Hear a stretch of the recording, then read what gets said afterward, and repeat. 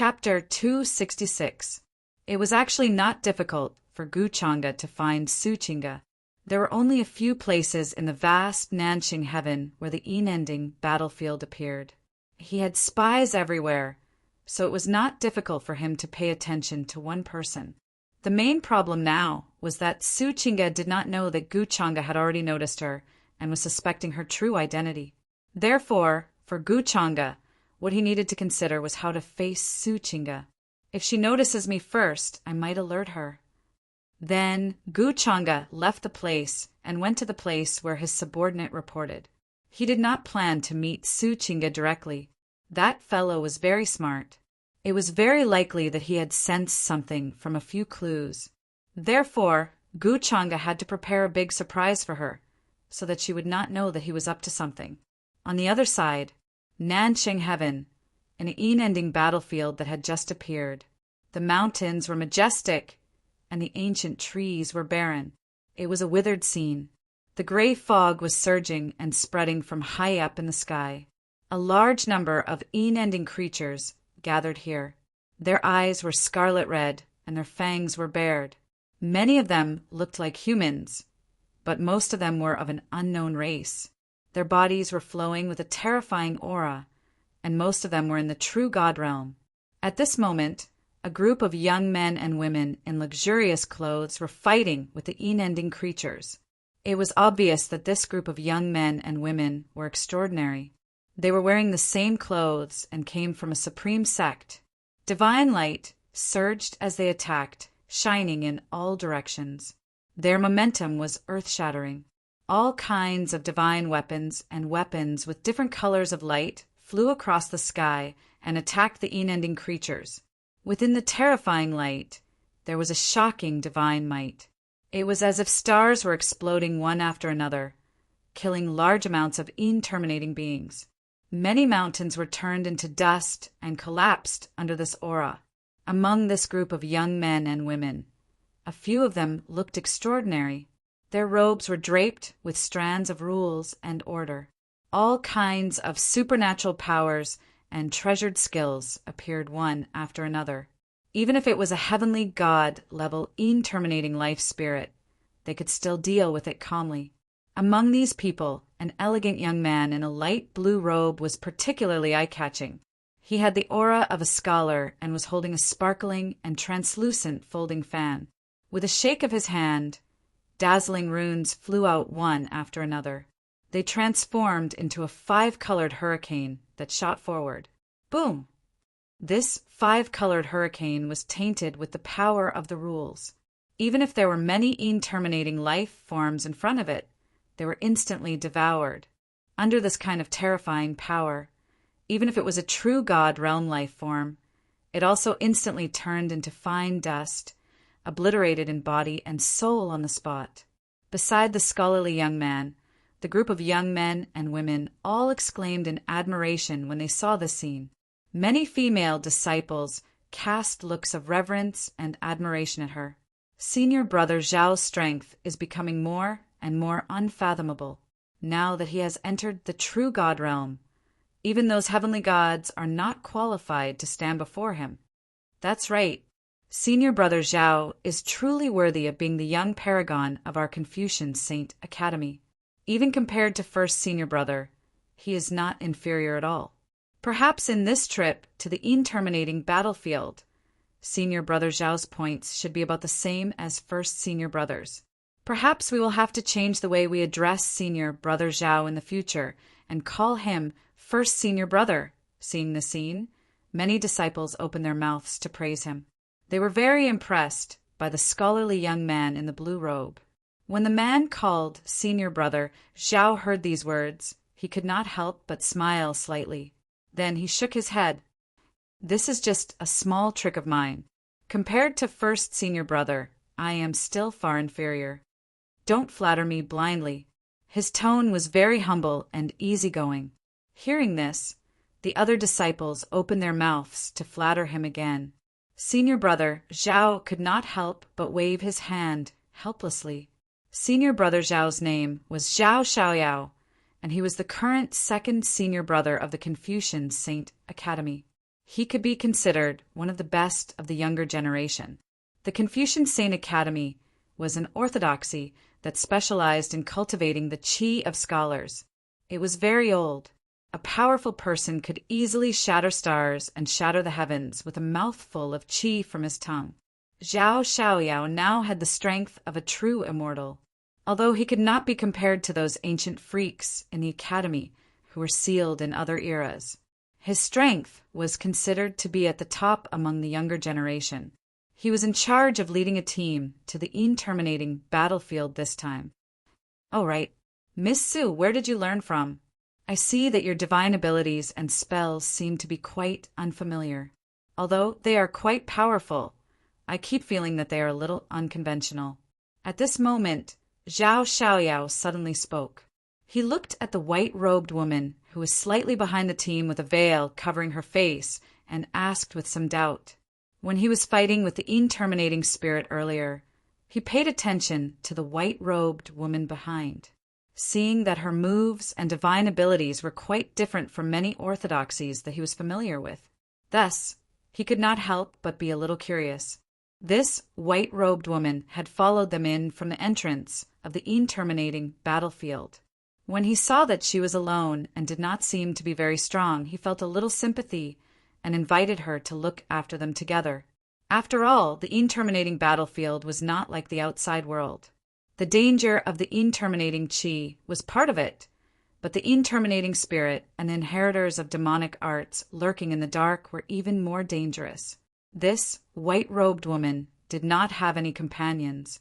If she encountered more terminating spirit, she would probably not be able to handle it and would be very dangerous. Not to mention the other dangers. However, even so, she still dared to come here alone. This made Zhao Xiaoyao look at her in a new light. However, his invitation made many disciples misunderstand. They felt that he had some thoughts about this white-robed woman. This made Zhao Xiaoyao feel a little helpless, but he did not explain further. "She instructed me not to tell others about my master's name. I'm sorry, young Master Zhao." When the white-robed woman heard this, she replied calmly with a slightly apologetic tone. "I see. Then I was rude. I'm sorry, Miss Su." When he heard this, Zhao Xiaoyao could not help but smile. "Since you have such ability, you should not be a nobody. Your master must be a hidden expert." He asked the white-robed woman's name, but she only said that her surname was Su. He searched through his memories, but could not find such a young supreme martial artist in his memories. He could only give up and treat her as a wandering cultivator who was taught by an old monster. When she heard this, the white-robed woman shook her head. Her voice was as calm as usual. "Young Master Zhao, you're too kind. With my ability, I won't be able to make a name for myself. I'm just a nobody. Miss Su is really modest. Your ability is not inferior to some of the young supreme martial artists." Zhao Xiaoyao smiled in a very elegant and easygoing manner. "Perhaps we'll have to rely on you for this trip to the terminating battlefield." To be honest, he still had a good impression of this white-robed woman who spoke in a proper manner and had a stunning appearance. Of course, this good impression was obtained from the conversations they had during the few days they had been in the terminating battlefield. No matter who she spoke to, she always maintained a distance of more than 3 feet. Presumably, she was not a casual woman. This coincided with the Confucian Tao that Zhao Xiaoyao cultivated. Moreover, he felt that this Miss Su's physique seemed to be a little special. He had seen it in an ancient book by chance. This made Zhao Xiaoyao have a strange feeling in his heart.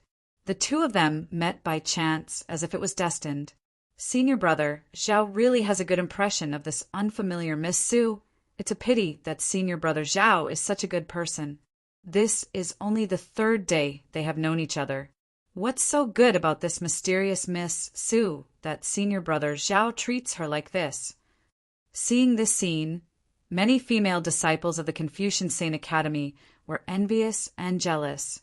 Senior brother Zhao Xiaoyao could be said to be upright in terms of his conduct and character. All these years, Many proud girls admired him very much, but they had never received a reply. But now, it was only the third day they had known each other, and he was so concerned about this Miss Sue. He would ask from time to time and was very concerned. Anyone with a discerning eye would be able to tell what Zhao Xiaoyao was thinking. But the white-clothed woman did not seem to care about this. Perhaps she understood, but she pretended not to know. This made the female disciples even more envious and jealous. Why couldn't they be treated like this by senior brother Zhao? And this white-clothed woman was naturally Su Qingge. If she wanted to get a spot to enter the Immortal Academy, she naturally had to kill terminating living beings in exchange. Su Qingge originally planned to be alone, but considering the unpredictable dangers in the terminating battlefield, it would be much more convenient if there were companions by her side at the critical moment. Therefore, she agreed to Zhao Xiaoyao's invitation at the entrance. This second senior brother of the Confucian Saint Academy seemed to have a good impression of her. Su Qingge could naturally feel this. However, she did not show anything. To her, Zhao Xiaoyao was not much different from a stranger. Then, the group quickly went deeper, and all the terminating living beings along the way were slaughtered. But later, they could not help but feel the strain. On one hand, the terminating aura was getting thicker, and their bodies were almost unable to bear it. On the other hand, many terminating living beings here had reached the heavenly God realm and even the divine king realm, and among them, most of the disciples were only at the void God realm. Although they had various Dharma treasures and runes to protect themselves, they were no match for these terminating living beings. Zhao Xiaoyao looked around and could not help but say in a deep voice, "Calculate how many points each of us still need. If it's not enough, we can ask for more. There seems to be a ruin in front. It seems to be left behind by the forces that were ravaged by terminating living beings. We can go there and rest. Then we'll talk about it." As he spoke, he led all the disciples there. Su Qingge hesitated for a while and followed. But at this moment, another soul's voice sounded in her mind. "You should have seen through Zhao Xiaoyao's constitution, right?" "Yes, the one Tao body." Su Qingge nodded, and there was a trace of thinking in her expression. "This constitution doesn't seem to be very useful to me. Indeed, it's not very useful, but it's better than nothing." The evil voice said again, "Do you really think you're a good person? Will you be soft at this time? Su Qingge, you've killed a lot of heavenly talents." Hearing that, Su Qingge just shook her head. "There are too many people here. It's not easy to kill them. It's not worth it." Then she followed the people from Confucian's Saint Academy to the ruin in front. Zhao Xiaoyao and the others had already started to calculate their points. Su Qingge calculated her points and found that she still had a lot left. She rarely fought along the way. When they encountered terminating living beings, it was the disciples from Confucian's Saint Academy who dealt with them. Therefore, she actually did not have many points. "Miss Su, do you have enough points?" At this moment, seeing Su Qingge frowning slightly, Zhao Xiaoyao could not help but ask with concern. "If not, I'll give you some. I have more points." Hearing that, many disciples from Confucian's Saint Academy looked over. Many disciples who were still short of points could not help but feel jealous. Why did senior brother Zhao care about an outsider instead of asking them first? However, Zhao Xiaoyao did not seem to notice the expressions of his junior brothers and sisters behind him. He was still talking to Su Qingge. "Miss Su, don't be shy. I saw that you rarely fought along the way, so you gave us a lot of points. It's only right." However, Su Qingge just shook her head. "No need. I appreciate young master Zhao's kindness. As for the rest of the points, I'll kill them myself." With that, she turned around and planned to leave. Seeing that, the people from Confucian Saint Academy could not help but feel relieved. They felt that Su Qingge's presence here made them very uncomfortable. "Miss Su!" However, at this moment, Zhao Xiaoyao's expression changed slightly. He hurriedly chased after her. However, Su Qingge was very fast. Soon she disappeared. Wait for me here. I'll go find Miss Sue. The interminating battlefield is so dangerous. How can you just wander around? Zhao Xiaoyao said to the junior brothers and sisters behind him. Then he quickly disappeared and chased after Su Qingge. Senior brother Zhao, what's so good about Miss Sue? She's so cold to him, other than her good figure and good looks. What else does she have? I really don't understand. He's so mysterious. One look and I can tell that he's not a good person. Seeing that Zhao Xiaoyao chased after her, the disciples of Confucian's Saint Academy could not help but mutter. They could not understand why senior brother Zhao, who had always been steady and mature, would be like this. On the other side, Su Qingge, who had left the ruins, turned into a divine rainbow and rushed into the depths of the ruins. Between the mountains, gray fog was billowing. It looked like night had fallen. It was dark everywhere.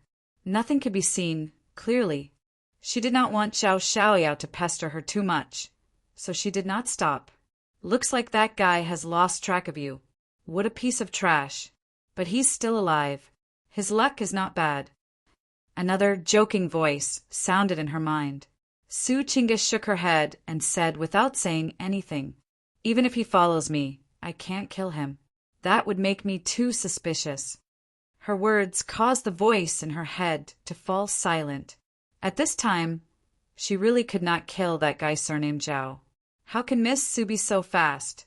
The interminating qi here is already so strong.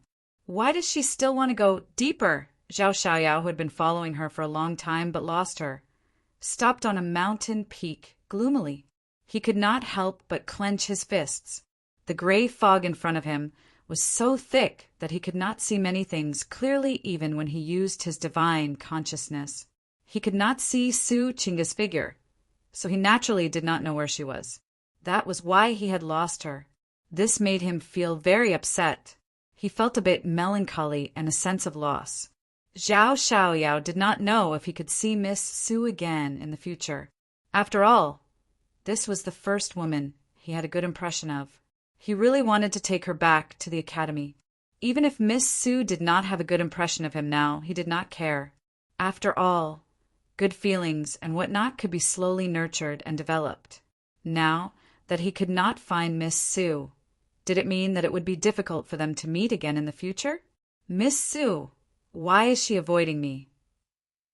Zhao Xiaoyao sighed and was a little distressed. He should have stopped her. Even if he had to use force, he should have made her stay. Now it was too late to regret. What was the use? If he went deeper, even he would not be able to protect his life. At this time, he definitely could not go forward at will, because she thinks that you are really like a dog when you are trying to please her for no reason. However, at this moment, suddenly, a playful voice rang out in the void. Who is it? Come out. Don't play tricks in front of me. Zhao Xiaoyao was stunned. When he came to his senses, he could not help but stare at the void in front of him vigilantly. This sudden voice made him feel uneasy, and a chill ran down his back. All kinds of thoughts flashed through his mind. He subconsciously felt that someone was following him. Could it be that along the way, their every move was actually being watched by someone? Where are you looking? I'm behind you. However, the next moment, this voice sounded again, making Zhao Xiaoyao's scalp explode. An unprecedented sense of fear enveloped his whole body. His whole body was cold and his soul was trembling. However, before he could turn around, he felt his vision turn black. The terrifying black light instantly poured down in torrents, completely submerging his entire body. Then he lost all consciousness. Sure enough, the ancients did not lie to me. In this world, no bootlicker is innocent. Since you are thinking of something, I can't let you live. Gu Changge's figure appeared in the void. The expression on his face was a little bit interested. Now he had almost done what he should do. Zhao Xiaoyao's death would definitely infuriate the disciples of the Confucian Saint Academy. He had already set this trap for Su Qingge. Even if she did not want to enter, it was impossible. However, What surprised Gu Changa was that Su Chinga's behavior from beginning to end did not look like an inheritor of demonic arts. Of course, it could be understood that Su Chinga was very smart and did not have any flaws in her disguise. Chinga, I used to love you so much. Don't let me down. Then, with some profound meaning at the corner of his mouth, Gu Changa's figure disappeared again. In the abandoned ruins, the atmosphere was very depressing. Senior brother Zhao has been chasing Miss Su for so long. Why hasn't he come back yet? Could it be that he accompanied Miss Su to kill the creatures with terminating spirit? But in that case, he should be back by now. It shouldn't be. Senior brother Zhao would not leave us here alone. Could something have happened? It had been half a day since Zhao Xiaoyao left to chase Su Chinga. However, the disciples of the Confucian Saint Academy, who were resting in the ruins, did not see Zhao Xiaoyao return, which made them feel uneasy. Many disciples spoke one after another, looking worried. They glanced outside from time to time, wanting to see Zhao Xiaoyao. However, except for the vast gray fog and the roaring creatures with terminating spirit, there was no movement. This caused their hearts to sink, and they felt that the situation was not good. Logically speaking, no matter what Zhao Xiaoyao was doing, he should have come back by now. But he did not. He disappeared without a trace, like a clay ox entering the sea. Could it be that senior brother Zhao really had an accident? Thinking of this, a female disciple's face suddenly turned pale. She could not accept this result. Impossible. Senior brother Zhao is so powerful and has so many artifacts. How could he have an accident? Let's wait a little longer, senior brother Zhao. Could he have encountered the inheritor of demonic arts?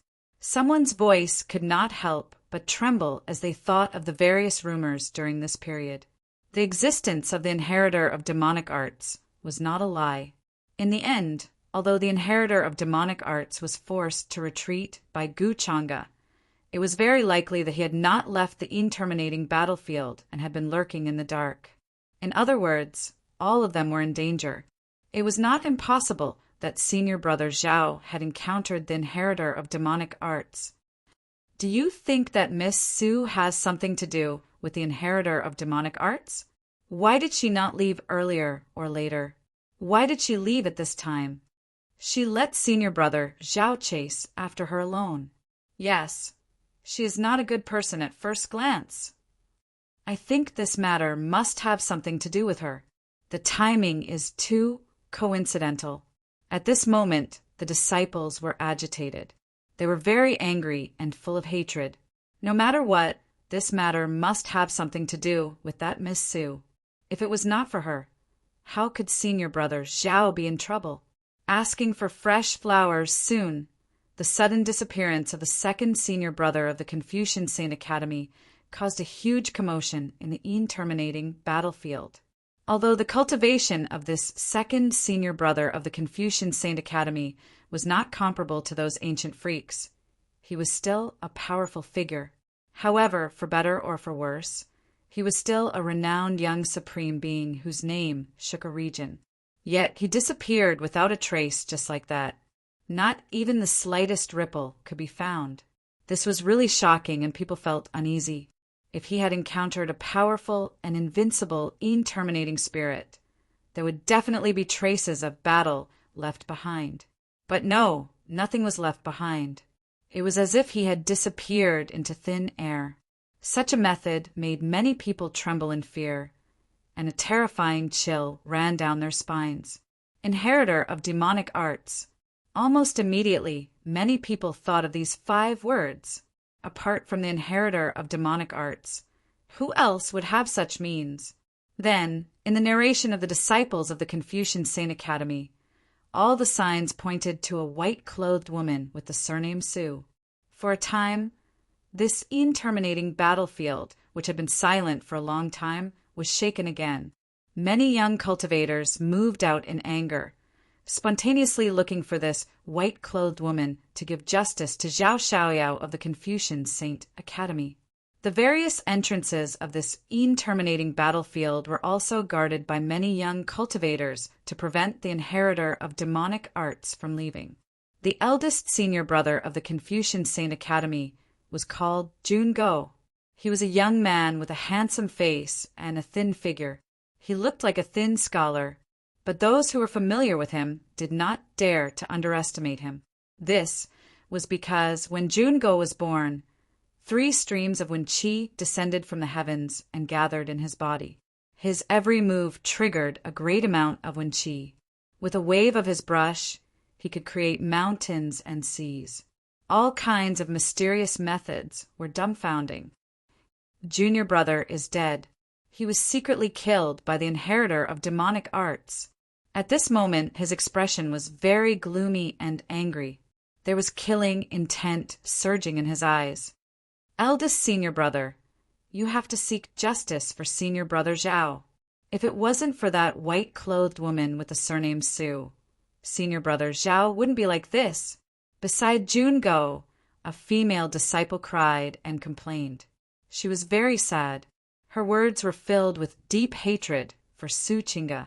I think that Miss Su definitely has something to do with the inheritor of demonic arts. Eldest senior brother, we have to find her quickly. We might be able to find something while we're at it. We might be able to find clues about senior brother Zhao. That's right, eldest senior brother. When the time comes, if the sect blames us, we'll have an explanation.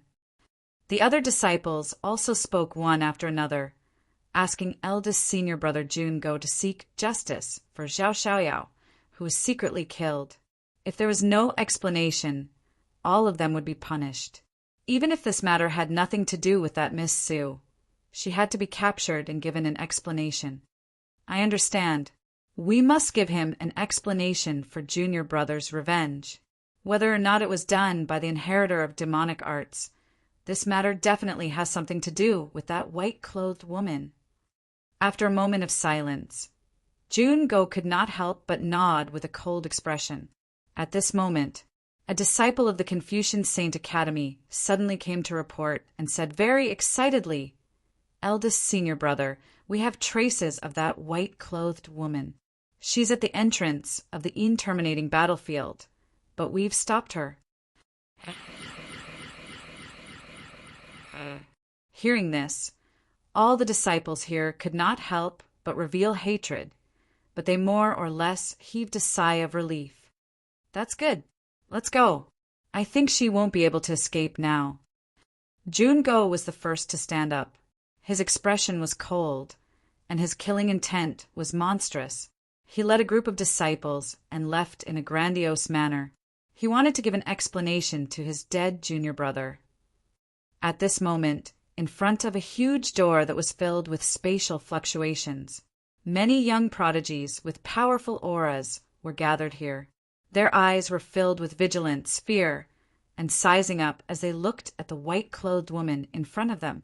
This was the exit of the terminating battlefield. One could leave at any time and go to the outside world.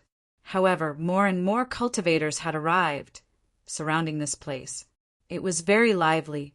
Even the mountain peaks further away were occupied by many cultivators. It was not an exaggeration to say that it was the center of attention. Many people had come here with the intention of watching the show. They knew that the second senior brother of the Confucian Saint Academy had been assassinated by the inheritor of the demonic arts. Speaking of which, it had a lot to do with the white-clothed woman in front of them. It was said that the second senior brother of the Confucian Saint Academy had disappeared when he went to chase this white-clothed woman. Therefore, the biggest suspect was naturally this mysterious white-clothed woman. Of course, not many people thought that she was the inheritor of the demonic arts. At most, they felt that she might be related to the inheritor of the demonic arts. More people wanted to know how the Confucian Saint Academy was going to resolve this matter. "Su, why did you assassinate our senior brother Zhao? He has no enmity with you. At most, he has a good impression of you. Why did you do this to him? To think that you look like this. You're simply a vicious person, Our senior brother Zhao is really blind. When he saw that you were alone, he wanted to help you out of kindness. In the end, this is how you treat senior brother Zhao. Hurry up and tell us, where did you take senior brother Zhao? Even if you have the support of the inheritor of the demonic arts, he can't save you today. Be smart and tell us everything honestly. At this time, the disciples of the Confucian Saint Academy, who had stopped Su Qingge, shouted with righteous indignation. Their eyes were full of anger and hatred. They looked like they would not give up. Hearing these words, Su Qingge, who was standing in front of them, still looked calm and unmoved. She said flatly, "How many times have I said that this matter has nothing to do with me? After I left, I haven't seen Zhao Xiaoyao. Where is he now? How would I know?" Speaking of this, she frowned secretly. She did not know why she was accused of something inexplicably. After she left, she got rid of Zhao Xiaoyao and went to other places to kill spirits, intending to exchange them for points. After that, she had never seen him again. These days, she had heard that something unexpected had happened to Zhao Xiaoyao. What happened during this time was too much of a coincidence. Su Qingge thought for a long time. In the end, it could only be said that she was too unlucky. So now, she was almost in a dilemma. She could not explain it. If she fought, she would at most have the strength of the true immortal realm without using the forbidden demonic skill.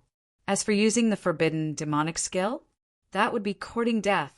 Could it be that he had no choice but to surrender? At this time, Su Qingge was conflicted and helpless. She felt that there was no other way. "You're still quibbling. If it were not for you, how could senior brother Zhao be in trouble?" Hearing Su Qingge's words, the disciples of the Confucian Saint Academy were even angrier. They almost attacked her directly. "Zhao Xiaoyao wanted to come here. What does it have to do with me? You are the unreasonable ones.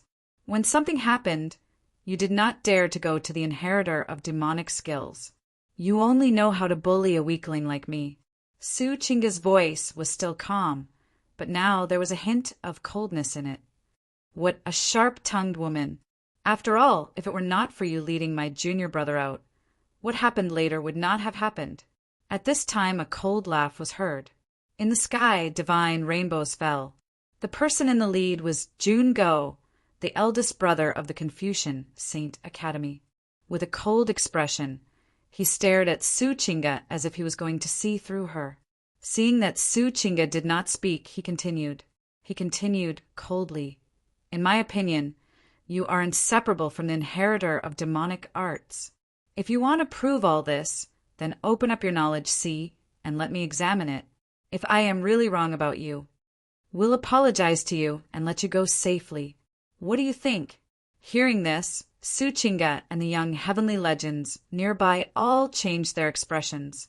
After all, the Sea of Consciousness was the most secretive place for a cultivator. It involved the divine soul and many other secrets. For a cultivator, checking the Sea of Consciousness was the most humiliating thing. It was better to die. But this is a good idea. However, many young heavenly legends looked a little moved.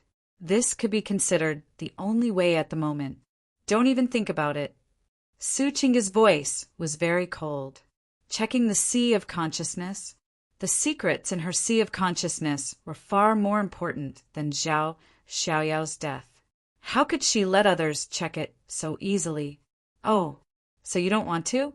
In that case, don't blame us." Jun Go's voice was still cold.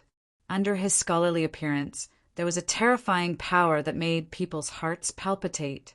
As he finished his words, the terrifying power of the divine realm instantly descended and was about to crush Su Qingge. His cultivation had already reached the divine realm, which was far more powerful than many young supreme masters. Su Qingge's face turned pale. She clenched her fists. She was not reconciled. Did she really have to expose the forbidden demonic skills at this time? Was there any other way to solve the situation today except for this? All of a sudden, Gu Chang's figure appeared in Su Qingge's mind. If she revealed her relationship with Gu Chang at this time, with his power, who would dare to make things difficult for her. However, when Suchinga was about to open her mouth, suddenly there was a fluctuation outside the space portal. Many young, heavenly legends were shocked. A cultivator's figure appeared and said excitedly, "Great!" Young Master Changa heard that an inheritor of demonic skills appeared here. He's on his way here. P.S. 2 in 1, too lazy to separate. 1000. Chapter 267. A thick spatial aura filled the air as several cultivators walked out, bringing the news. Young Master Changa wants to come here. That's great. With young Master Changa's strength, we don't need to worry, even if we face the true inheritor of demonic arts.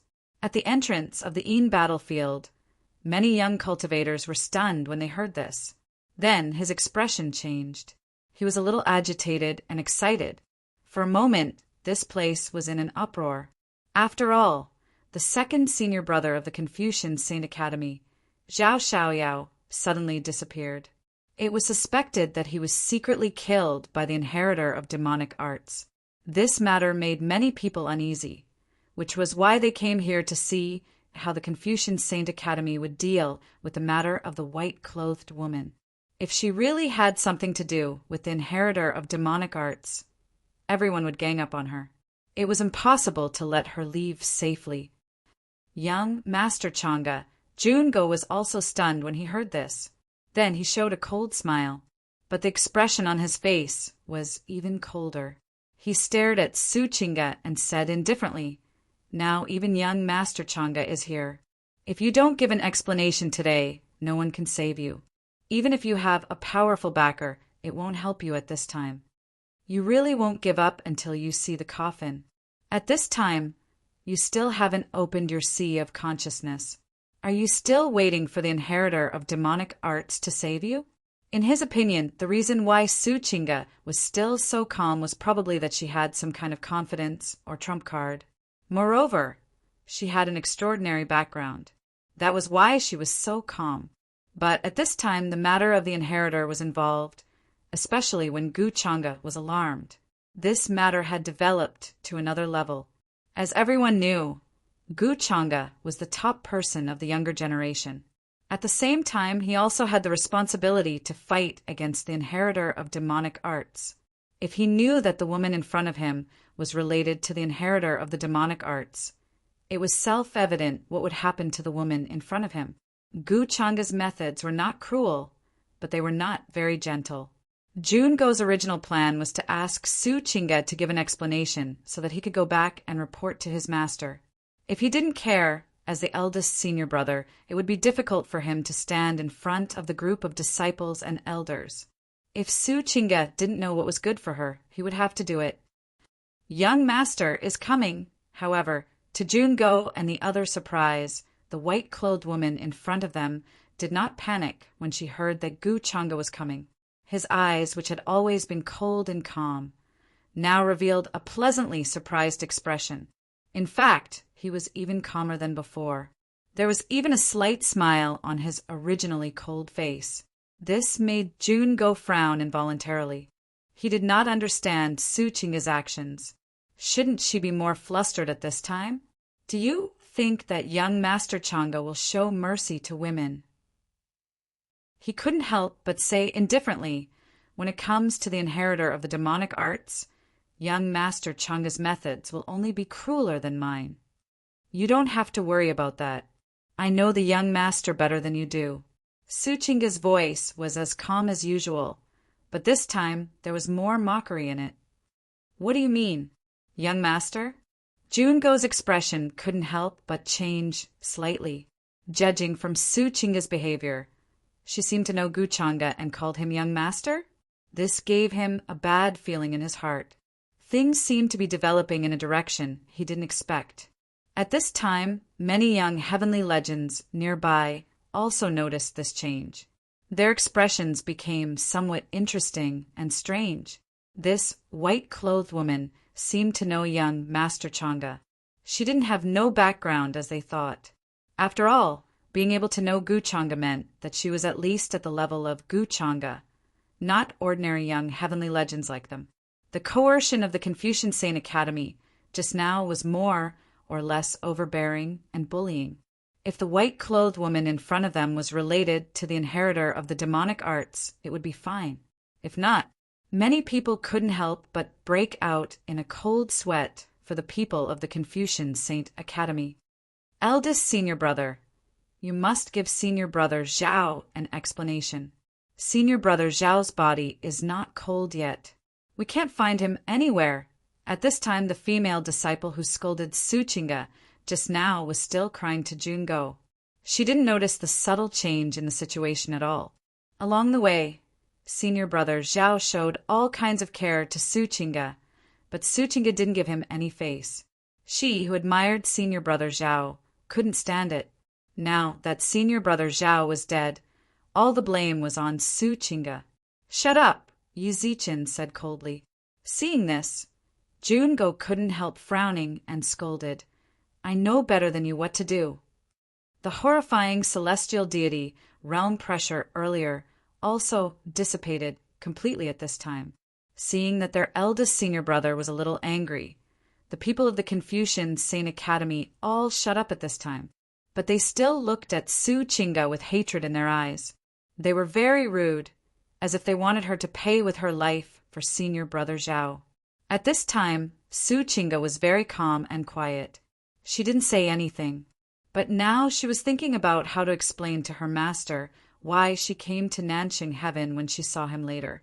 After all, when she left the Taichu divine sect, she told Gu Changge's mother that she wanted to find her birth mother, but she didn't go. Instead, she went to the auction house to auction an ancient weapon that was related to her. Then she heard that the interminating battlefield of Nanxing Heaven had appeared. Killing the interminating spirit could give her a place to enter the Immortal Academy, so she came here. At this time, a spatial fluctuation suddenly came from the door at the entrance. Beams of divine light shone. A cultivator's figure appeared and walked out of it. "Someone's coming." Everyone's gazes turned towards that direction. So did Su Qingge. She stared at the door without blinking. She was a little expectant. "It's young Master Changge." The next moment, many people couldn't help but exclaim. Their expressions immediately became respectful. The young man that walked out from within had a tall and slender figure. He wore a moon-white robe, and his appearance was peerlessly handsome. He had a graceful bearing that was like jade, and every single move he made gave others the feeling that he was one with nature and was in harmony with the Tao. The person who came was Gu Changge, who had heard that there was an inheritor of demonic arts here. There were many followers behind him. All of them had astonishing qi and blood, far surpassing that of many young supreme beings here. "Greetings, young Master Changge." Immediately, many people greeted him respectfully. They were very respectful to Gu Changge. Gu Changge nodded slightly. His voice was gentle and natural. "You don't have to be so polite. I heard that there were traces of an inheritor of demonic arts here, so I came to have a look. Look at you guys, have you found some clues?" His attitude was very calm. He didn't put on any high and mighty airs, but in front of him, everyone couldn't help but feel a sense of awe. When they spoke, they were a little nervous.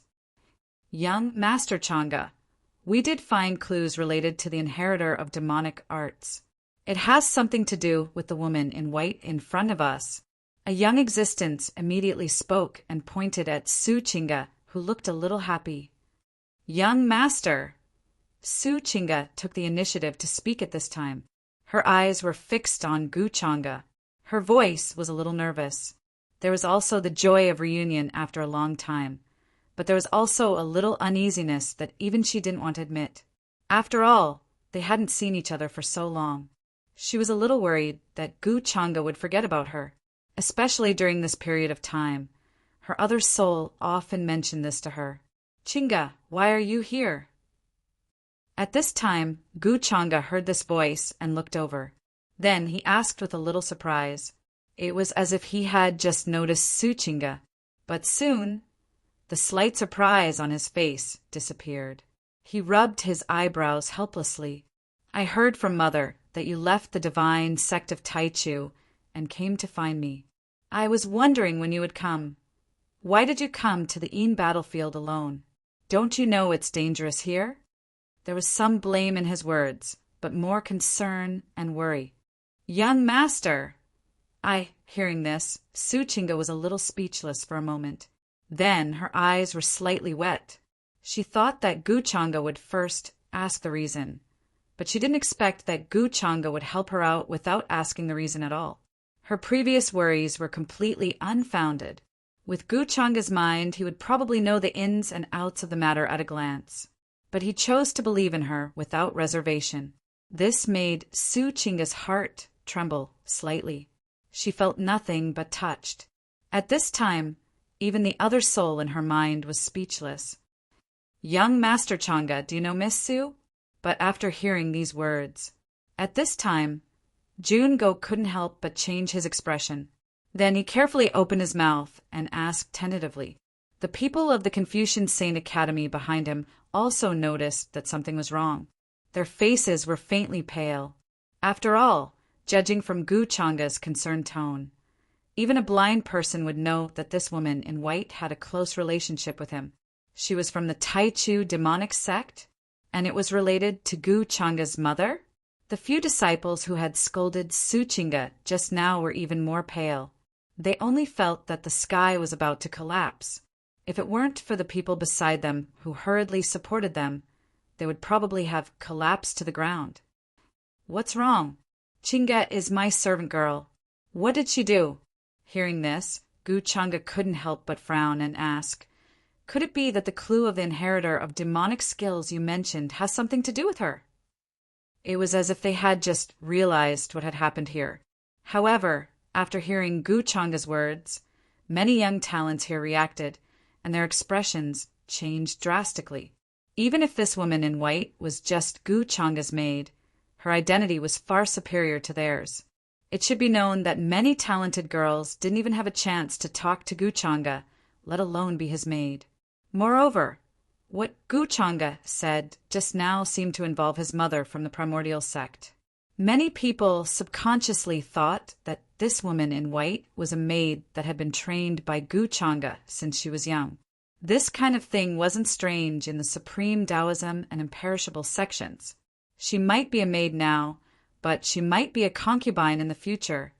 For a moment, many young talents looked at Suchinga with respect and didn't dare to act like before. "Young Master Changa, this is the case. I think this should be a misunderstanding." At this moment, Jungo's forehead was also covered in cold sweat. He hurriedly said to Guchanga, "Before this, we didn't know that Miss Su had such a relationship with you. If we had known, we wouldn't have dared to offend her like this." No matter how one lived, ignorance was blameless. At this moment, unless there was something wrong with his brain, he wouldn't let go of what had just happened. He even wanted to search this woman in white's mind just now. If this really happened, not to mention him, even the Confucian Saint Academy behind him would suffer a great loss and suffer a great calamity. Thinking of this, Jungo no longer looked as cold as before. His face turned pale, and his back was covered in cold sweat. He was so regretful that his intestines turned green. He even cast a flattering look at Suchinga, hoping that she wouldn't be offended. Such a huge change in attitude was not strange in the eyes of the crowd at all. To them, this was normal. Why didn't this woman in white say earlier that she had such an identity? Some of the young Supremes who didn't say anything just now couldn't help but secretly sigh in relief and wipe off their cold sweat. Misunderstanding? What misunderstanding? You didn't even explain the matter clearly, and you're saying that it's a misunderstanding. Do you think that I'll be biased? Guchanga was still frowning. He looked at Jungo, who was in front of him with a cautious attitude, and asked, "I'm confident that I'm a magnanimous person. If Chinga did something wrong, even if she's my maid, I won't show her any mercy." Hearing this, Jungo smiled bitterly. He felt that this matter was probably not going to end well.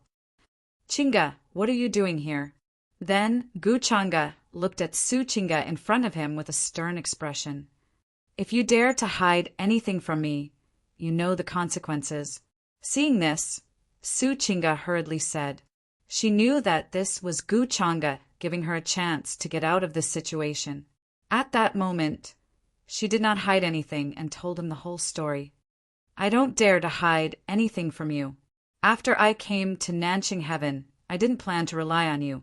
I planned to kill the Yin spirit with my own ability and get a place to enter the Immortal Academy. At the entrance, I met the people from the Confucian Saint Academy.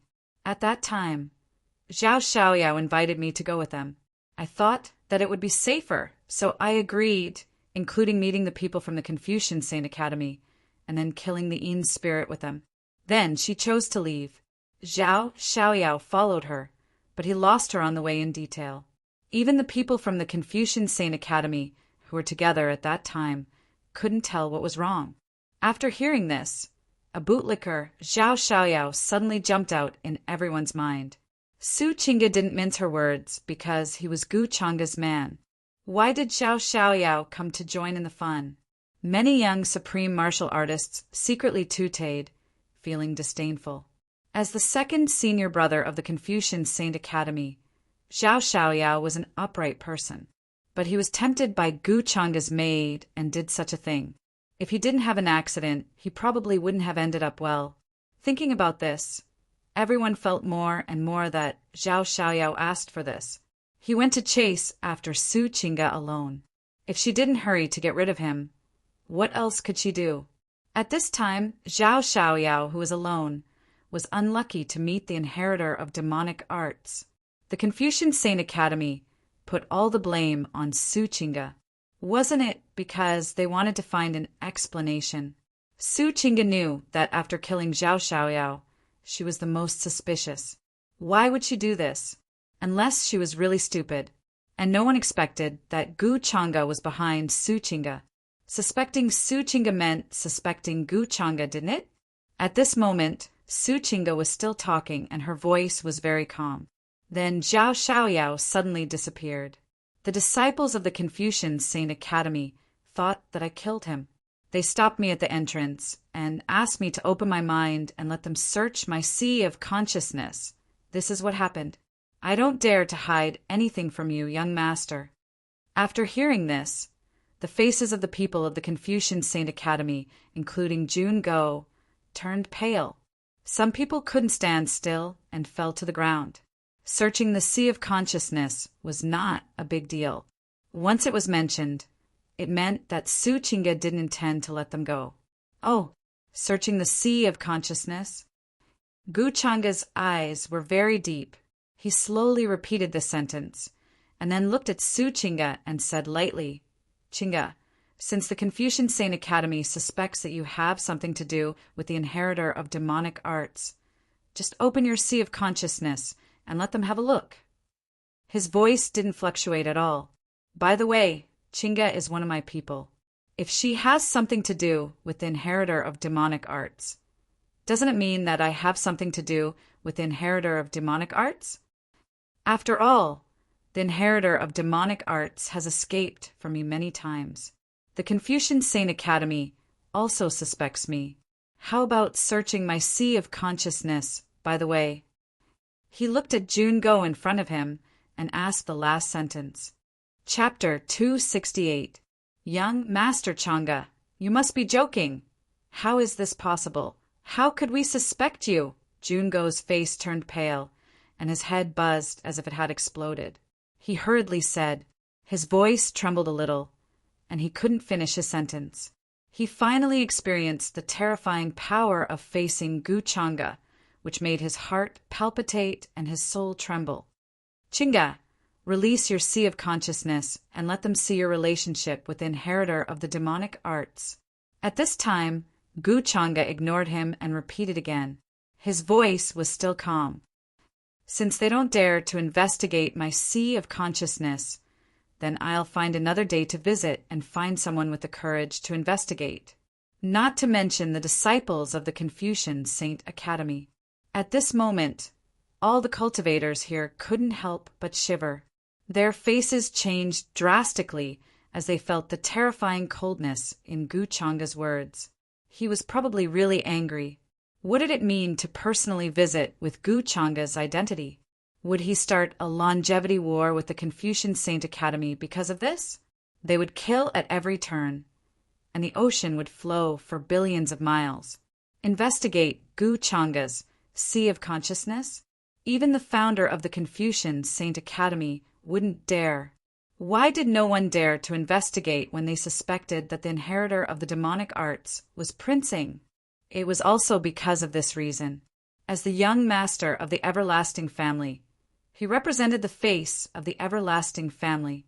As for Gu Changa's status compared to Prince-ing's, it was even higher. Hearing this, Jun Go and the others trembled in fear. Their lips turned pale, and their legs and stomachs were spinning. They were about to be stunned.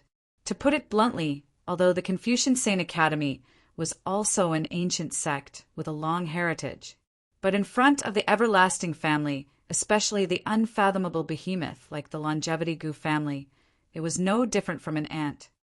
Yes, young master. At this time, Su Chinga also listened to Gu Changa's words.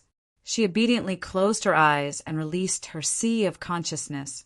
But this place was dead silent. No one dared to speak, and even their breathing was deliberately suppressed. Not to mention probing Su Chinga's sea of consciousness. Who dared? Are you making fun of me? Gu Changa's cold voice could be heard once again. His gaze slowly swept over the people from the Confucian Saint Academy. In an instant, there seemed to be many terrifying abnormal phenomena appearing in the world. Even though they were very far away, the crowd could not help but feel their hearts palpitate. The people of the Confucian Saint Academy, standing in front of Gu Changa, felt this even more deeply. Plop!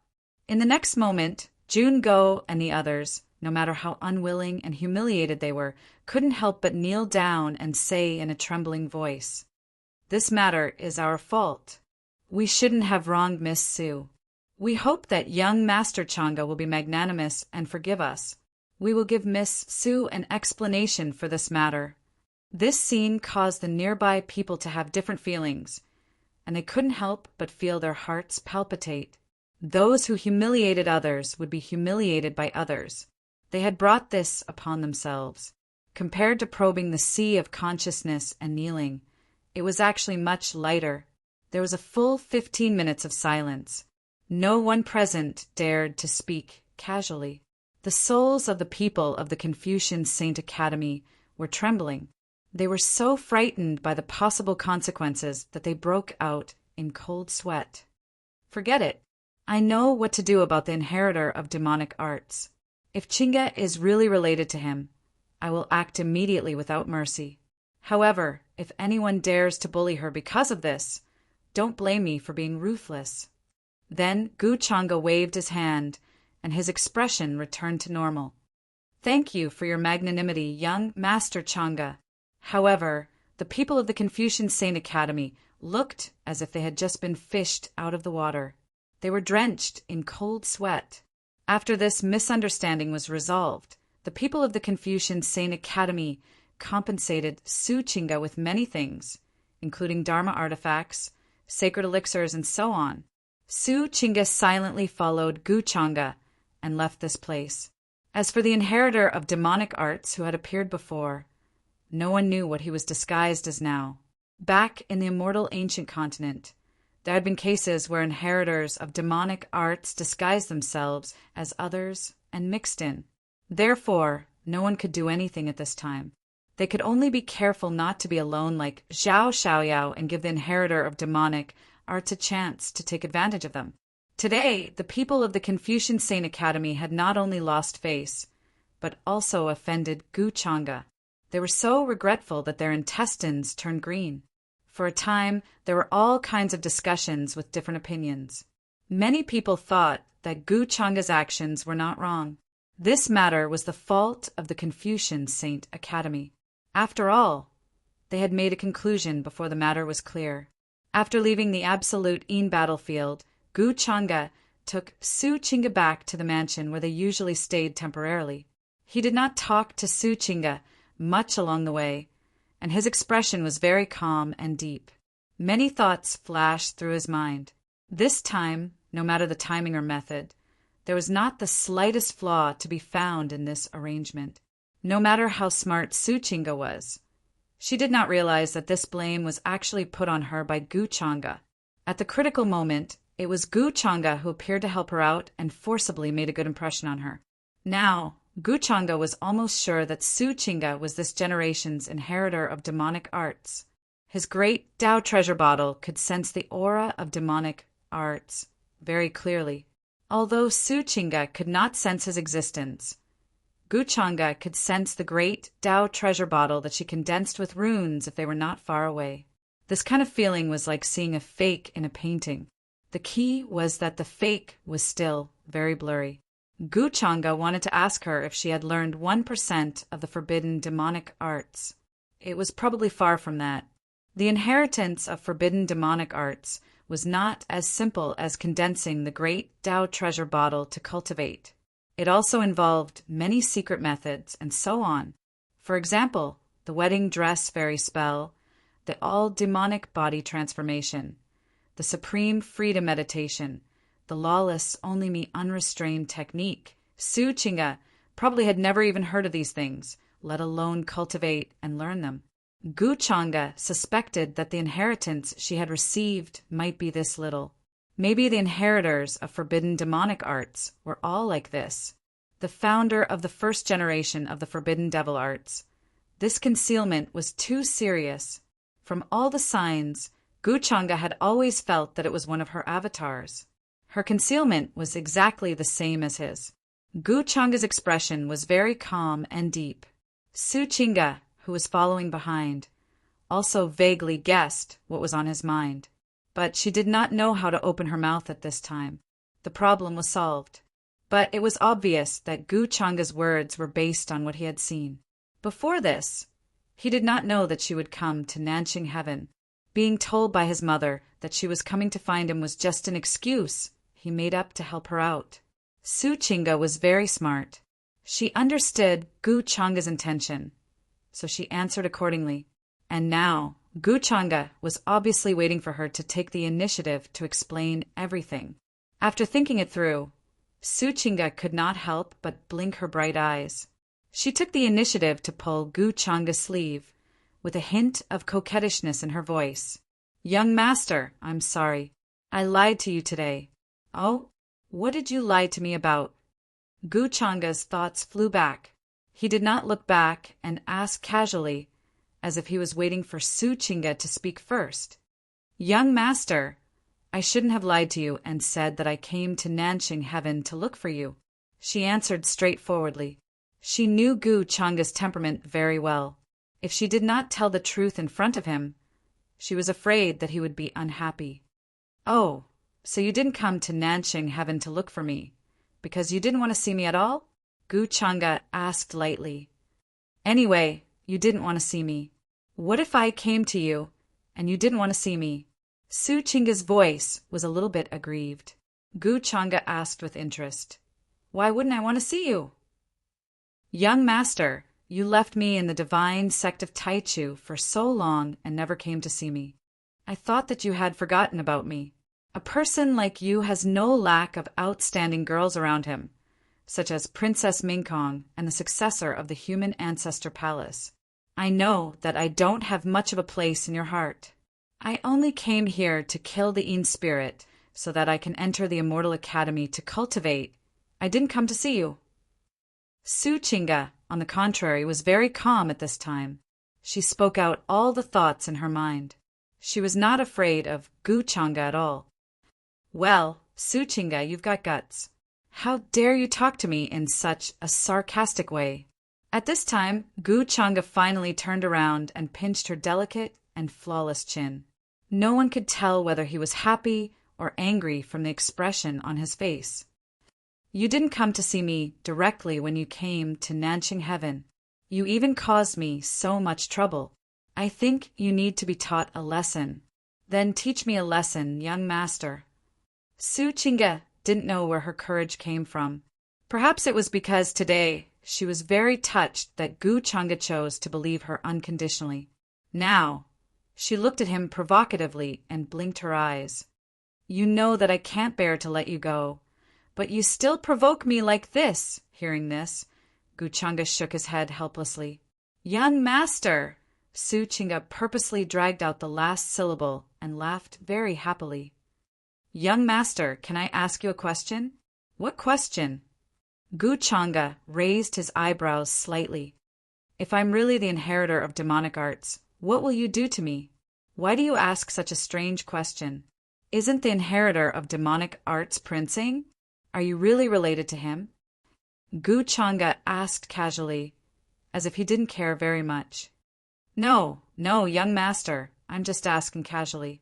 I want to know my place in your heart." Suchinga stared at him closely. "Do you still need to ask?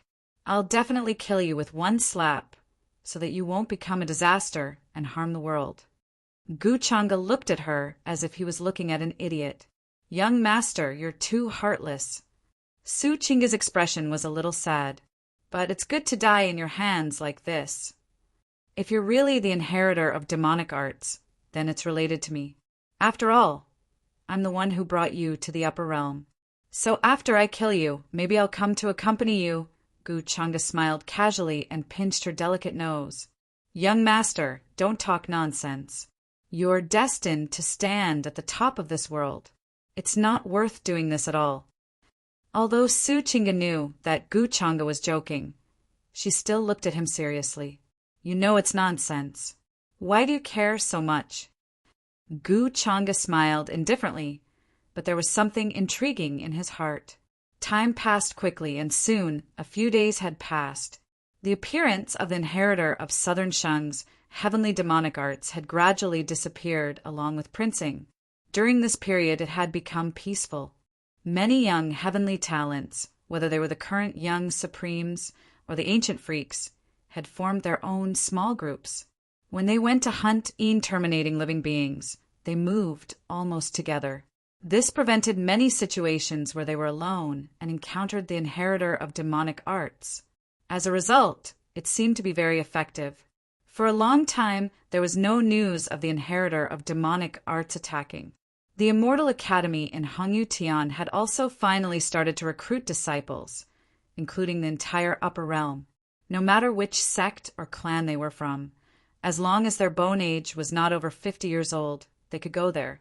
However, the only condition was to kill enough terminating living beings to exchange for points and qualify. For a time, the young people who had obtained enough qualifications rushed to Hongyu Tian. In the sky, majestic divine ships and flying ships could be seen every day, rumbling as they passed by. All kinds of ancient ferocious beasts and mounts swept across the land, covering the sky and the sun. It was a golden age, with clouds moving everywhere and stars gathering. Hongyu Tian, the name originated from a supreme existence called Hongyu.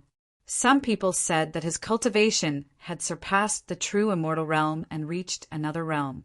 However, there was no way to verify whether it was true or not. Hongyu Tian's terrain was vast and mysterious. All kinds of divine mountains and immortal trees were extremely tall. Looking from the sky, one could see a lot of dense, immortal qi rising from everywhere. Qilins leaped, immortal phoenixes flapped their wings, and all kinds of strange phenomena were innumerable. It was like a land of immortals. It was not without reason that the Immortal Academy was located here. Whether it was cultivation resources, the Supreme Being's carvings, the Great Emperor's mansion, or opportunities and blessings, immortal medicine, sacred trees, immortal springs, and divine iron, they were all the best places in the upper realm. As the place where immortals were created in this era, the Immortal Academy was not peaceful at the moment. In an ancient palace that stood in the void, mottled with rust and filled with chaotic air, a few old men with terrifying auras and chaotic air filled their eyes as they opened and closed or flipping through ancient books. On the table beside him, there were all kinds of records about all the young supreme beings under the age of 50. Their faces were silent. Even if they read 667 about reincarnations of ancient sages, natural-born supreme beings, ancient divine eyes, unparalleled battle physiques, sword heart connected to spirit. There was no change. These terrifying young existences, in their eyes, seemed to be very ordinary, and there was no change in them. Suddenly, a trace of surprise flashed in the eyes of an old man. When he took a closer look, his expression changed again, and he seemed to be a little shocked. The people next to him also frowned and muttered. Immortal and demon in one body can turn yin and yang and go against reincarnation. Immortal and demon physique. This kind of physique has not appeared for many years. Another old man came over and said softly, "I can't remember clearly." The eyes of the old man next to him were full of shock. It seems that another monster is going to appear in this era.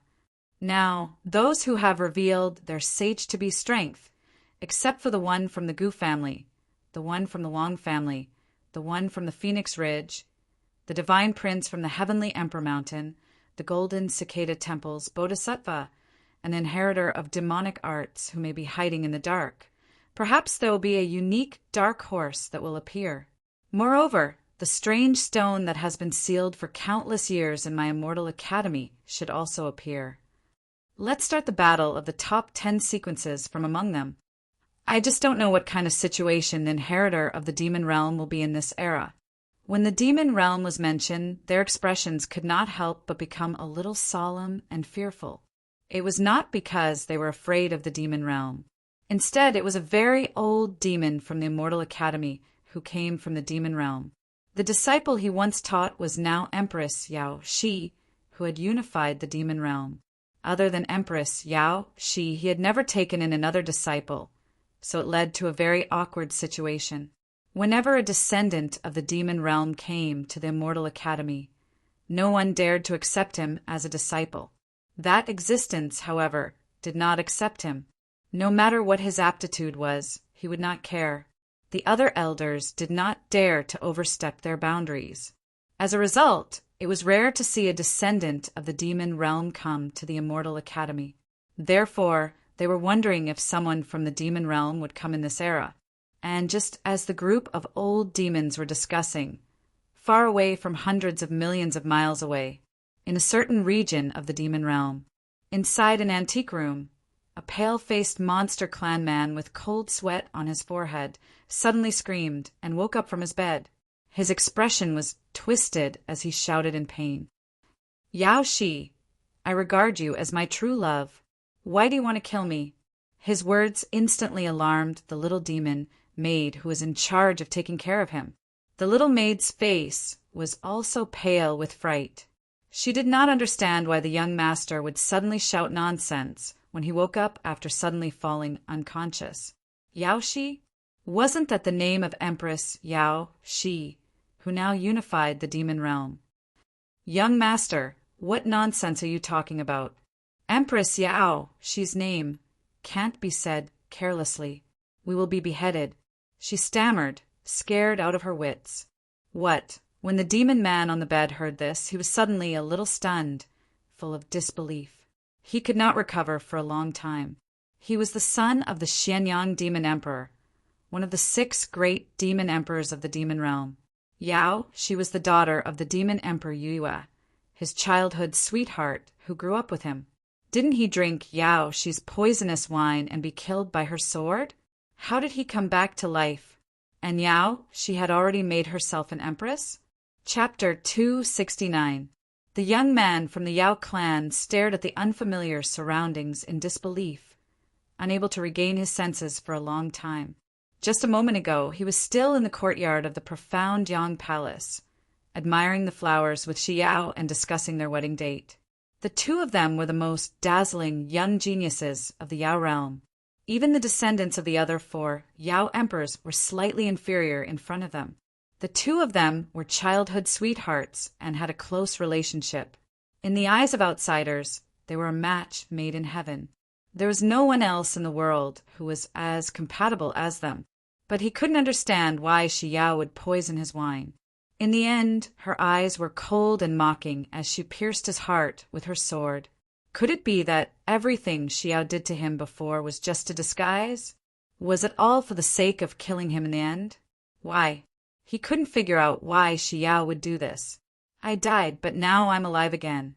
Now I'm also called Jun Bufan. But I'm no longer the son of a Yao emperor, but the third young master of a large clan in the 9 regions. My talent is mediocre, and I'm not favored by my father.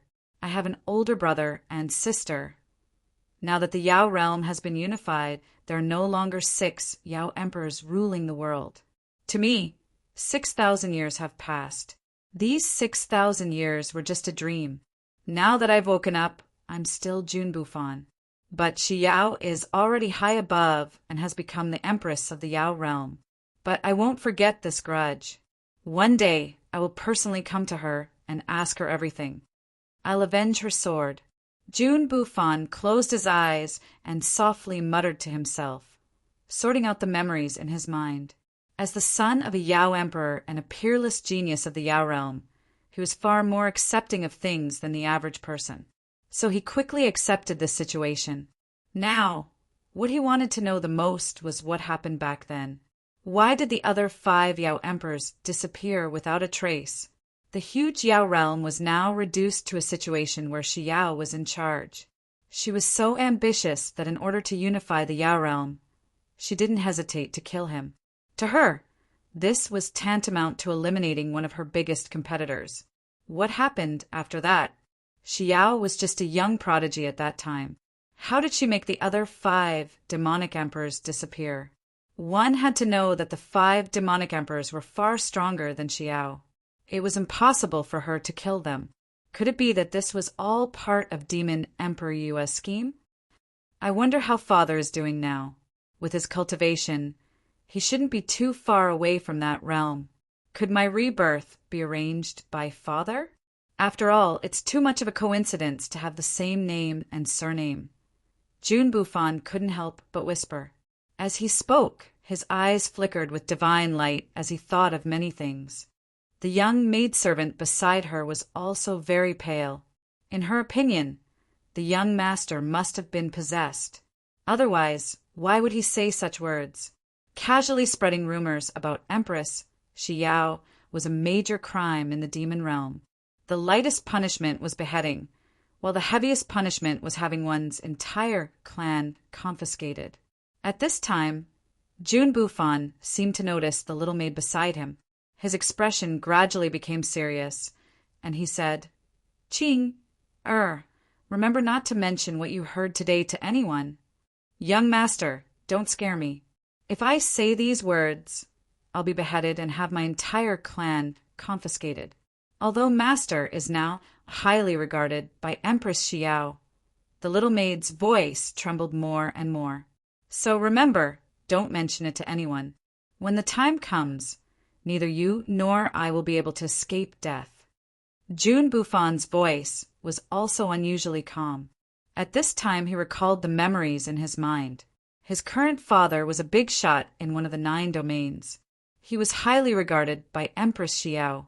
He had even been given the title of Anti-Chaos Heavenly King because of his continuous actions over the years to clean up the remnants of the previous demonic emperors. And now he was the son of the Anti-Chaos Heavenly King. This identity made Jun Bufan feel even more ironic. "I know, young master, don't worry.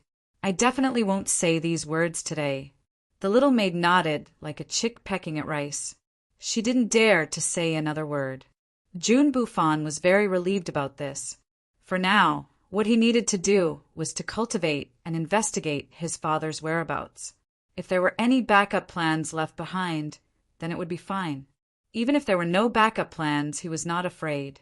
He believed that with his identity as the son of a demonic emperor, he would rise again. One day he would stand in front of Xiao openly and question her.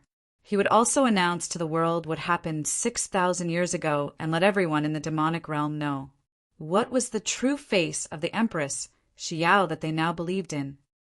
This is the demonic emperor fruit position that father left for me? Why? At this time, Jun Bufan's expression suddenly froze. He noticed that in his sea of consciousness, there was a misty golden brilliance emerging. His entire consciousness seemed to be sucked into it, and he couldn't resist at all. It seemed to be an empty land, but there was an endlessly majestic figure in it. There seemed to be a boundless world here, and there were demonic beasts everywhere in the sky and on the ground. The sounds of roaring, chanting, and worship blended together to form a vast world sound. No matter what kind of creature it was at this time, they couldn't help but feel a sense of worship. The terrifying divine radiance was like a boundless waterfall.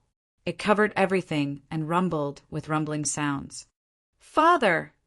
June Buffon's voice trembled as he tried to look at the blurry figure in front of him.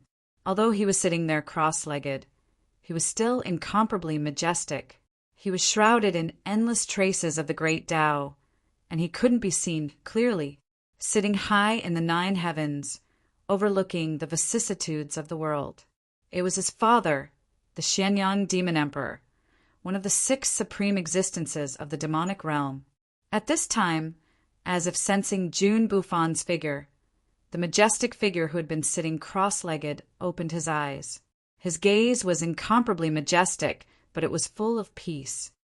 "Child, are here? The me you see now is just a remnant image. I can't tell you much, but you have to remember that you are now related to the survival of the entire demonic realm. Everything in this space is something I left behind for you, and it can help you grow quickly. In the outside world, I have arranged many means for you, but you need to find them yourself. When those forces are strong enough, it will be time for you to find me. Although at that time, I'm very likely to be gone, there is only one thing you have to remember. Don't expose your identity."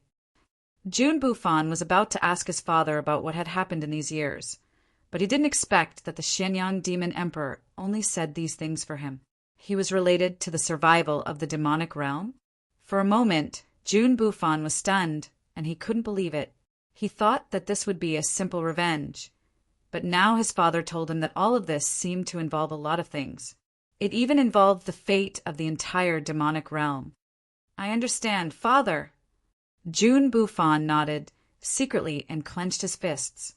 Then, after these words, the figure of the Xianyang Demon Emperor disappeared from this space, as if he had completed the task. Then the many chaotic waterfalls in front of him separated. June Buffon saw the scene, and even though he had lived 2 lives at this time, he couldn't help but suck in a breath of cold air. The things that his father left for him were simply too many. Just the immortal crystals alone were piled up into a small mountain. In addition to that, there were countless immortal treasures, immortal herbs, divine spring, almost impossible to find spiritual roots, and even various rare immortal pills. In the palace, there were also earth-shattering divine formations that gathered endless spiritual energy. There were treasures everywhere. Divine light soared into the sky, and immortal clouds filled the air like colorful fog. Further away, there were spiritual fields planted with all kinds of divine herbs and divine springs flowing. It was very magical. There were too many resources, more than what he had seen in his previous life. In particular, June Buffon saw the Xianyang heavenly blade that his father left for him. It was exuding a brilliant and inviolable aura. With these resources, how difficult would it be for me to find Xiao for revenge? At this moment, June Buffon's heart was filled with lofty sentiments. In the blink of an eye, several days passed. At this moment, Gu Chang'e, who was in southern Xingtian, was still unaware of the small matter that happened in the demon realm. In the following days, he explored a few more Yin fields, but he didn't find the Yin field origin, which made him a little disappointed. Sure enough, the first time was because of Wang Zijin and not because of him. Apart from the son of destiny or the daughter of destiny, no one else could touch this thing. This also made Gu Chang'e temporarily dispel this thought in his heart and plan to go to the Immortal Academy first. The matter in southern Xingtian was more or less settled. As for the matter of Ing Shuang, Gu Chang'e had been paying attention to it and knew that he had now come into contact with that mysterious forbidden demonic arts organization. The use of this bait made him feel a little less worried. In the blink of an eye, half a month passed. Hongyutian. An incomparably majestic and ancient mountain gate stood there, like the first mountain since the creation of the world, exuding a desolate and ancient aura. Strands of chaotic chi fell from the surface of the body, and there were billions of rays of light blooming here, incomparably sacred. Among them, mountain ranges stretched, and the divine mountains were tall, as if supporting the 4 seas and 8 wastelands. All kinds of dense immortal chi soared everywhere, full of mystery and vastness. Immortal waterfalls fell, and the scene was magnificent. Various divine mountains and immortal islands floated high in the sky, and many immortal birds and divine beasts came and went, showing an unfathomable foundation. Is this the Immortal Academy? Such a scene, as expected of the place where immortals are created. In this life, I will definitely make a name for myself here, and spread my name throughout the entire upper realm. There were young existences full of ambition and high spirits, and firmly believed that they were invincible, and were bound to sweep through all enemies in the world. However, I heard that this time the 10 sequences have already been decided. In terms of cultivation, they are all above the quasi-saint realm. In addition to the sequences, there is also the quasi-sequences, and below them is the ordinary inner and outer division. The quasi-sequence disciples' cultivation is at the divine king realm, while the inner disciples' cultivation is at the heavenly God realm. Those below the heavenly God realm can only become outer disciples. This kind of division is simply unimaginable in the other powers of the younger generation, which one of them isn't a young paragon that can become a true divinity, but here they can only become outer sect disciples. However, it's not like we don't have a chance to become a sequence. We can challenge the sequence seeds in the academy, and as long as we succeed, we can obtain the same resources and treatment as them. I've also heard about this.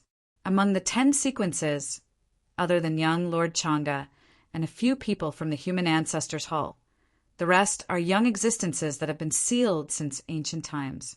There is even a peerless king with 6 crowns. I heard that every time he appears, he will fight with the strongest of the generation, but without exception, he has never been defeated. He is simply ridiculously strong. I heard that he intends to challenge young Lord Chang'e, saying that only young Lord Chang'e can be his opponent in this world. What a boastful tone! Does he not put the rest of the sequences in his eyes? At this moment, many young geniuses were gathered here. They could not stop discussing and exclaiming in front of the mountain gate, feeling their own insignificance. Even though they also had extraordinary backgrounds behind them, they still felt the terrifying foundation of the true Immortal Academy. Young geniuses who want to exchange points, come here for the Bone Age examination. Those who are older than 50 years old, don't come lest you embarrass yourself. At this moment, in front of the mountain gate of the true Immortal Academy, there was a white-robed old man with white hair and a youthful face. His cultivation did not seem to be very strong, but no one dared to underestimate him. His gaze swept across the many geniuses in front of him. His voice was not loud, but it spread far and wide. All of a sudden, everyone in the area heard the news and rushed to that place. After all, without a spot, even if they had a terrifying background, they did not dare to barge into the true Immortal Academy. It was rumored that there were countless old monsters in the true Immortal Academy, and they came from all over the upper realm. Who knew they might even encounter the old ancestors of their families and other existences? For the younger generation, entering the true Immortal Academy to cultivate was an unparalleled opportunity. For those old fellows, it was the same. Bone age of 51 years old. Do you think this old man is blind? You still dare to fish in troubled waters? Men, throw him out for me. Suddenly, the white-robed old man's expression became very ugly. He frowned and berated the middle-aged man in front of him, not holding back at all. The middle-aged man's expression also became anxious. He could not help but say, "I'm only 1 day older. I'm exactly 50 years old and 1 day older. Whether it is cultivation or points, I have enough. Can't you make an exception?" The white-robed old man's voice suddenly became very cold. Don't waste this old man's time. Rules are rules. You are not qualified to break them. What kind of dog's hit true Immortal Academy is this? You don't even care about this bit of reason. The middle-aged man's expression suddenly changed. He cursed, but before he could finish his next sentence, his eyes widened in disbelief and fear. With a wave of the white-robed old man's sleeve, this middle-aged man exploded in the air, turning into a blast of bloody mist, body and soul erased. This scene made the originally rather lively true Immortal Academy immediately become deathly silent. Everyone couldn't help but gulp, feeling a bit of a chill run down their backs. A few cultivators who were mixed in, planning to fish in troubled waters, couldn't help but shiver at this time, feeling the urge to retreat. This was more than just not giving face, it was completely ignoring them from the start. True Immortal Academy didn't lack heavenly talents. Let's continue. This is the result of provoking true Immortal Academy.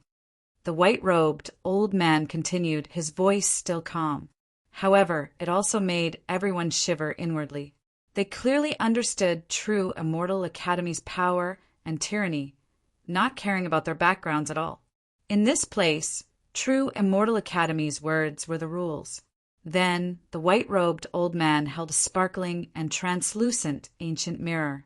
Divine light flickered on it, releasing a wave of dense mist. Radiance landed on everyone's bodies. Then the people's bones, blood, spleen, and lungs all became sparkling, as if they became transparent. This type of method could examine a cultivator's bone age, precisely to prevent others from fishing in troubled waters. At this time, a male and female were currently speaking in low voices at a location closer to the back. The young lady looked to be around 13 or 14 years old, her face delicate and pretty, skin white, hair soft. She wore an extremely simple and clean dress. However, there were many patches on the dress. Compared to the young heavenly talents nearby, who wore bright clothes and had charming appearances, she looked like a little beggar. The youth next to her was a bit older than her, but he was only 17 or 18 years old. The clothes he wore were even more tattered, clearly inferior to the young lady next to him. Many young heavenly talents intentionally avoided them, as if they were looking at little beggars on the streets. However, the two seemed to be used to everyone's gazes, not caring at all. Big Bro, true Immortal Academy is so domineering, killing people at the drop of a hat. How about we just don't go in? I'm a bit scared, the young lady said softly with a bit of worry and fear, frightened by the scene just now. No, it wasn't easy for us to get such an opportunity. How can we give it up? Xiaoyi, you're very talented. Once you enter true Immortal Academy, you'll definitely be valued. When the time comes, it'll be easy to take revenge for grandfather and live a good life. Hearing this, the youth shook his head, a look of determination flashing past his eyes. His name was Qing Feng, and he was Qing Xiaoyi's older brother, who was not related by blood. The two of them were raised by an old beggar. Now they had traveled tens of thousands of kilometers to reach true Immortal Academy's entrance, all so that they could enter. This was because Qing Xiaoyi was very talented. Although she had never cultivated before, ordinary cultivators were no match for her. He had heard that true Immortal Academy would accept many talented young men and women this time, so he brought Qing Xiaoyi here. He felt that as long as the people of true Immortal Academy were not blind, they would definitely accept his sister. When the time came, he would enter true Immortal Academy with Xiaoyi as a follower to cultivate. I understand, Big Bro, hearing this. Qing Xiaoyi nodded, overcoming the fear and uneasiness in her heart with great difficulty. Boom! However, right at this moment, a dragon's roar that shook all directions suddenly came from high up in the sky. Immediately after, an incomparably huge azure dragon streaked across the sky. 9 azure dragons pulled a white jade carriage, rumbling as they crushed through the sky. Their aura was astonishing, majestic, and surging. Behind the white jade carriage, there was a mighty group of young supreme beings, either riding on warships or ferocious beasts, following along the way. It was so grand that many young supreme beings below True Immortal Academy couldn't help but hold their breaths. Chapter 270. Who's here, brother? What a grand entrance! Even the white-robed old man from the Immortal Academy has become much more respectful. Qing Xiaoyi's eyes widened as she watched this scene in shock. This was the first time she had seen a young genius arrive in such a manner. 9 dragons pulling the chariot.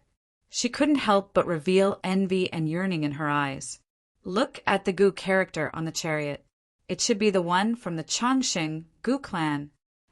At this time, the young man named Qing Feng couldn't help but reveal a kind of envy and respect in his eyes. He was born a true dragon above the 9 heavens, unlike us who are lowly dirt. Xiaoyi, don't look. It won't be good if people think we're disrespectful. Qing Feng hurriedly said, making his sister lower her head. It would be too conspicuous if she kept looking. The one from the Gu clan. Could it be the young master Gu Chang'e, who is widely recognized as the top person of the younger generation? I've heard many rumors about him. Qing Xiaoyi's eyes were full of yearning and respect. She had always felt that he was a person from a different world than them. Just by standing there, he gave off an incomparable feeling, as if the world would revolve around him. He was an immortal above the 9 heavens, and they were ants in the mortal world. Young Master Chang'e. At this moment, 9 dragons descended in front of the Immortal Academy. The white-robed old man in charge of checking the age of the bones was stunned at first. He was a little shocked, but then he couldn't help but force a smile on his face. He stepped forward first, his attitude very amiable. The terrifying Saint Realm pressure of the 9 dragons swept in all directions, causing the expressions of many young supremes to change greatly again. They were a little pale. They didn't expect Gu Chang'e's entrance to be so grand. 9 Saint Realm dragons pulled the chariot, and the weakest one was at the quasi-Saint Realm. Then the curtain of the white jade chariot was lifted by Suqing'e. Gu Chang'e's figure walked out. His expression was gentle as he nodded slightly to the white-robed old man in front of him and smiled. Chang'e greets the elder. You're welcome, young Master Chang'e. When the white-clothed old man heard Gu Chang'e call him elder, the smile on his face deepened, and his expression became even more amiable. His status in True Immortal Academy, compared to a true elder, was who knew how much lower. However, Gu Chang'e addressed him as such, which made him feel a little smug. They were all of the younger generation, but in True Immortal Academy's hearts, their statuses were completely different. For example, if Gu Chang'e was notified of his arrival in advance, there would definitely be elders and other old monsters appearing to welcome him personally. That was why he was a little stunned just now. He found it hard to believe that it was Gu Chang'e who had arrived. However, other than Gu Chang'e, there weren't many people in the younger generation who could do this. Young Lord Chang'e, you've traveled hundreds of millions of miles to come here. You must be tired from the long journey. Why don't you go inside and rest first? The white-clothed old man then said with a respectful expression. His appearance made the group of young supremes at the mountain gate feel unhappy, but there was nothing they could do. The white-robed old man's attitude towards them just now was not like this. What did he mean by tired from the long journey? Didn't he see that they had been waiting here for a long time? Accompanied by a beautiful woman, there was an internal space in the white jade carriage. They also wanted to be tired from the long journey like this. It was really infuriating to compare oneself to others. They felt very helpless about this kind of behavior of cutting the queue, but they did not dare to say anything. Now, you want to check my bone age, right? Gu Chang'e looked calm, but he did not care about the expressions of the group of young supremes behind him. His gaze fell on the ancient mirror in the white-clothed old man's hand and asked. Behind him, Suqing'e stood quietly. Her pretty face was white, and her eyes were crystal clear. She was so quiet and beautiful like a jade fairy. The group of followers also looked very quiet, but their momentum was very shocking. No need. Young Lord Changa only needs to show his points. It's too troublesome to check his bone age. The white-clothed old man heard this and hurriedly waved his hand. He said with a smile, skipping the step. As for whether the bone age of Gu Changa's followers was over 50 years old, it was not important. Because of Gu Changa's identity and strength, the Immortal Academy could make concessions for him and break the rules. Seeing this scene, the expressions of many young Supremes changed. They felt helpless. This kind of differential treatment really made them feel very depressed. "Brother, when can we be like this?" In the crowd, Qing Xiaoyi saw this scene and was very envious. Her brother Qing Feng was the same. His eyes were full of longing. Then he sighed. "Stop dreaming, young Master Changa. He's someone we'll never get in touch with. In that case, thank you very much, Elder." Hearing this, Gu Changa smiled and did not refuse. After all, it could save some time. Soon, he showed enough points to kill the Yin spirit, and the followers, including Su Chinga, also had a lot of points. When he was in the Yin spirit battlefield in Nanxing Sky, Gu Changa had gone to the deepest part. The number of Yin spirits that died in his hands was far more than that of all the people in front of him combined. He had only casually selected a portion of the stronger Yin-terminating spirit corpses to exchange for points.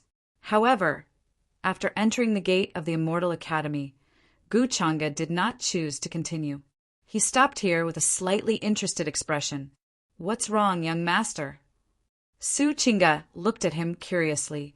"Let's see if there are any good seedlings this time," Gu Changa said casually as he glanced at the many young Supremes below. In the end, his gaze stopped on a delicate girl with a long skirt with patches on her head. He seemed to be thinking about something. Another person with great luck. The system did not prompt, so she should not be a girl of luck. The huge luck value was even light purple. In terms of degree, although it was far less than Jiang Chu Chu and the others, it was still very shocking. This made Gu Changa's expression change, but he did not say anything and just watched. What was so special about this girl? Why did she have such a huge luck value? Soon, according to the order, it was Qing Xiaoyi and Qing Feng's turn to check their bone ages. One's bone age is 13, the other's bone age is 17. But with this cultivation, I'm afraid you are not fooling me. One has never cultivated, and the other has never cultivated at all. What do you want? The white-robed old man could not help but frown. His tone was not polite, as he felt that the two were here to make fun of him. Although he felt that the girl in front of him might have extraordinary talent, she had never cultivated, so her strength was not enough. As for this young man, where did this little beggar come from? At this time, the white-robed old man's words attracted the attention of many people. They all looked at them with mockery, sarcasm, and interest.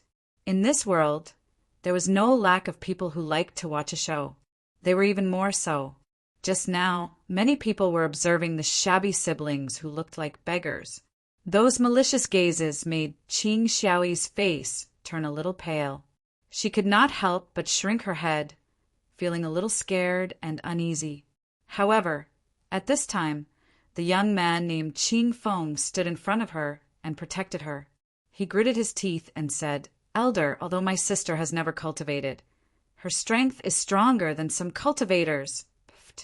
Before he could finish his words, he heard the mocking laughter coming from all around. He could not help but blush. He wanted to shout at them, "What are you laughing at?" However, he did not dare to. "You are making fun of me." The white-robed old man's voice sank. He did not believe his words at all. Although the girl in front of him looked a little extraordinary, she was smart and had a good seedling for cultivation. He had missed the best opportunity. The Immortal Academy was to nurture perfected immortals, not to teach them how to cultivate from the beginning. "Elder, this is the truth. I wouldn't dare lie to you. I beg you, please accept my little sister." At this time, Qing Feng was a little dumbfounded and hurriedly pleaded. He did not expect this to be the result. They had traveled tens of thousands of miles, crossing mountains and rivers, but in the end they were rejected? Seeing that you siblings are pitiful, I do not want to fight. If you know what's good for you, then leave." The white-robed old man sighed, and his tone was a little helpless. If not for Guchanga watching, he would have attacked. "I beg of you, elder, please give my sister a chance." However, when he heard this, Ching Fong gritted his teeth and knelt down directly, begging. "You!" The white-robed old man's expression changed again. He then continued to ask with a sigh, "Then let me ask you, do you have the points for killing Een spirits? If you want to enter the Immortal Academy, you have to kill at least 3 Een spirits of the true God realm. Can you do that?" Hearing this, Ching Feng's mind buzzed and became blank. His face also suddenly turned snow-white. "Brother, let's go back." At this time, Ching Xiaoyi also understood the white-robed old man's meaning and pulled Ching Feng's sleeve. Before they came here, they did not know anything.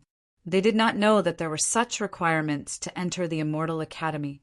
They thought it was the same as other ordinary sections. It was enough to test one's talent and bone age. They were too naive. "Is there no other chance?" Ching Feng still did not give up and asked. "No, you can go back.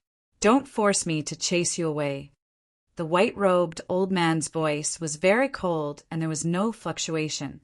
At this time, although many young supreme beings did not speak, their eyes were filled with mockery and pity when they looked at the two of them. They were clearly not from the same world, but they had to come here and hit their heads until they bled. The Immortal Academy was not open for people like them. They would not mock them either. After all, that would lower their status. Xiaoyi, looking at the group of young supreme beings nearby, they did not speak, but had a look of mockery. Ching Feng and Ching Xiaoyi could not help but tremble. They gritted their teeth and their hearts were filled with hesitation, uneasiness, and fear. "Elder!" At this time, a gentle voice suddenly sounded in front of the mountain gate, breaking the silent and uneasy atmosphere. "Young Master Changa!" The white-robed old man hurriedly put on a smile and looked at the source of the voice. Everyone looked over, including the uneasy and fearful Ching Xiaoyi and Ching Feng. They did not understand why Guchanga suddenly spoke at this time. Guchanga's gaze fell on them and said with a calm expression, "I will pay for these 2 siblings. It just so happens that I lack 2 sword huggers." Hiss! What? Hearing this, not only did the white-robed old man's eyes widen, but he also gasped in disbelief. Even the other young supreme beings in front of the mountain gate widened their eyes in shock. Sword huggers? The sword huggers by young Master Changa's side? This relationship was even closer than that of followers. Even they were far from being qualified to enter Guchanga's eyes. How could these 2 little beggars in front of them be qualified and given such an opportunity? At this time, many young supreme beings were envious and jealous. They looked at Ching Feng and Ching Xiaoyi differently. They were not as mocking as before. Even the followers behind Guchanga were stunned. What? This? Ching Feng and Ching Xiaoyi were far more shocked than the others. Until now, they still could not react. They only felt dizzy, as if they had been hit by a huge pie. Guchanga's sword huggers? This identity was far beyond their imagination. They did not even dare to think about it. This was because they knew that they were not in the same world as Guchanga. They would not even be able to interact with him. They did not expect that he would take the initiative to say this and help the 2 siblings out. He even said that he needed 2 sword huggers. This filled Ching Feng's heart with unprecedented gratitude. Ching Xiaoyi also raised her head a little timidly and looked at the excessively handsome young man not far away. At this moment, Guchanga seemed to be shrouded in a layer of divine light in their hearts. He was sacred, as if an immortal had descended to the mortal world. "Young Master Changa, your sword huggers are not a small matter. They have to be at least invincible in their generation. How are they qualified to be your sword-hugging boys?" The white-robed elder could not help but persuade. He did not expect Guchanga to suddenly say this. Hearing this, Guchanga only shook his head lightly and said, "I think it is not easy for these two siblings. As mortals, they came here from afar. How many cultivators can have such perseverance? If the Immortal Academy wants to make an exception and blame them, I am willing to take responsibility." Hearing this, the white-robed elder's expression changed slightly. He hurriedly said, "Young Master Changa, what are you saying? It's just a small matter. How could I possibly blame you for it? Then I'll have to trouble Elder." Guchanga nodded slightly. His expression did not change much. Since even Guchanga had said so, how could the white-robed elder dare to continue letting Qing Xiaoyi and Qing Feng leave? At this time, the rest of the young Supremes also looked at them with envy and jealousy. Qing Feng and Qing Xiaoyi were unable to react for a long time and were slightly stunned when they saw this matter that had practically been settled was so easily resolved and turned around by a single sentence from Guchanga. It was simply too dreamy. This was the terror of power. Even the Immortal Academy would choose to compromise. "Thank you, young Master Changa, for your kindness today. Qing Feng and Qing Xiaoyi will never forget it." Then Qing Feng looked at Guchanga excitedly and nervously. He was about to pull his sister and kneel down together to express his gratitude. However, Guchanga frowned. An invisible force appeared, preventing the two of them from kneeling. His voice was neither fast nor slow. "A man has gold under his knees. How can you kneel to others so easily? I don't need you to kneel to me." His tone was still calm, without the slightest fluctuation. However, this caused Qing Xiaoyi and Qing Feng to feel even more grateful. Guchanga's identity was far more noble than the young Supremes here, but he was the only one who treated the two of them as humans and not ants. The two of them would remember this kindness.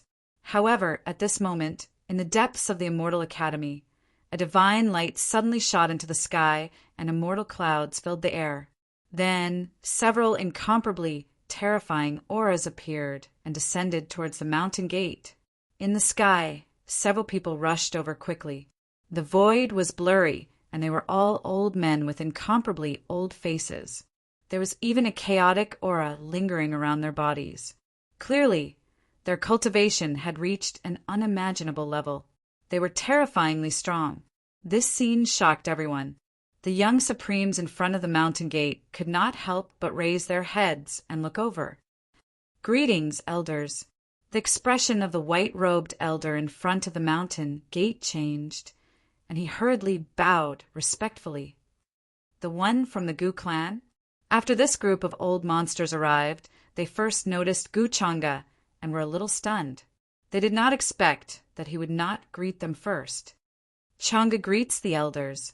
Guchanga's expression did not change much as he bowed slightly towards them. "It seems that the rumors have underestimated your strength. Very good, very good." As expected of the successor of the Gu clan, the group of old monsters looked at Guchanga with amazement, as if they were sizing up some kind of treasure.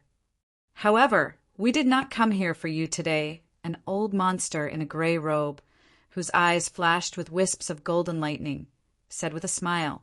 Guchanga looked a little surprised and smiled. "That's interesting." Then, under everyone's shocked gazes, several old monsters with unfathomable cultivation levels looked at the little beggar-like brother and sister. Immortal demon body, it was indeed this kind of body. The Sikong clan's deduction technique lives up to its reputation. We came at the right time. As for who will teach, we will discuss later. They naturally looked at Qing Xiaoyi with different expressions, including amazement, contemplation, and so on. This scene shocked everyone, including Qing Feng and his sister once again. Their scalps went numb, and they were about to be petrified. Their eyeballs were about to fall to the ground, and they were speechless for a long time. Things were really full of ups and downs. No one would have thought that this ordinary little beggar would actually have a special body and be favored by the elders, who actually came personally to the mountain gate. Even if Guchanga did not speak up just now, this pair of brother and sister would probably be left behind. After all, these were the true elders of the Immortal Academy. This Gu's eyes are blind. At this time, Gu Chang'e also looked a little surprised. We siblings will never forget young Master Chang'e's kindness. Although Qing Feng realized that their luck had changed, he didn't forget Gu Chang'e's kindness just now and said gratefully, "Thank you, young Master Chang'e." Qing Xiaoyi's voice was very low, as if she was very timid and shy. However, she was still secretly sizing up Gu Chang'e. Hearing this, Gu Chang'e could not help but smile. "No need to thank me. This is what you deserve. However, this is also good. If you are taught by the elders, your future will be much better than being a sword boy by my side." Of course, he already knew in his heart how things would develop. This group of old monsters did not come for him, but for the young girl in front of him called Qing Xiaoyi. This was something that Gu Chang'e had long expected. With such a huge amount of luck points, how could she not even enter the Immortal Academy? The actions and words just now were just to see the change in luck points and to gain a good impression. Although people with great luck could not be compared to children of luck, in Gu Chang'e's view, they were also a kind of leak. It was just that the harvesting method was completely different from children of luck. Chapter 271. After that, the old monsters talked about a few more things before leaving with Qing Xiaoyi and Qing Feng. They wanted to help them tidy up their bodies and strengthen their foundation. After all, both of them had never cultivated before. Qing Feng naturally benefited from his sister's good fortune and was brought in to cultivate together. This made many people envious of him. He was afraid that from today onwards, this little beggar would transform into a figure that they could never hope to associate with. Soon, the place regained its tranquility. The immortal fog surged, the mountain breeze blew, and the fragrance of the saint's stamen wafted. "Thank you, young Master Chang'e, for helping me out." The white-robed elder wiped the cold sweat on his head and thanked Gu Chang'e with some lingering fear. Just now, he had almost rejected a peerless genius. If not for Gu Chang'e pleading for him and saying that he was following the rules, he would have been punished by the elders. Therefore, he was even more grateful to Gu Chang'e. "Elder, you are welcome." Gu Chang'e nodded slightly and didn't seem to care much about it. "My name is Wang Zhongyong. If young Master Chang'e needs anything in the future, just ask me." The white-robed elder smiled and said respectfully. Gu Chang'e nodded and did not stay any longer. He left with Su Qing'e and the rest and went into the Immortal Academy. In his mind, he was still thinking about Qing Xiaoyi. Logically speaking, with such a constitution, she should not have been a nobody. Any cultivator with a bit of insight would have noticed her abnormality. Could it be that this pair of siblings was hiding some kind of secret? However, Gu Chang'e did not see any obvious change in fate on her brother, Qing Feng. Logically speaking, with such a sister, his fate should be higher than most of the people here. However, for Gu Chang'e, what happened in front of the gate of the true Immortal Academy today was just a small interlude. He had heard of the immortal demon body before. It was said that it had only appeared once in history, but that one time he had created an immortal demon, true lord. This was an incomparably valiant existence. There were some who said that his cultivation already exceeded immortality, reaching another unfathomable level. The uniqueness of this physique was that it could fuse immortals and devils, reverse yin and yang, and break through the cycle of reincarnation. Those who possessed the immortal devil body, even if they had never cultivated before, would be nourished by all kinds of substances in the world, far surpassing ordinary cultivators.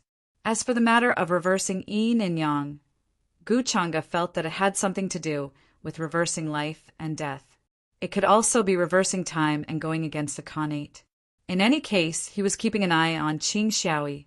Very quickly, the news of Gu Chang'e coming to the true Immortal Academy spread from the mouths of many young geniuses, causing quite a stir. As for Qing Xiaoyi and Qing Feng, although many people were paying attention to them, it was not as shocking as Gu Chang'e's. Although he was not part of the first batch of cultivators to arrive, due to his identity, he attracted a lot of attention. Before that, there were rumors that Gu Changa was one of the 10 seeds of the sequence.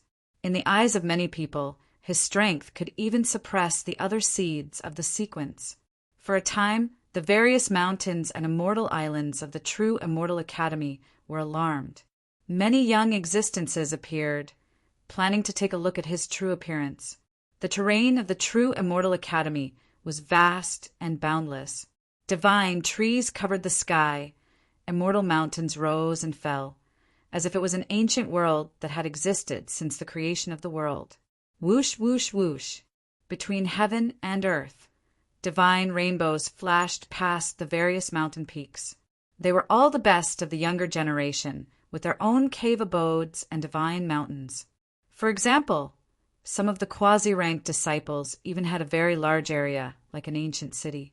Nearby were palaces and mansions where followers lived. They were majestic, with divine springs hanging upside down and immortal flowers blooming. The spiritual energy of heaven and earth was dense, falling from the mountain peaks and waterfalls. Immortal phoenixes, black tortoises, cheilants, and other phenomena appeared. However, these people were soon disappointed.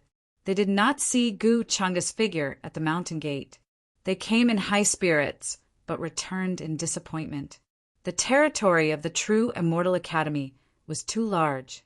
Before they determined their respective areas, no one knew where the other geniuses were.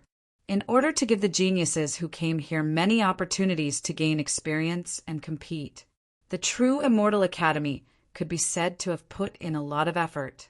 Even the areas where they usually cultivated and rested had to be fought for by themselves, showing the law of the jungle even more vividly.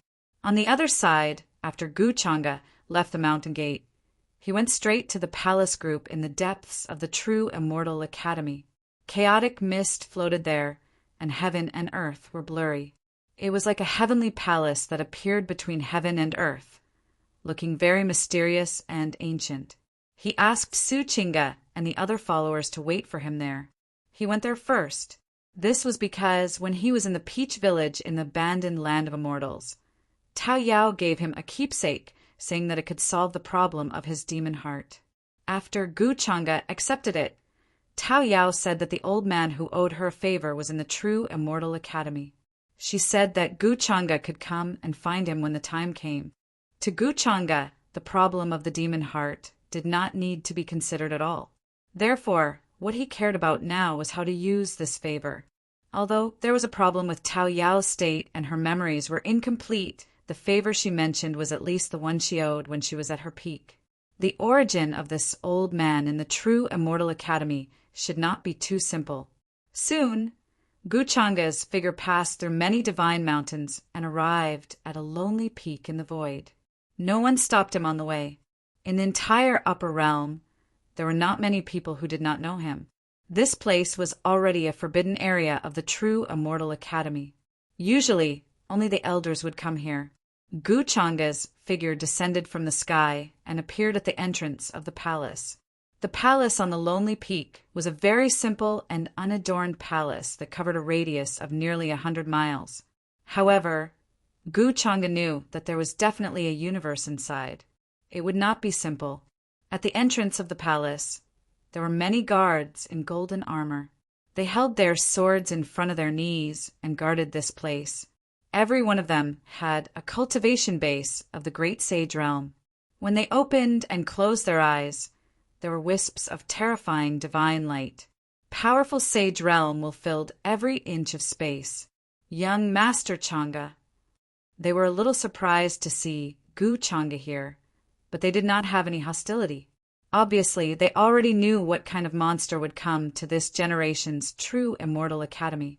To put it bluntly, the young man in front of them was one of the strongest existences in this generation of the True Immortal Academy. Even some elders did not dare to put on airs in front of him. Therefore, their attitude towards Gu Changa was very respectful. "I'm here to look for an elder." Gu Changa nodded slightly and said concisely. The few guards did not dare to stop Gu Changa and let him pass. In the main hall, it was deep and vast, as if they had arrived in the boundless universe. Rivers of stars fell, nebulas intertwined, and chaotic chi surged. In the center, there were many books flickering with divine light on the table. They were divine books made of daluo, silver gold. There were several extremely aged old fellas, their faces indistinct, chaotic energy swirling about them, currently discussing some things. Suddenly, an old man with a Taoist robe fluttering next to them raised his eyebrows slightly, as if he had sensed something. "What is this guy doing here?" His expression was a little unnatural. "What are you talking about, senior?" An old man with a pair of withered dragon horns on his head was slightly stunned and puzzled. He was still flipping through an ancient book in his hand. "That guy from the Gu family, what is he doing here?" However, the old man in the Taoist robe had a slightly uncomfortable expression. He snorted coldly. "No matter where this guy goes, he won't be at peace. Rumor has it that the Gu family's person is gentle and elegant." "Why did you say that? Could it be that the rumors are wrong? But it makes sense. After all, he could dig out the bones of his sister from the same clan when he was young. He might not be a person with a good heart." The other old antiques also looked a little surprised, then nodded slightly. They were still very respectful to the old man in the Taoist robe, so they believed his words without a doubt. At this moment, Gu Changa's figure appeared at the entrance of the main hall. He stepped in and smiled at the group of old men in the middle. He bowed and said, "Disciple Gu Changa greets all elders." Now that he had entered the true Immortal Academy, he was naturally a disciple of the Academy. The few old antiques in front of him came from all over the upper realm. Although he was not familiar with them, they would not blame him for trespassing if he called them elders. Not bad, not bad. Such a cultivation base. According to the rumors, there are quite a few deviations. Why have you come to find us?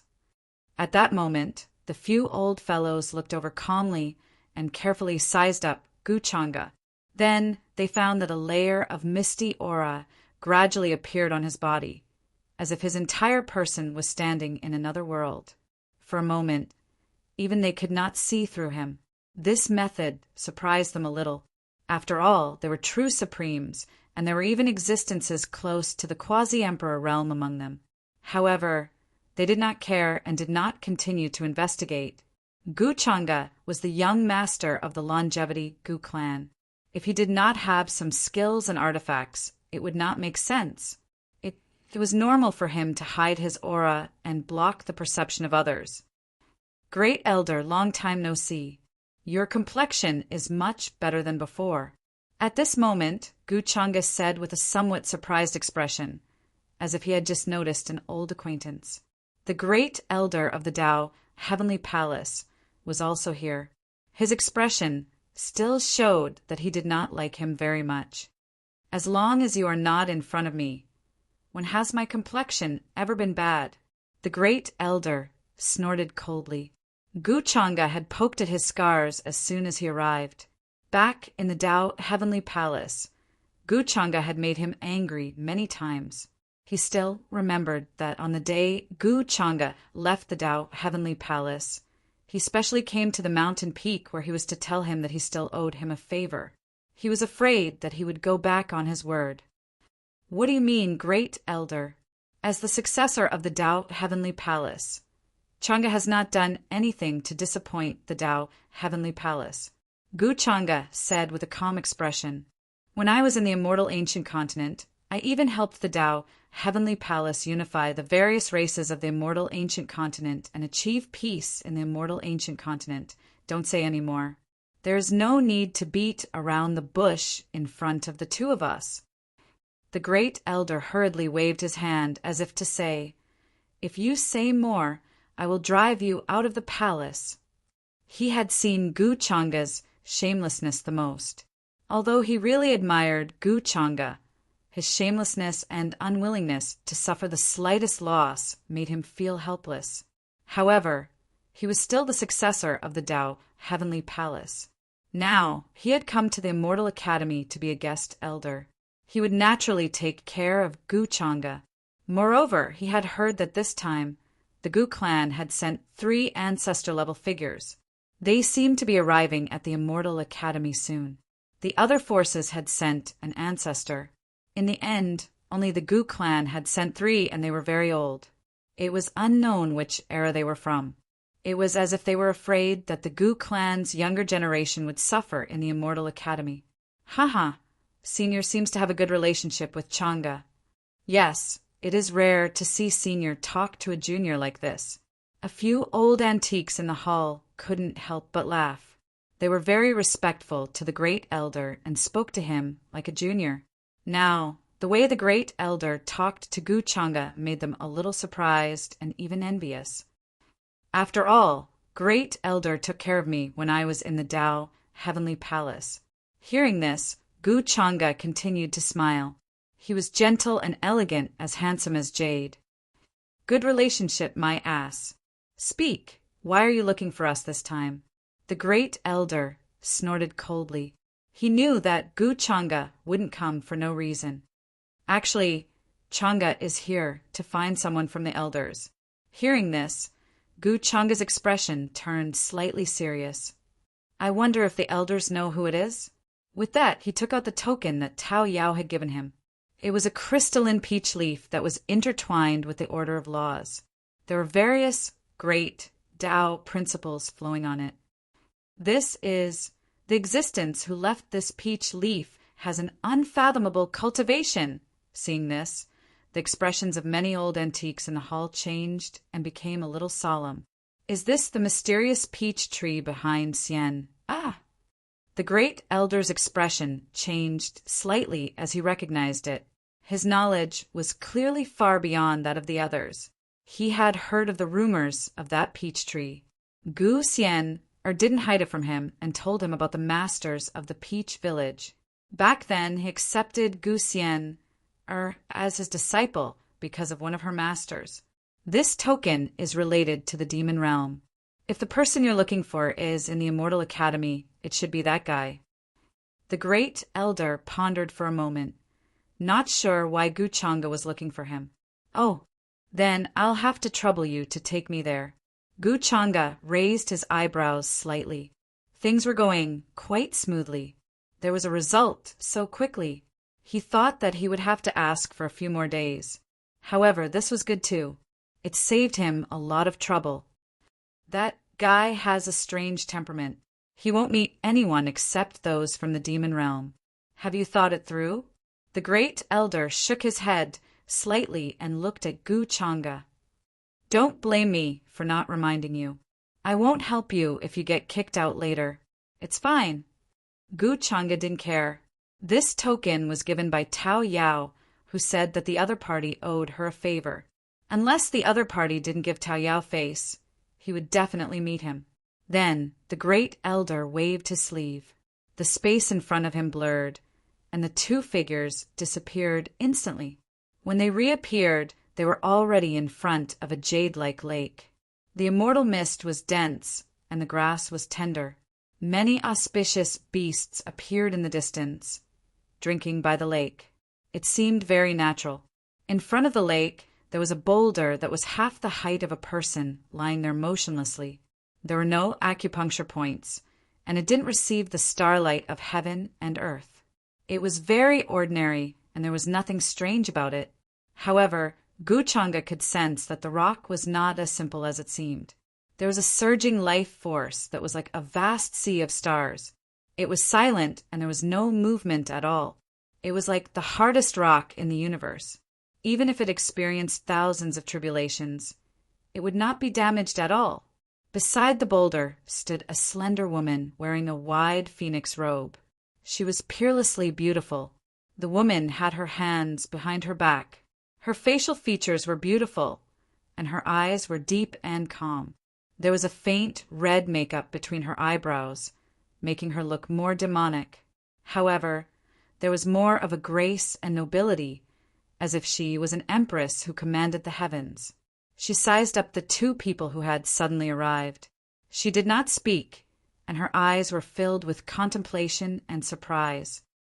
Fellow Taoist, after the great elder brought Guchanga here, he did not look at the woman. Instead, he looked at the stone and said indifferently, "Is this token related to you?"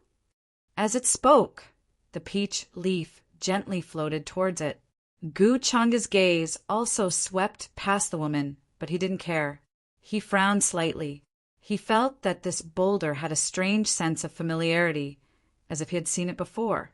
Back then, when he was refining the Een ultimate origin, a memory fragment flashed through his mind. On the mountain peak, the little girl in red was practicing her swordsmanship while he watched from the side. What he was sitting on seemed to be this stone. However, it was not as ancient as it was now. For a moment, his expression was a little inexplicable. Logically speaking, the demon master's alias did not have any direct connection with him, Guchanga. Many of his memories were faintly surfacing. If this boulder had memories, it should not be in such a silent state, as if it had been damaged. Although it was not like Tao Yao, it was not complete. Guchanga felt that his alias seemed to have left behind a lot of mess. Perhaps this boulder also had some karma. However, he did not make a sound and chose to respond randomly. Buzz! Soon, as the peach leaf fell, it was accompanied by a light, trembling sound. The deathly still boulder moved a little. Then, a terrifying aura spread out from it. A shocking demonic nature seemed to be covering the sky and shaking the world. Vaguely, it was as if a peerless demon was about to awaken and wreak havoc. However, this aura disappeared as quickly as it came. This boulder was enveloped by a layer of hazy black light, and then it changed, turning into a stooped, tanned, and calm little old man. He took the peach leaf in front of him and looked at it carefully. His calm face suddenly changed, and he was a little happy. Then he could not help but mutter, "Old friend, so you've survived?" At this point, he seemed to have a headache. "I can't remember again, Sai," he sighed and looked at Guchanga in front of him. His pupils suddenly constricted, and he could not help but take a few steps back in disbelief. "The demon master is not dead?" He almost blurted out these words. Immediately, he turned pale with fright. His originally tanned face even turned a little pale. "Master!" The phoenix-robed woman's expression also changed abruptly. She did not understand why her master suddenly acted like this. She looked at Guchanga again. She had already vaguely guessed his identity. There were probably not many people in the younger generation who had such a cultivation base. The expression of the first elder, who had been staring at the tanned old man with a vigilant expression, also changed drastically. Because of the two words demon master, he felt his heart tremble. He could not help but shift his gaze to Guchanga. The existence of the taboo demon master was not unfamiliar to them. Even if the world was obliterated, they could still find the imprint left behind by him in the long river of time. Even at his level, his heart could not help but tremble. This was a kind of horror and palpitations that could be felt by just these two words alone, even if they did not know the story, because its existence and even its actions had deeply affected the space-time of this world and affected thousands of realms in the heavens. Reciting the true name, one's heart would feel something. The higher the level of life, the deeper the fear one could feel. "What do you mean, fellow Taoist?" The first elder asked in a deep voice. "So it's a similar temperament, and that thing, no wonder!" The tanned old man who was staring at Guchanga calmed down and said to himself, "If there is a similar flower in this world, it can't appear on Master's body." Alas! The tanned old man's expression became calmer and calmer, ignoring the first elder's words. He asked Guchanga, "My name is Old Sure. How should I address you, young master?" Guchanga, who had been calm all this time, also replied calmly at this moment, "Guchanga." In fact, he was not as calm as he appeared to be. Just now, when the tanned old man blurted out that the demon master was not dead, Guchanga felt a terrifying chill enveloping his entire body. Even the great Tao treasure bottle could not help but emerge from the spiritual sea. interweaving with a terrifying black light, intending to resist. However, this aura disappeared very quickly, asking for fresh flowers. Therefore, he had a faint guess in his heart, combined with the memory fragments that had emerged in his mind during this period of time. I am the Demon Master. At that time, what he had done was probably not much different from what Yu Mingkong had experienced in her life. Logically speaking, this old Shi in front of him should not have such a strong killing intent and cold aura towards him. The only possibility was that his current state was probably caused by himself. And what was the favor that he owed Tao Yao? To be more vulgar, it might be the favor of blocking an attack back then. Of course, all of this was just Gu Changa's guess. The red-clothed female demon, Tao Yao, and the old Shi in front of him should have a lot to do with his demon master disguise. This made him feel that things had become intriguing. Gu Changa? It's really him. The phoenix-robed woman's expression was somewhat enlightened. Gu Changa? So it's you? I hope it can reflect a similar flower. If that's the case, it's reassuring. Old Shi was stunned again, saying something that the phoenix-robed woman and the first elder did not understand, and then sighed. Did Tao Yao ask you to come to me? Yes, Tao Yao said that you might be able to solve the problem of my body. Gu Changa answered truthfully, but there was nothing unusual about his expression. The other party addressed Tao Yao as Tao Yao. It seemed that his guess was not wrong. There were many problems with the memories of Tao Yao and the old Shi in front of him. Otherwise, there wouldn't be a situation of confusion. At this moment, the first elder also remained silent. He knew that Gu Changa was born with a demonic nature, and the old Shi in front of him was clearly a demon. So why did he have such a strong demonic nature? Could this be the reason why Gu Changa came to him? Actually, I'm not very sure about this question. Perhaps Tao Yao felt that after I was soaked in the blood of Master's heart, I wasn't controlled by the demonic nature. But that was simply luck, right? With Tao Yao's current state, she shouldn't be able to remember anything. Old Shi laughed self-deprecatingly. You can't rely on others for this thing. You can only rely on yourself. No one can help you. His voice was very emotionless. How many times had a natural demonic heart appeared in this world?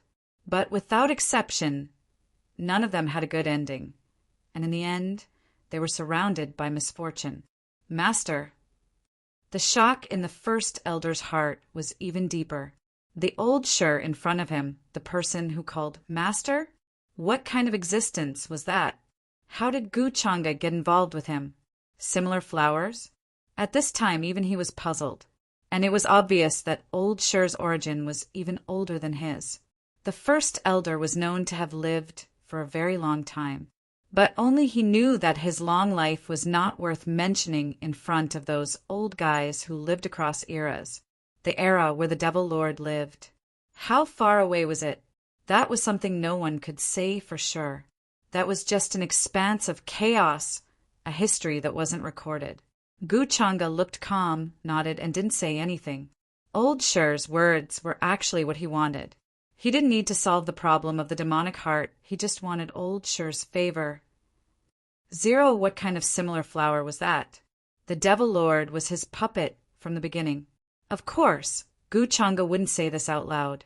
According to the current situation, except for Tao Yao, old Shi in front of him, and the red-clothed female demon who was about to be born in the demon burial abyss, all had a deep hatred for him.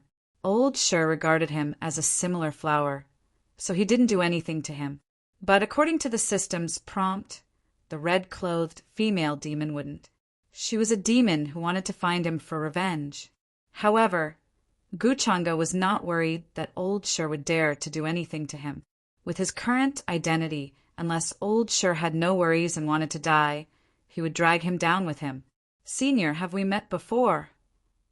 At this time, many thoughts flashed through Gu Changa's mind, but his face was calm as he asked, Why do you give me a sense of familiarity? What? Old Shi's face changed slightly, and he was a little surprised. He frowned and asked in puzzlement, sense of familiarity. When I was cultivating in the family, I didn't know why, but I always liked to sit cross-legged on some bluestones to cultivate, but I was not satisfied with those bluestones. The last bluestone I found was very similar to your original form just now. Gu Changa's face showed a trace of confusion, and then he said, "That's why it was somewhat familiar." Hearing Gu Changa's words, Old Sher was stunned and speechless for a long time. He didn't doubt the truth of Gu Changa's words. Many long and beautiful memories came to his mind, and in the end he let out a long sigh, and his mood was very complicated. There were two sides to everything in the world. One was good and one was evil, one was beautiful and one was ugly. If it weren't for the red-clothed, silver-haired man who often sat cross-legged on him, how could it have developed spiritual intelligence? Compared to the 7 aperture immortal stones and the Holy Spirit strange stone, it was just an ordinary rock. Every peck and every drink was karma. Maybe this is the so-called fate. Old Sher looked at Gu Changa with a much gentler expression. In his opinion, the demon lord was the most evil existence in the world, and Gu Changa in front of him might be the reflection of the other side of the demon lord. If you don't mind, in the future, if you have any problems in the Immortal Academy, you can come to this old man here. In the Immortal Academy, this old man's words still have some effect. If you are outside, this old man can't help much, because this old man can't leave the Immortal Academy in his current state. Old Sher then continued to speak to Gu Changa. His words not only surprised the woman in the phoenix robe, but also puzzled the great elder. Just because of these words, Old Sher's attitude towards Gu Changa was like this. As far as they were concerned, this was simply too far-fetched. Senior's words. What do you mean? Hearing this, Gu Changa looked slightly surprised and puzzled. This is the first time we have met. It's just to return the favor of the peach demon. Old Sher smiled and waved his hand. Young master, don't mind. With that, he pointed to the woman in the phoenix robe next to him and introduced her. This is this old man's disciple, Xiao. Oh, so this is the current ruler of the demon realm, Empress Xiao? Greetings, Empress Xiao. Gu Changa's gaze seemed to have just noticed her, and he was a little surprised. Of course, he could see that the Empress Xiao in front of him was just a Tao Law Dharma body, and not her real body. As the ruler of the demon realm, how could she leave the demon realm so easily? However, the strength of a Tao Law Dharma body was at the quasi-supreme realm. She herself had probably already become a supreme being who was more than 6,000 years old. It was not an exaggeration to say that this talent was extraordinary. During the chaos of the demon realm 6,000 years ago, the name Empress Xiao spread from the demon realm to the upper realm, shaking all sides. At that time, it could be said that she was in the limelight. Then, under internal and external troubles, she fought in all directions, swept the chaos of the demon realm, and achieved great unification. Her strength was far beyond that of ordinary women. Since the birth of the demon realm, there had been many demon emperors, and even demon immortals. Their foundation was unfathomable, and even supreme sects and immortal orthodoxies did not dare to provoke them. 6,000 years ago, there were 6 demon emperors in power in the demon realm. However, in Gu Changa's opinion, those demon emperors could not be true emperors, and were at most quasi-emperors. The demon realm's destiny was not enough to support the birth of 6 true emperors. If they came to the upper realm to achieve the emperor realm, it would be difficult without the support of the demon realm's foundation. Empress Xiao was able to unify the demon realm under such a difficult situation. This method shocked many people. Young Lord Changa, you don't have to be so polite. Although I'm far away in the demon realm, I've heard many rumors about young Lord Changa. Seeing you today, I find that these rumors can't be completely believed. In today's world, young Lord Changa has probably monopolized 70% of the younger generation's destiny. At this time, hearing Gu Changa's words, she could not help but smile, looking very graceful and dignified. As the Empress of the demon realm, she naturally could not flatter like ordinary women. However, when these words were spoken, they still carried the intention of expressing goodwill. With her identity and strength, there was no need for her to do so. However, what she saw today, even her master was like this, and it made her feel very shocked. There were many orthodoxies in the upper realm, but there were not many that could compare to the demon realm. This was because the demon realm was an independent great world, and included in the center of the upper realm, where the dragon vein gathered and the destiny was strong. In the end, Gu Changa was just a junior in front of her. Empress Xiao, you flatter me. What do I have to deserve such praise from you, Empress? Hearing this, Gu Changa said with a calm expression, But before this, I've heard many rumors about you, Empress. Seeing you today, I find that these rumors are indeed nonsense. Hearing him say this, Xiao could not help but be interested. Her eyes stared at him curiously, and she asked, Young Lord Changa, what rumors have you heard? She also knew that what she did 6,000 years ago was spread by some forces, and it appeared everywhere, causing bad effects. For example, she committed treason, killed her father, poisoned her fiancé, and so on. Rumors say that the Empress is cruel and merciless, with a heart of snakes and scorpions, and brings disaster to the demon realm. Gu Changa smiled casually. 2 in 1,000. Chapter 272. Hearing Gu Changa's words, Xiao's expression was still very calm. Even old Shi, who was next to her, was the same, looking very indifferent. Although the news of what happened 6,000 years ago was widely spread, there were still many bad words being said in various places even now. However, other than the people who were truly in power in the demon realm, who knew what actually happened, many rumors in the outside world were more or less smearing Xiao, which was normal. Naturally, they had all heard about what Gu Changa had said. Oh, I wonder what young Master Changa thinks about these rumors. Empress Xiao's eyes were crystal clear and filled with divine light. She looked at Gu Changa. Although it was only a Dharma body, it also had the temperament of a high position and looking down on everything. An empress of a generation, commanding the demon realm. No one dared to disobey. If an ordinary young prodigy was looked at by her like this, they would have panicked. I said that these rumors are nonsense, and this is my opinion. However, Gu Changa still smiled lightly and stared at her, as if he did not explain anything. What do you mean, young Master Changa? Xiao was slightly stunned. She was a little puzzled, and then carefully thought about his words. Nonsense. If an ordinary young prodigy said this, she would definitely take it as flattery and would not take it seriously. However, these words came from Gu Changa's mouth, so it was different. It was quite unfathomable. Did he see something, or did he understand her good intentions? To be honest, her interest was piqued by Gu Changa. If others did not finish their words and left half, she would have lost her patience and killed them with a slap. How could she continue to ask?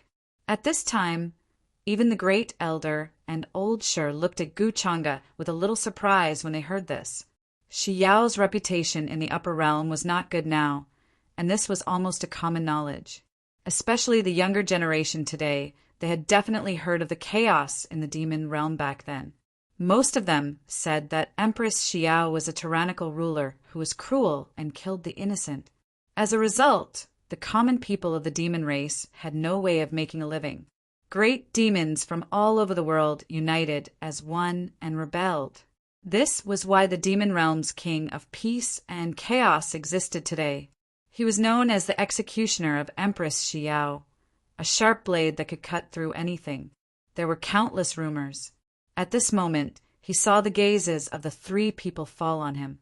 In fact, before this junior had always thought that Empress Xiao was a tyrant who committed all kinds of crimes. The living creatures of the demon realm were all suffering from disasters. Gu Changa smiled faintly and said with a calm expression, At the same time, he looked at Xiao and saw her expression change slightly. He continued to smile. But when you think about it carefully, no matter what orthodoxy, ancient country, or world it is, there's one thing that will never change. It won't change. Xiao stared at him, her heart trembling slightly as she carefully repeated these 4 words. She was a little incredulous. Could it be that Gu Changa's thoughts were the same as hers at that time? Gu Changa nodded. Yes, there is one thing that will never change. That is, if they want to change, they have to pay a price. This is a price that cannot be changed. 6,000 years ago, when the 6 emperors of the demon realm were in power, war broke out, and the people had no way of making a living. It was common for people to eat each other.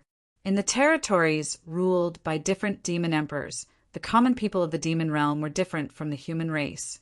It was difficult for them to have prenatal education. If this junior remembers correctly, in the demon realm, in the territories ruled by the emperors, the language of the demon realm was different. In order to survive, it was normal for people of the same race to eat each other. All kinds of things.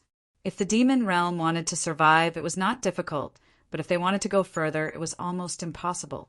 The great demon emperors were stubborn and did not change.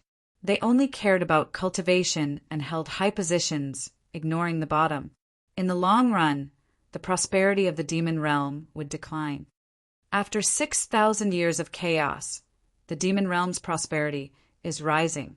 After the unification, there is peace everywhere. The world lives in peace. All the demon realm writes the same language, cultivates the Tao, and many other changes. Isn't it all because of Empress Xiao's contribution? The world is ignorant, only talking about faults and not merits. In this junior's opinion, this is actually unfair to the Empress. At this point, Gu Changa's voice was still calm, and there was not much change in it. It gave people the feeling that he was explaining a principle and a fact in a flat and straightforward manner. The world is ignorant. Master also said this in the past. After hearing this, Shi was stunned and speechless for a long time. Gu Changa's words were still echoing in his mind.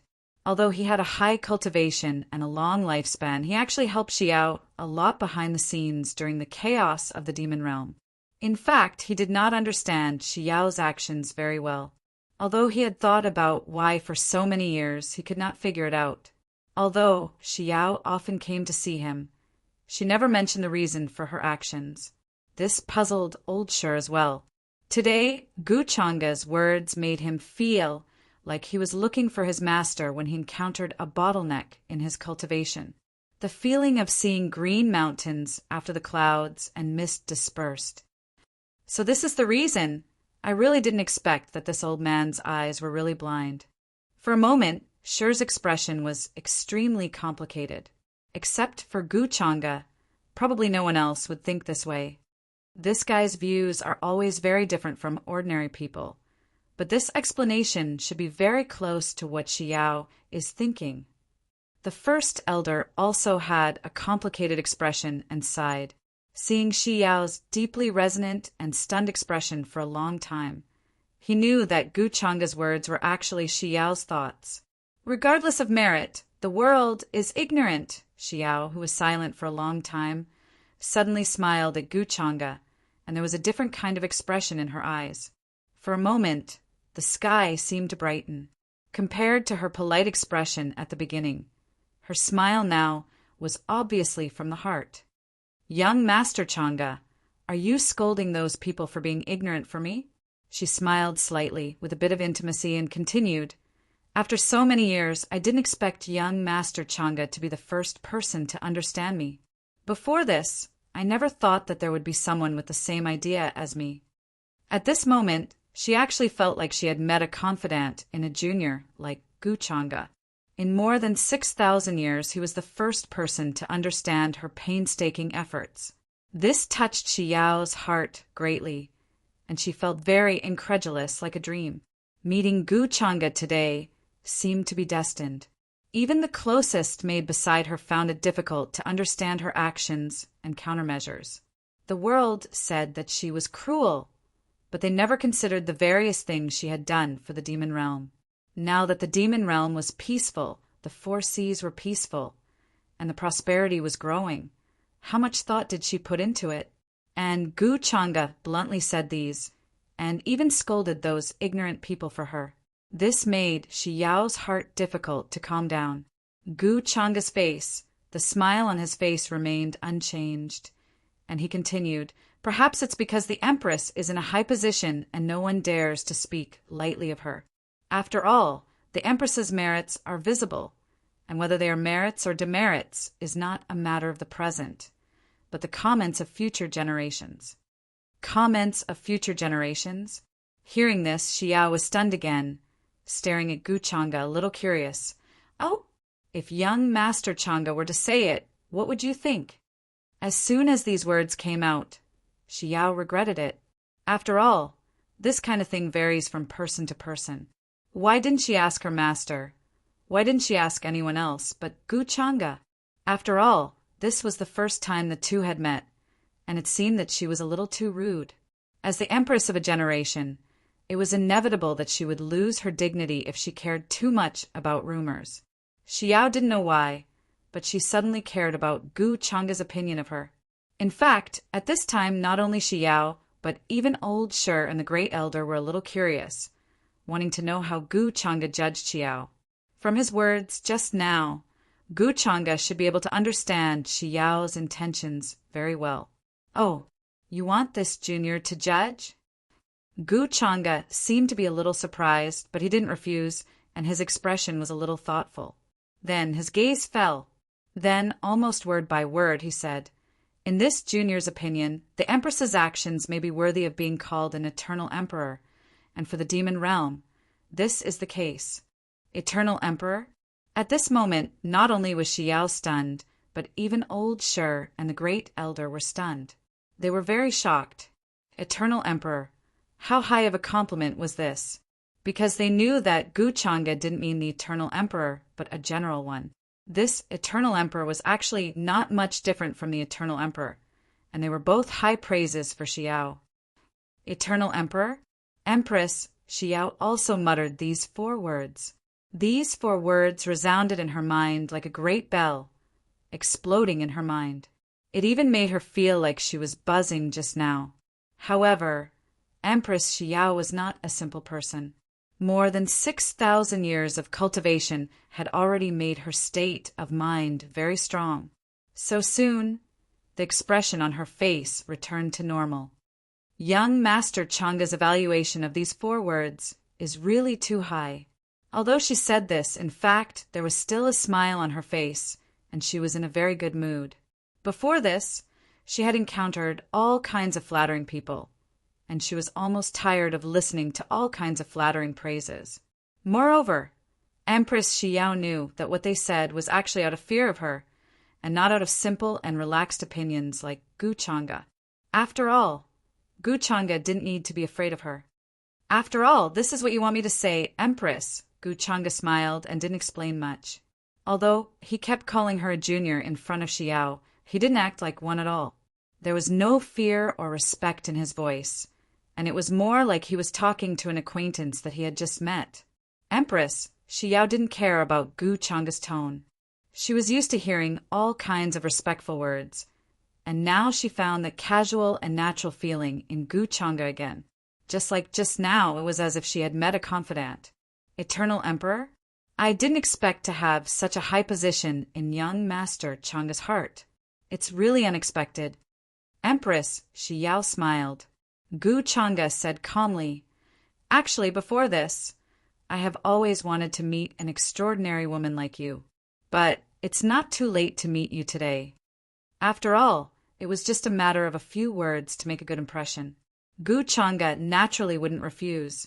No matter what kind of person they were, they liked to hear beautiful words. An indescribably noble status, a decent and elegant conversation, and a few casual words of praise would make her heart tremble. Even if she was the empress of a generation, it was impossible not to be moved. And judging from Empress Xiao's providence, she was also a person of great providence. Her actions 6,000 years ago made Gu Changa think of something. With such great providence, he wondered if she would become a daughter of Providence because of him. This kind of poisoning of her fiancé was better left a little secret first. Isn't it too late? Empress Xiao was suddenly stunned. There was an indescribable emotion in her expression when she looked at Gu Chang'e.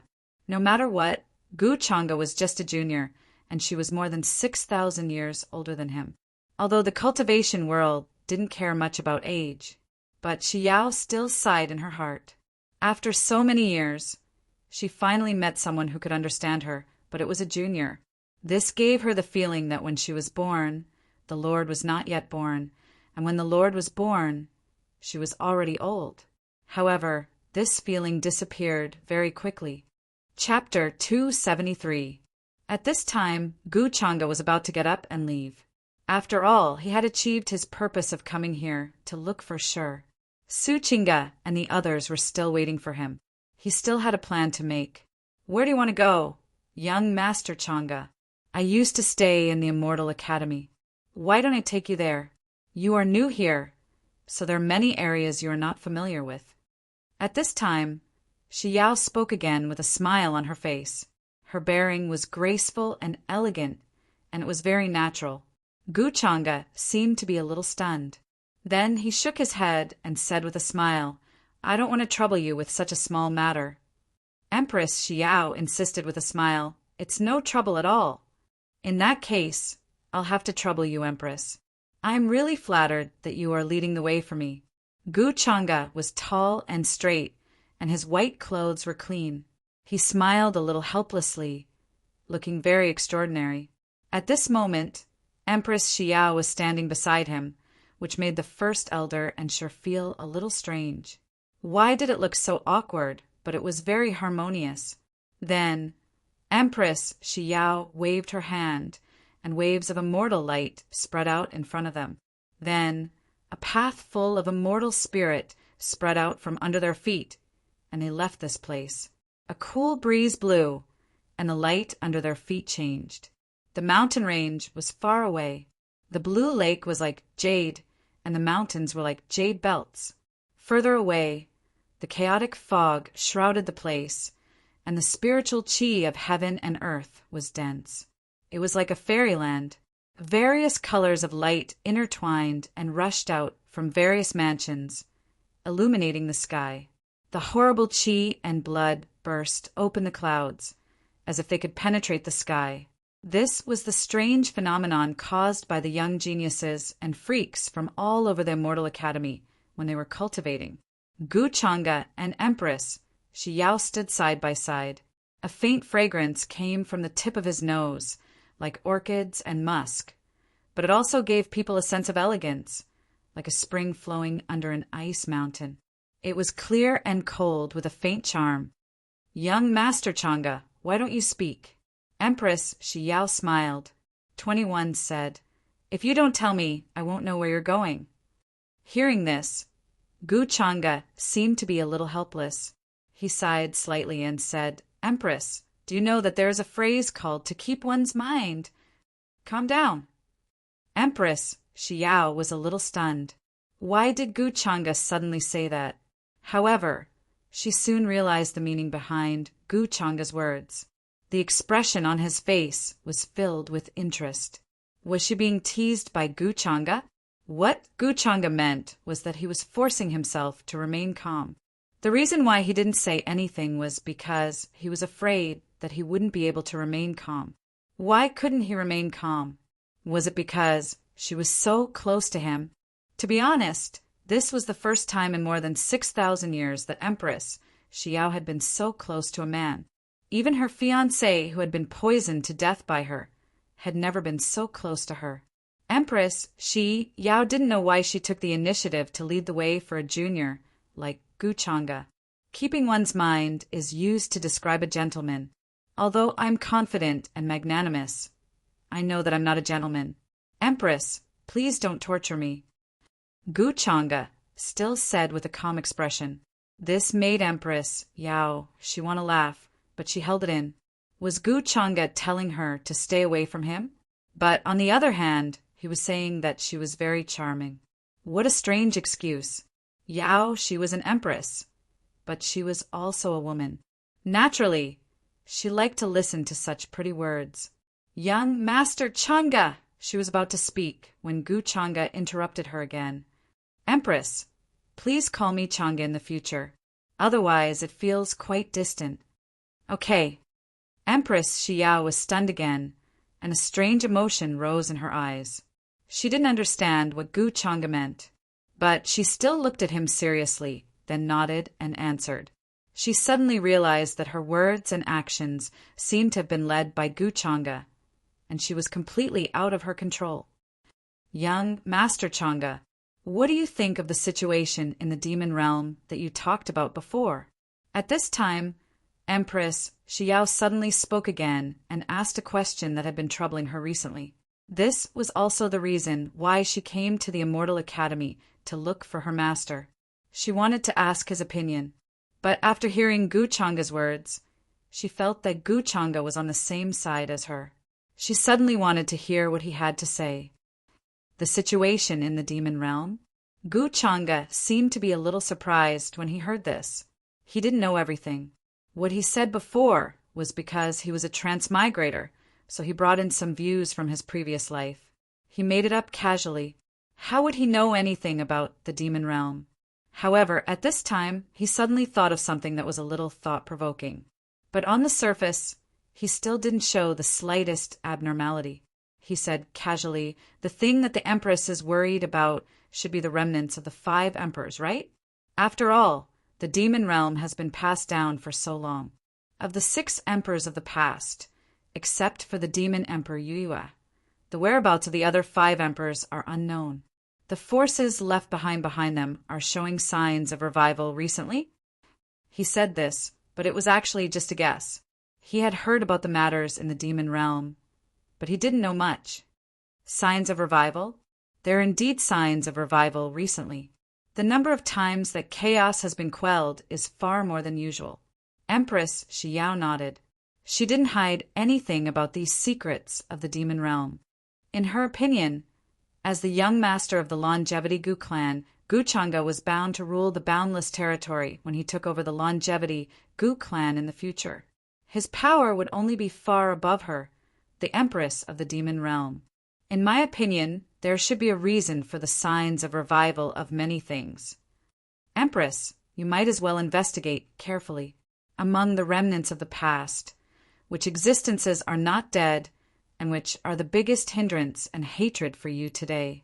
The 5 emperors may have left some backup plans, Gu Chang'e said calmly. Backup plans of the 5 emperors? Empress Yao, she frowned. If it was really caused by them, it is very likely. But I have almost solved the descendants of the 5 emperors. At this time, the system's prompt suddenly sounded in Gu Chang'e's mind. Ding, triggered the random mission luck event. The returning son of the demon emperor. Hearing this prompt, Gu Chang'e was also slightly stunned. This came a little too suddenly. What was the reason? Could it be because of what he said to Empress Xiao just now? After all, before this, the system had not given any prompt at all. However, the returning son of the demon emperor? That was a little interesting. He immediately thought of Empress Xiao's fiancé, who was poisoned to death 6,000 years ago. Apart from this, there should be no other reason? So the reason now was that the returning son of the demon emperor wanted to take revenge on Empress Xiao. But his words just now, by chance, reminded Empress Xiao. This karma also triggered the random mission. Thinking of this, Gu Chang'e's expression flashed with a playful look, but he quickly returned to normal. He looked at Empress Xiao, who was thinking, and said softly, "Why don't you investigate further? Empress, why don't you go and check if the enemy has been completely eradicated? Some disasters can be easily hidden from the eyes of others. When you don't know, they will spread like wildfire." He did not mention the matter of rebirth. It was too obvious. Whether Empress Xiao would believe him was another matter. On the other hand, it would arouse unnecessary suspicion. Now it seemed that this new son of fate had something to do with the fate of the demon realm. Empress Xiao nodded, a little thoughtful. Later, Gu Changa met up with Su Chinga and the others. Empress, Shi Yao left first after bringing him here. Gu Changa's words touched her a lot, so she needed to go back and make arrangements. Young master, this woman just now is... Su Chinga was a little surprised. She felt a kind of imperial pressure. It was a different kind of pressure from Yuminkong, but it was also in a high position. Empress Shi Yao of the demon realm, Gu Changa said casually. He did not know what Empress Shi Yao thought of her fiancé. There were some things that he was not in a hurry to do. Leeks naturally had to be plumped before they could be harvested. If this new son of destiny was a simple rebirth sect disciple, they wouldn't care much about him. Even the human ancestor, Gu Changa, was killed by him. He did not need to pay much attention to a small rebirth revenge. Now he let Empress Yao she go first to find out what kind of tricks this son of fate had. Soon, an elder of the Immortal Academy came and led Gu Changa to the area where the disciples of the sequence were. The sequence, the quasi-sequence, the inner sect, and the outer sect. The Immortal Academy arranged different cultivation areas for the disciples of each level. As a disciple of the sequence, Gu Changa's area was naturally the best, with a radius of almost 10,000 miles. Divine islands, divine mountains, ancient trees, and divine mountains. Clouds were rising, and the spiritual energy was dense. As far as the eye could see, there were rows of palaces, like a heavenly palace, which looked majestic and magnificent. As for celestial birds, auspicious beasts, and divine springs, there were countless. Even among the disciples of the sequence, there were few people in the area where he was now. Gu Changa let Su Chinga and the other followers choose their own palaces. His figure, however, quickly left this place, because Gu Changa sensed the aura of the scapegoat, Princing. That guy had really come to the Immortal Academy. When he let him go, his main purpose was to use him as bait to lure out the forbidden demonic art organization hidden in the dark. Gu Changa did not know much about the origin of this organization. If it could be used by him, then it would be best. If not, then there was no need for it to exist. With such an organization, it was very likely that it would affect some of his subsequent plans. The news of Gu Changa's arrival at the Immortal Academy had spread like wildfire in the blink of an eye. Hearing this news, many young geniuses had different expressions. If there was anyone in the younger generation who did not know Gu Changa, they would definitely be ridiculed by others. It was clear how high Gu Changa's status was in the hearts of his peers. Even the other disciples of the sequence did not dare to underestimate Gu Changa. At this moment, in an estate that was filled with rising violet energy and suffused with divine light, a young man with his hands behind his back, dressed in a purple robe and a crack between his eyebrows, was muttering to himself softly, "Junior sister Daoxian, I will wait for your arrival at the Immortal Academy. In my previous life, I kowtowed in front of the Buddha hundreds of times, but I couldn't get you to look back for me. In the past, you were unwilling to stop pursuing the great Tao. In the past, I was unwilling to stop pursuing you. If this reincarnation cycle is Fate 670, then between you and me, only one can survive. If you are unwilling to look back for me, that will be the greatest regret of your life. I just don't know if your Tao bone after Nirvana is better, or if my primordial Tao bone is unparalleled." Although his words were soft, they carried a sense of unwillingness and hatred.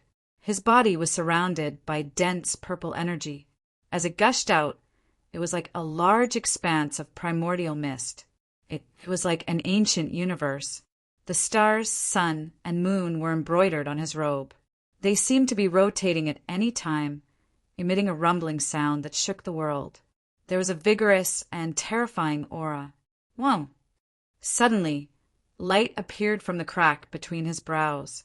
Then his third eye opened, and the void in front of him became hazy. A terrifying scene appeared. This kind of immortal, Tao, heavenly, divine ability was incomparably terrifying. The moment he used it, primordial purple energy swirled around, and immediately, faint traces of time flashed past. Some fragmented images appeared in his eyes. It was a dimly lit dungeon with an unknown purpose. He couldn't see clearly. It was very blurry. Inexplicably, his mind trembled. In this cold and damp underground prison, an incomparably beautiful woman in green clothes was covered in wounds. Her limbs were pierced through by chains and hung on the wall. Her expression was stubborn, cold, determined, and filled with hatred in front of her. A young man was expressionless. He held a dagger to draw blood and filled the stone bowl in his hand. Then, in front of the woman in green, he raised his head and drank it in one gulp. The taste of this blood is too faint. The purple-robed man only heard this vague sentence. Then his vision turned black, and his mind seemed to be about to explode. Then the space between his brows split open, and traces of blood appeared. His face was also pale, and his origin was injured. This kind of thing of using the immortal Tao heavenly eye to spy on the fragments of the future was already extremely difficult with his current ability. However, he still faintly saw a trace of a sign. How is this possible? The purple-robed man was stunned. His fists were clenched tightly, and he simply couldn't believe it. Why would he see this wisp of broken scenes of the future? The woman who he once loved and couldn't get, who pursued the great Tao all her life, actually had such a tragic ending in this life? He found it difficult to accept all of this. One had to know, how long had he waited for this life? He was originally born with innate wisdom, accompanied by the primordial Tao bone, and was even the successor of an immortal orthodoxy. He had once suppressed the current world and was the number one in the upper realm. Then he sealed himself for many lifetimes, just to wait for her reincarnation. I just came back, and my word count is a little short today. I'll make up for it tomorrow. Chapter 274. In the cave abode, divine light was faintly discernible, immortal clouds intertwined, and a terrifying aura surged. Even the living beings kneeling outside the cave abode could feel the terrifying pressure coming out of the cave abode. Their faces were pale and they trembled. They did not understand why their Lord would be so angry today. No matter what, their Lord was always calm and indifferent. He was confident that everything was under control and did not care about anything. Even if the sky fell, their Lord's expression would not change. Could it be that even Lord has encountered some problems? Could it be that person from the Gu family who suddenly came recently? They were all guessing in their hearts. Before this, their Lord would ask about the Gu family from time to time. He was very concerned about it. Therefore, they subconsciously thought that their Lord was afraid of the descendant of the Gu family. After all, from the various rumors, the descendant of the Gu family was a little too powerful. Their Lord had once suppressed the world and won the first place in the upper realm. However, since then he had never appeared in the world. Who knew what would happen if he faced the descendant of the Gu family? In the cave abode, the purple-robed man still could not believe this result. His eyes were filled with disbelief and shock. This is impossible. Isn't Gu Changa her cousin? How could he do such a thing? I knew that Gu Changa would not be a good person. His current appearance in front of everyone is just an act. He is a cold and heartless person. The so-called digging out the bone to return his sister is just a joke.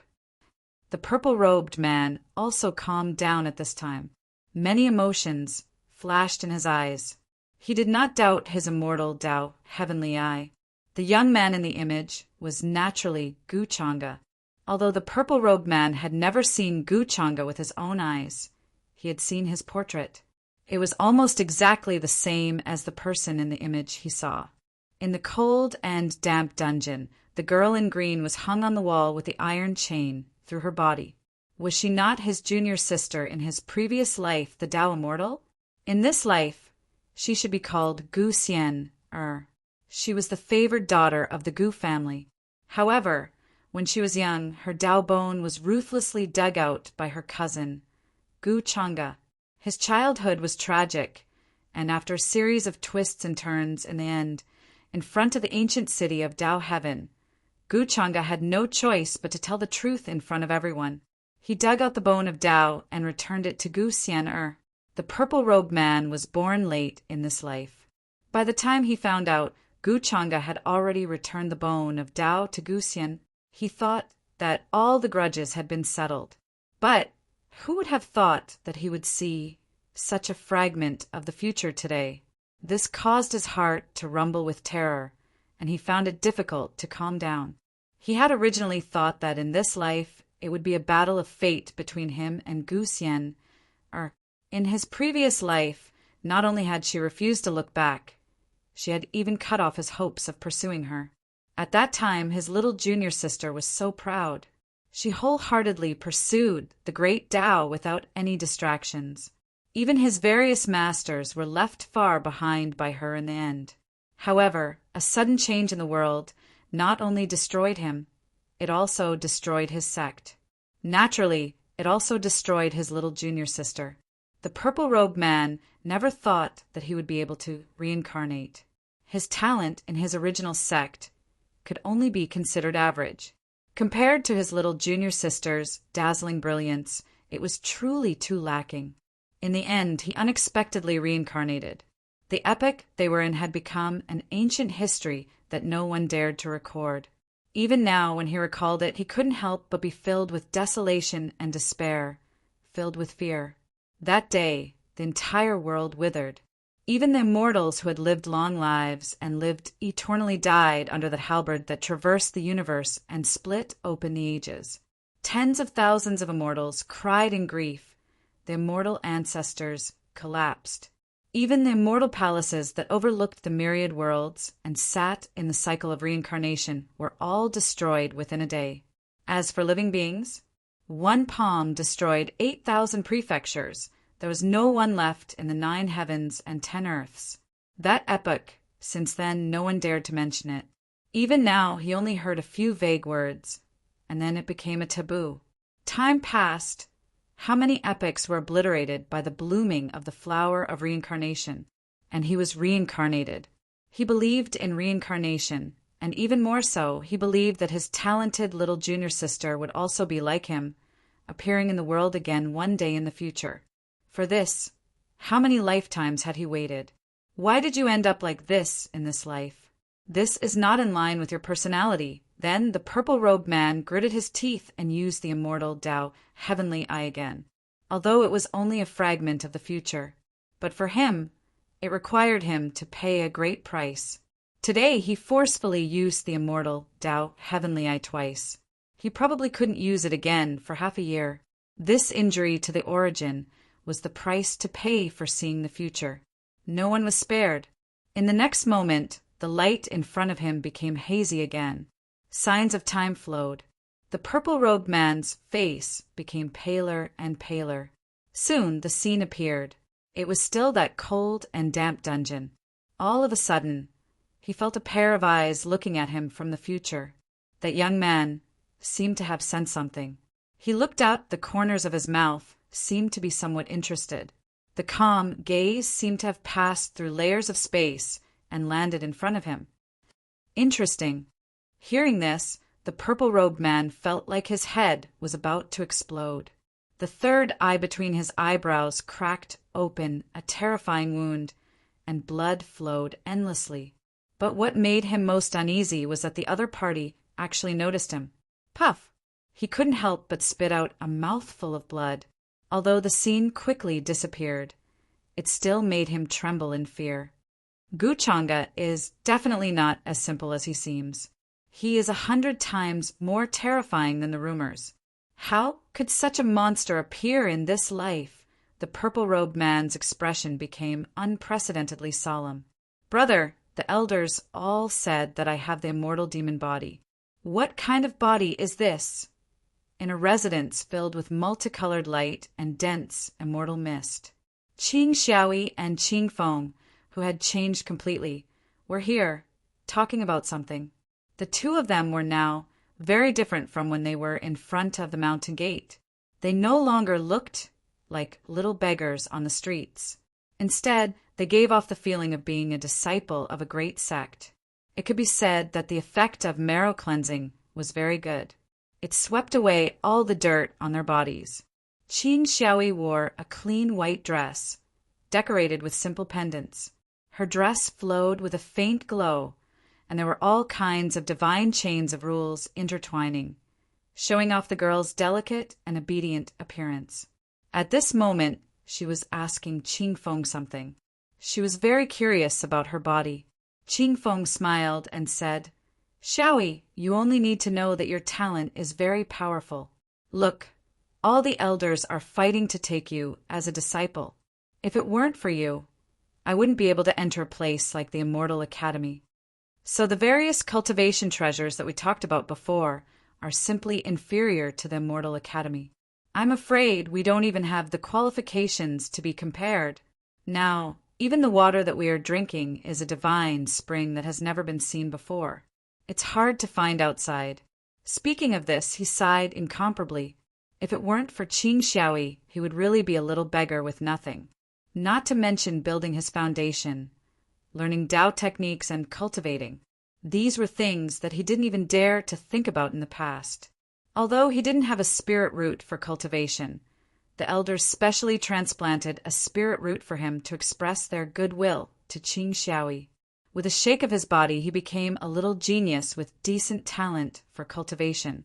Although in a place like the Immortal Academy, he couldn't even compare to the servants of those prodigies, but he was already very satisfied. Without a doubt, Qing Xiaoyi's terrifying talent instantly made her a hot commodity in the hands of those old monsters. Everyone wanted to take her in, even if she was already 13 or 14 years old and had never cultivated before. This was something that the other prodigies didn't even dare to think about. "But brother, I actually don't want to cultivate. The way those elders look at me makes me very scared. I feel that they don't treat me as a person, but as an object." Qing Xiaoyi heard this and said with a little unease, "To me, I just want brother and me to live a good life. We won't be hungry, we won't be bullied, and then we will find the cultivator who killed grandfather back then and avenge him. The cultivation world is too cruel. I'm so scared. Xiaoyi, I understand your worries. It's all my fault for being useless. I couldn't protect you and let you live a carefree life." Qing Feng said guiltily, "Brother, don't say that. Actually, I feel that if the elders didn't appear that day in front of the mountain gate, we could have followed young Master Chang'e. Young Master Chang'e is such a good person. At that time, I felt that he was the only one who looked at us normally. He wasn't like the others who looked at us as if we were two monkeys." Qing Xiaoyi's voice lowered as she said this, as if she was a little shy. The girl was 13 or 14 years old. In such a situation that day, he was the only one who stood out to help them out. Instead, it was the man who was supposed to be high and mighty, untainted, and not from the same world as them. This made Qing Xiaoyi feel like it was a dream. During this period of time, Qing Xiaoyi kept replaying that scene in her mind. If the elders hadn't appeared, he might have been a sword-carrying boy in the Chang'e young master's house, just like his brother. With young Master Chang'e's identity, no one would dare to bully them. That might not be bad. Young Master Chang'e is indeed different from others. But Xiaoyi, don't let your imagination run wild. What happened back then to young Master Chang'e was just a matter of a sentence. Don't think that he did anything to you. You have to remember, even if we are now disciples of Immortal Academy, we are still worlds apart from him. A person like him might not even remember our names. Looking at his sister's expression, how could Qing Feng not understand? He couldn't help but smile bitterly and persuade her. "Aya, brother, don't talk nonsense. I'm not letting my imagination run wild. I'm just thinking that if there is a chance in the future, I will properly repay young Master Chang'e's kindness." "What nonsense are you talking about?" Qing Xiaoyi hurriedly waved her hand to deny it. Her fair face couldn't help but be dyed red. She was a little flustered because her thoughts had been exposed. Moreover, she was now a disciple of an old monster. She might be able to see young Master Chang'e again in the future. Sigh, then Qing Feng sighed, shook his head and left the place. He and Qing Xiaoyi had different mansions. After returning to his room and confirming that there was no one around, only then did Qing Feng carefully take out a bottle from his arms. This was a very simple bottle. It was the size of a palm. There were no patterns on it, and it was very ordinary. But the old beggar who had adopted them was killed by cultivators because of this bottle, and the two of them escaped because they weren't around at that time. Then he followed the clues left behind by the old beggar and found this bottle in the old temple and dry well where they usually lived. As the old beggar's relic, Qing Feng naturally kept it carefully. He didn't know what this bottle was for. But until these days, when he tried to cultivate, he found that this bottle was absorbing his spirit qi. Then it gave him a purer and more mysterious aura. That kind of aura was very heavy. Strand after strand, it was so oppressive that the void was about to collapse. Although Qing Feng didn't have much knowledge, he knew that that kind of aura was very likely the rumored chaotic aura that could crush a mountain with a strand. The chaotic aura was nourishing his blood vessels, bones, and lungs. With such a precious treasure, Qing Feng was naturally careful, afraid that others would find out. In a place like the Immortal Academy, there are many experts. Even the slightest carelessness would be noticed by others. Therefore, he didn't even tell Qing Xiaoyi about this matter. "Greetings, young Master Chang'e."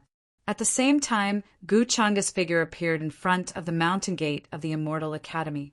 These days, the Immortal Academy had become more and more lively. Almost all the young geniuses from all over had rushed over. The young paragons of the current era and the ancient freaks had all gathered. Their auras were majestic and shocking, and their blood surged into the sky. At the mountain gate, there were a few more old men in charge of checking the age of bones. At this moment, when he saw Gu Chang'e, the white-robed old man named Wang Zhongyong immediately smiled and went forward to welcome him. "I wonder why young Master Chang'e is here?" he asked. Gu Chang'e's arrival caused quite a stir. Almost all the young geniuses looked over in shock. It was the first time many people saw Gu Chang'e. Their eyes were filled with respect and curiosity. However, Gu Chang'e's body was shrouded in a layer of fog, making it difficult for people to see him clearly. It was as if he was standing in another world. The sky was high and the ground was far away. Everything was empty, making the young man standing on the mountain rock look even more mysterious and extraordinary. Many young women had looks of admiration in their eyes. Chapter 275. Among the crowd, there was a slender young man wearing black gold armor. His eyes flashed with 5-colored brilliance. When he saw Gu Chang'e, there was some hatred and anger on his face. However, he quickly suppressed it and became calm. At this time, even those who were most familiar with him did not know that he was once Prince Ing Xuang. Now he changed his appearance and became an unfamiliar young genius. "What's wrong?" Beside the young man in black gold armor, there was an old man in loose robes. His face was clear, and he had a sage-like appearance. Ing Xuang called him Elder Mo. This was an unfathomable old monster. Back in the Yin End battlefield, after he was taken away by the 3 great sages, he was thrown into a desolate place. The other party said that someone would come looking for him. Ing Xuang naturally did not believe this. He always felt that the 3 great sages were arranged by Gu Chang'e. Including those words, Gu Chang'e deliberately said. All of this was to make him take the blame for Gu Chang'e, so that he could maintain the title of inheritor of demonic arts. However, Ing Xuang really did not expect that someone would come looking for him. They even said that they were from the organization of inheritors of demonic arts. Like him, they were all believers of the Demon Lord. This Elder Mo was one of the most terrifying and unfathomable members. Ing Xuang wanted to explain that he was wrongly accused. He was not an inheritor of demonic arts at all. The true inheritor of demonic arts was someone else. However, he also knew that once this matter was confirmed, even if he had a supreme weapon like the Golden Ancient Bell, he would not be able to escape death. The current Heavenly Emperor Mountain could no longer tolerate him. He was already a person that everyone wanted to kill, like a rat crossing the street. As long as he appeared in a certain place, there would definitely be countless cultivators swarming to kill him. This caused Ing Shuang to be incomparably furious. Her hatred for Gu Changge, who had appeared in front of her sect, naturally reached the heavens. Last time, you suffered a great loss at the hands of this Gu Changge. This time in the Immortal Academy it will not be the same. With us supporting you from behind, even if he is Gu Changge, he will have to think twice. When the old man called Old Mo saw Ing Shuang's expression, he could not help but smile faintly. Other than being a follower of the Devil Lord, he also had another identity, which was an elder of the true Immortal Academy. This was something that not even the other 670 elders of the true Immortal Academy knew about. Hearing this, Ing Shuang calmed down and nodded. I understand. He didn't know if it was an illusion or something else, but he felt that Gu Changge, who was standing in front of the mountain gate, was sizing him up. However, since he dared appear in true Immortal Academy, it meant that he had absolute confidence, not scared of being discovered by others. I heard that Minkong is coming, so I came here to wait for her. Gu Changge smiled and answered the old man's question. So that's how it is. Young Master Changge and Princess Minkong really have a good relationship. Hearing this, the old man in white couldn't help but smile ruefully. The others naturally heard this as well. Many of the proud daughters of heaven were envious. The Minkong that Gu Changge was talking about, that was definitely his fiancée, the heir apparent of the unparalleled immortal dynasty, Princess Yu Minkong. There's no other way. This fellow asked me to come and pick her up personally. Do you think I can refuse? Gu Changge's smile was still gentle and elegant. His tone was a little helpless, but there was also a hint of doting in it. However, for some reason, many of the young primes, especially the proud daughters of heaven, felt sour and envious. What the hell? Did he eat dog food for no reason? They were even more jealous of Princess Yu Minkong.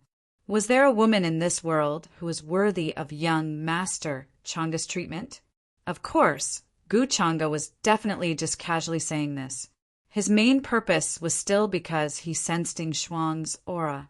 That was why he came here to see who was by Ing Shuang's side. He felt that the so-called inheritors of demonic arts organization was not formed spontaneously. Instead, it was gathered together because of a certain existence.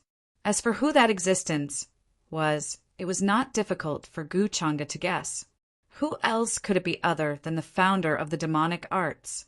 Thus, he wanted to know what this so-called inheritors of demonic arts organization wanted to do. Judging from the attitude of those people from the true Immortal Academy, that old man should be an elder of the true Immortal Academy. His cultivation is at least at the prime level. Right now, it means that Ing Shuang has a prime supporting her. Gu Changge's expression was somewhat interested. He was considering whether to keep Ing Shuang alive, since Ing Shuang had changed her appearance and helped him lure out the people from the inheritors of demonic arts organization. Then Ing Shuang was actually not that useful anymore. However, if Ing Shuang died, the Sky Emperor Mountain might be able to detect it. For Gu Changge, this was a small problem. Therefore, he now had to consider how to kill Ing Shuang openly without giving others the impression that the inheritor of demonic arts was actually dead. This required some tricks. Create a sign that the inheritor of demonic arts was faking her death to escape. In addition, Gu Changge planned to let Su Qingge get in touch with this organization first. After all, she was the real inheritor of demonic arts, and this required some maneuvering. Su Qingge was testing his attitude, but she did not feel at ease about her identity. Gu Changge was even less likely to tell her all this. It was not that he did not trust her, but that he could not casually tell this kind of thing to others. Except for Yu Minkong, Jiang Chuchu, and He Yanyu of the immortal ancient continent, no one else knew that he knew the forbidden demonic arts, and they, for various reasons, could not reveal this matter. Next, Su Qingge will definitely secretly practice demonic arts behind my back. In the Immortal Academy, there are many heaven's favorites. Those old monsters may not be able to take care of it. Suchinga will definitely not be able to hold back. This is the best hotbed. At this time, Guchanga was thinking. Outside the mountain gate, there were waves of clear and resounding phoenix cries. In the sky in the east, there were 9 black divine phoenixes pulling a carriage. They were very fast, galloping across the sky, and were descending here. Say Yuminkong. Yuminkong is coming. At this time, in another direction, a huge 9-headed golden lion that looked like it was made of gold was also coming from the sky. The sound of Zen reverberated, and the light of Buddha shone, looking very bright. A very handsome young monk, with a strange pattern between his eyebrows, wearing a moon-white monk robe, sat on the top with his palms together, looking very solemn. For a time there was an explosion below the Immortal Academy, and it was extremely lively. Many young supreme beings were shocked, clearly recognizing who this person was. 9-headed lion? Is this the Golden Cicada Temple at the peak of Buddha Mountain? I heard that this generation's Bodhisattva is called Golden Cicada. Could it be him? I didn't expect that even Buddha Mountain, which has been silent for a long time, would send a Bodhisattva here. It seems that today is really a golden age. If it's really him, then it's definitely not a small matter. It's said that Golden Cicada Bodhisattva has a total of 108 Buddha bones in his body. On the day of his birth, the phantom of Buddha appeared above the 9 heavens and smiled at him. It's said that this Bodhisattva has been to the demon burial abyss and walked out. I don't know if it's true or not. Hiss! A place like the demon burial abyss. He's actually been there. It's too terrifying. Many young heaven's favorites began to discuss. They were very shocked by that young monk. The status of Buddha Mountain was not lower than that of the human ancestor hall and the heavenly Emperor Mountain. There had not been a Bodhisattva for many generations. From this, it was enough to see how powerful and mysterious this Bodhisattva was. Been to the demon burial abyss? Hearing the discussions nearby, Guchanga's eyes narrowed slightly. He was planning to plan the place where the red-robed female demon was about to be born. He did not expect that this generation's Bodhisattva had already appeared. Changa! At this time a slightly strange and familiar voice sounded in his ears. Yuminkong came to his side with light steps. The few elders who were in charge of checking his bone age didn't dare to ask any questions. She was still as beautiful and flawless as before. Her face was like a painting without any makeup. Her figure was tall, her hair was soft and smooth, and her eyes were calm and deep. The dress made of the silk spat out by the sage-to-be divine, silkworm, flickered with a hazy light and intertwined with various rules and orders. One look and one would know that it was priceless and hard to find in the world. Behind her was also a large group of followers. Guchanga tilted his head and smiled. He held her little hand smoothly. "You're here?" "Yes." Yuminkong stood beside him, side by side. She was a little surprised. "You came here specially to wait for me?" She could not believe that Guchanga would be so good to her that he was willing to wait for her. However, seeing him as soon as she arrived at the Immortal Academy made her feel a little touched and happy. What else could it be? Everyone here can testify for me.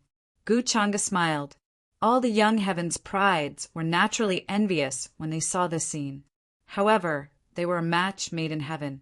What else could they say? Yuminkong's eyes were a little suspicious.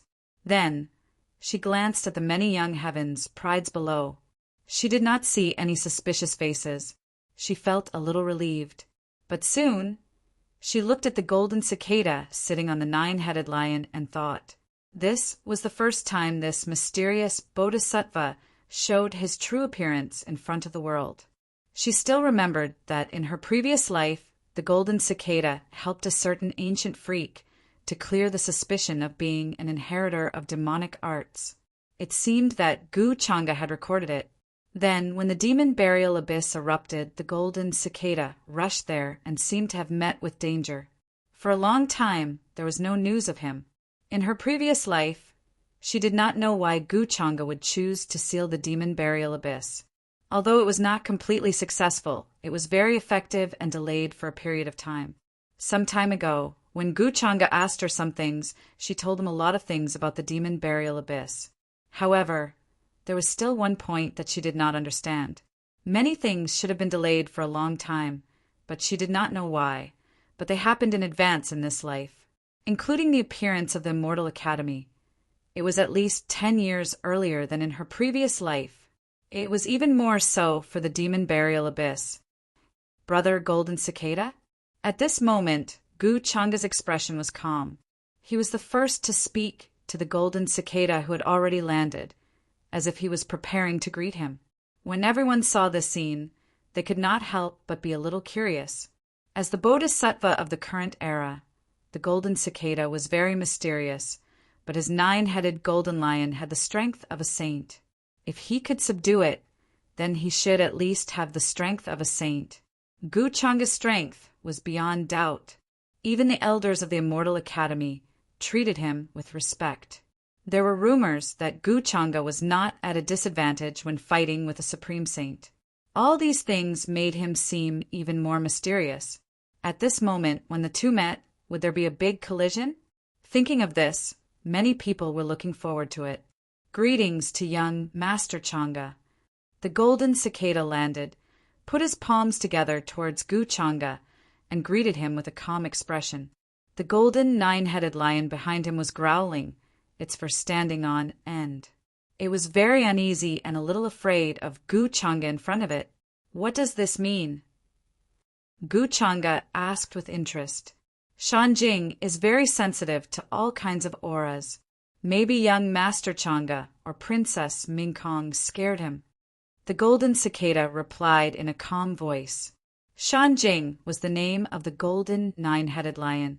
It could transform into a human form at any time, and it could be both a servant and a mount. It had an almost intuitive talent for sensing all kinds of auras. It could tell whether someone was good or evil at a glance. The reason for this was because he felt a suffocating aura from Guchanga. It was like a mountain of corpses and a sea of blood rushing towards him. Under the elegant and gentle appearance hid terrifying means that made one's heart palpitate. This was the Golden Cicada's first impression of Guchanga. Although he had just left Buddha Mountain, he had heard many rumors about Guchanga. No matter which one it was almost perfect praise. But now it seemed that these rumors were actually just superficial. The successor of the Gu family was definitely not a good person.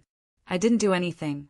From what I see, Brother Golden Cicada's mount clearly has something to say about me and Mingkong. Guchanga smiled casually. However, a mount is a mount. How can I lower myself to its level? I've always heard that Buddha Mountain is mysterious and has many powerful divine powers. I've always wanted to go there, but unfortunately, I haven't had the chance to check it out. Today, I happened to meet Brother Golden Cicada in front of the mountain gate. I wonder if you can teach me a thing or two. His voice was natural and easygoing, and his words were not loud, but they still spread in front of the mountain gate. What? For a moment, everyone was shocked. They understood what Guchanga meant. Was he planning to fight with the mysterious Bodhisattva, the Golden Cicada? Boom! Almost instantly, there was an uproar. Apart from shock, there was only excitement and excitement on everyone's faces. After all, the number of times they had seen Guchanga fight with their own eyes could be counted on one hand. Many were very curious about how strong he was, and now he was issuing a challenge to the mysterious Bodhisattva in front of everyone. It had to be said that this was really too shocking. Even Yu Mingkong was very surprised. She did not understand Guchanga's intention. Chapter 276. Does young Master Changa want to fight with Golden Cicada? The few elders in front of the mountain gate looked at each other after recovering from their shock. For a moment, they didn't know what to say. Logically speaking, as one of the 10 sequences, Guchanga was the same as Golden Cicada in front of them. Shouldn't the two of them be very cautious when fighting? After all, if there was a slight disadvantage, it would easily cause their status in the Immortal Academy to be affected and unstable. Young Master Changa, are you serious? For the first time, Golden Cicada's face revealed an expression other than calmness. He stared at Gu Changa very seriously. He didn't expect Gu Changa to show off to this extent. Moreover, it was at the entrance of the Immortal Academy. Golden Cicada wondered if he had offended Gu Changa. No, this was only the first time the two of them had met. This Gu Changa is too arrogant. He doesn't put the other geniuses in his eyes. He is so conceited. In the crowd, Ing Shuang clenched his fists and couldn't help but think to himself. He was more and more convinced that Gu Changa was the true inheritor of the demonic arts. The purpose of his attack was very likely to be to test Golden Cicada's strength, or to show his terrifying power in public. In the future, the Immortal Academy might be like the Dao Heaven Immortal Palace, where Gu Changa could cover the sky with one hand. It's just a competition. Don't worry too much, Brother Golden Cicada. Gu Changa was still, smiling calmly. But if Dao Brother Golden Cicada refuses, this Gu won't force you to do anything. There aren't many in the younger generation who can make me interested in fighting. Although his words were simple, it made everyone here feel suffocated. It was as if there was an invisible mountain above their heads, making them unable to breathe. Casual and domineering, and it was the kind of indifference that didn't put the opponent in his eyes at all. They knew that this wasn't Gu Changa being conceited, but that he really had the confidence to say such words, making it impossible for others to refute. However, these words were also a form of acknowledgement. It was already a great honor for Gu Changa to be interested in sparring with him. If that's the case, then I'm sorry to offend you. Hearing this, Golden Cicada also knew that this battle was unavoidable and sighed in his heart. He didn't come to the true Immortal Academy to compete. However, this Gu Changa in front of him gave him quite a bit of pressure. Soon he heard the news. Streak after streak of green rainbows continuously rushed over from various parts of true Immortal Academy. Human figures flickered about, appearing in various parts of the mountain peak, all of them here to watch the battle.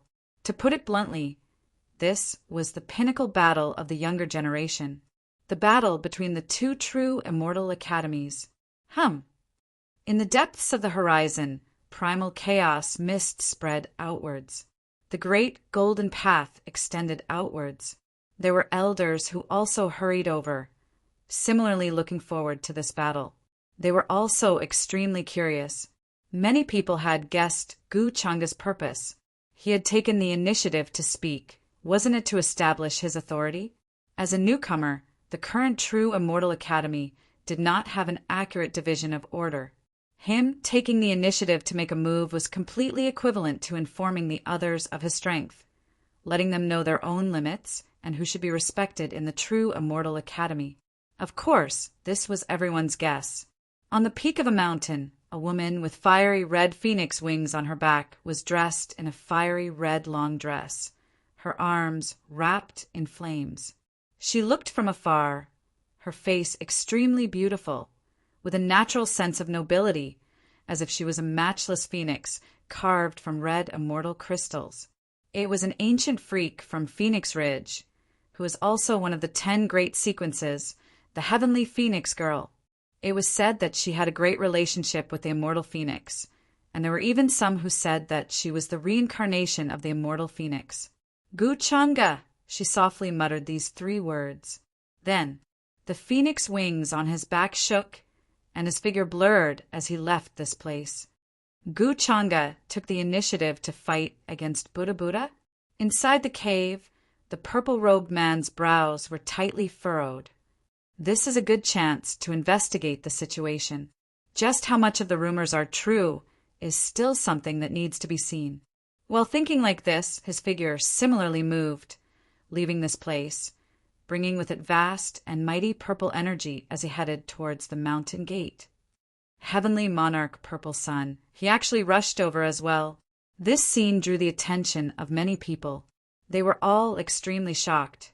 Heavenly Monarch Purple Sun was the first disciple to rush to True Immortal Academy, coming from the Purple Manor.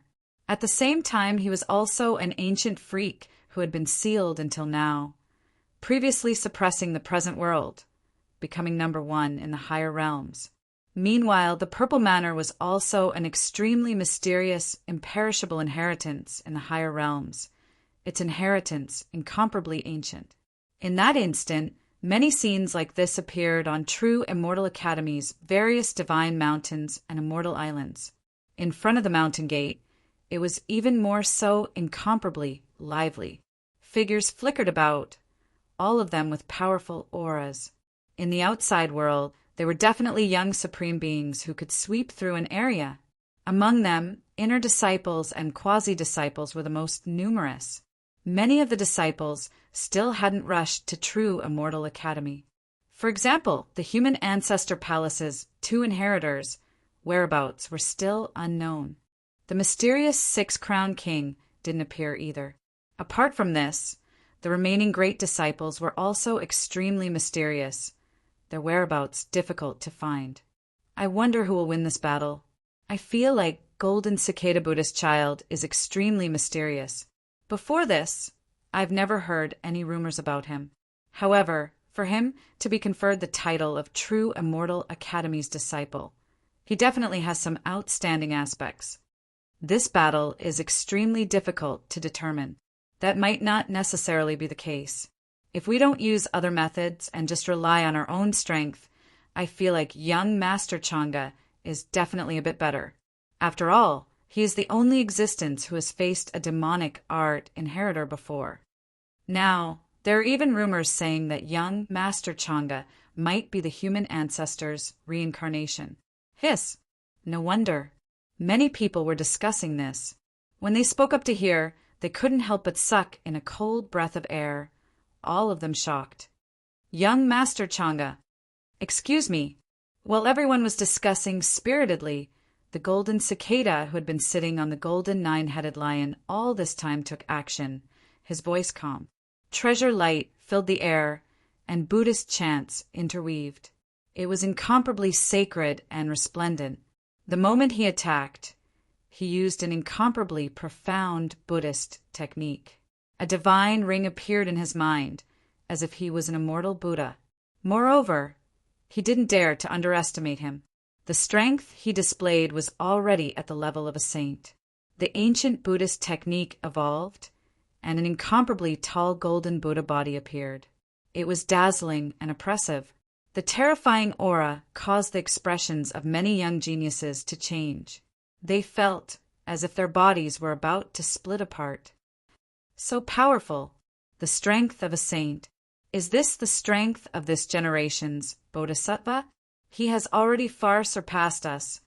They were shocked and their hearts trembled. If this kind of strength was displayed before, it would definitely cause a sensation. Rumble. The huge golden Buddha body crushed down towards Gu Chang'e, as if it wanted to suppress him as well. Brother Golden Cicada, are you looking down on me? If that's all you have, then I'm really disappointed. However, Gu Chang'e still had a smile on his face, as if he didn't care. Buzz. He only raised his palm, slightly. His other hand didn't even move. Then he gently pressed forward. There was a rumbling sound in the void, as if it was about to explode. In the next moment, the palm was extremely real and the void collapsed. As if it was the hand of the heavens, the aura of the heavenly path circulated, and the divine light was dense, surrounded by 5-colored divine light and divine mist. The Buddha phantom, which was 1,000 feet tall, had a dignified appearance. However, under this palm, it was instantly shattered and directly disappeared without a trace. What? He shattered it with one palm. It's simply too despairing. Isn't that too powerful? This scene made everyone's hearts tremble, and they couldn't help but feel a chill down their spines. He can't be judged by common sense.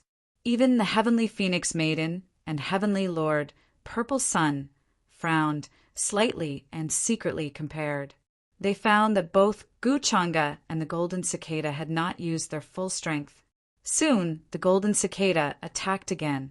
A golden bowl flew out from under his monk robe. The Buddhist light was dazzling and illuminated the surroundings.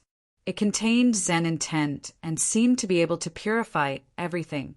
This was an ancient Buddhist artifact that contained the power of a saint.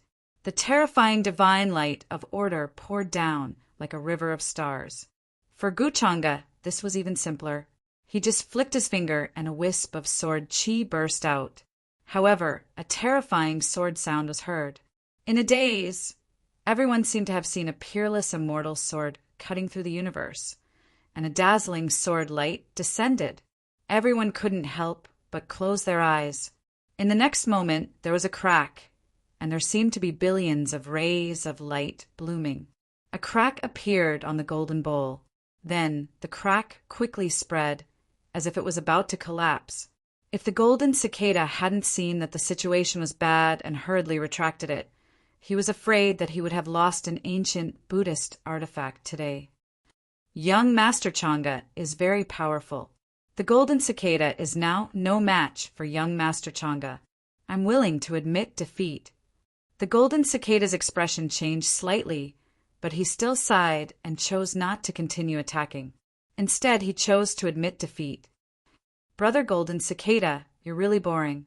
However, since you've said so, this Gu will naturally not attack again. Hearing that, Guchanga seemed a little surprised, but the smile on his face still didn't change.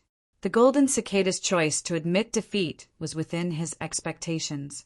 At a time like this, who would use all their means and fight to the death if there was no enmity between them? He just wanted to test the golden cicada's strength to estimate the feasibility of the subsequent plan. Of course, he also wanted to establish his authority and let everyone know that even if they were all in the same sequence, the gap between them was still very big. Asking for fresh flowers, Guchanga actually didn't like the feeling of being compared to him.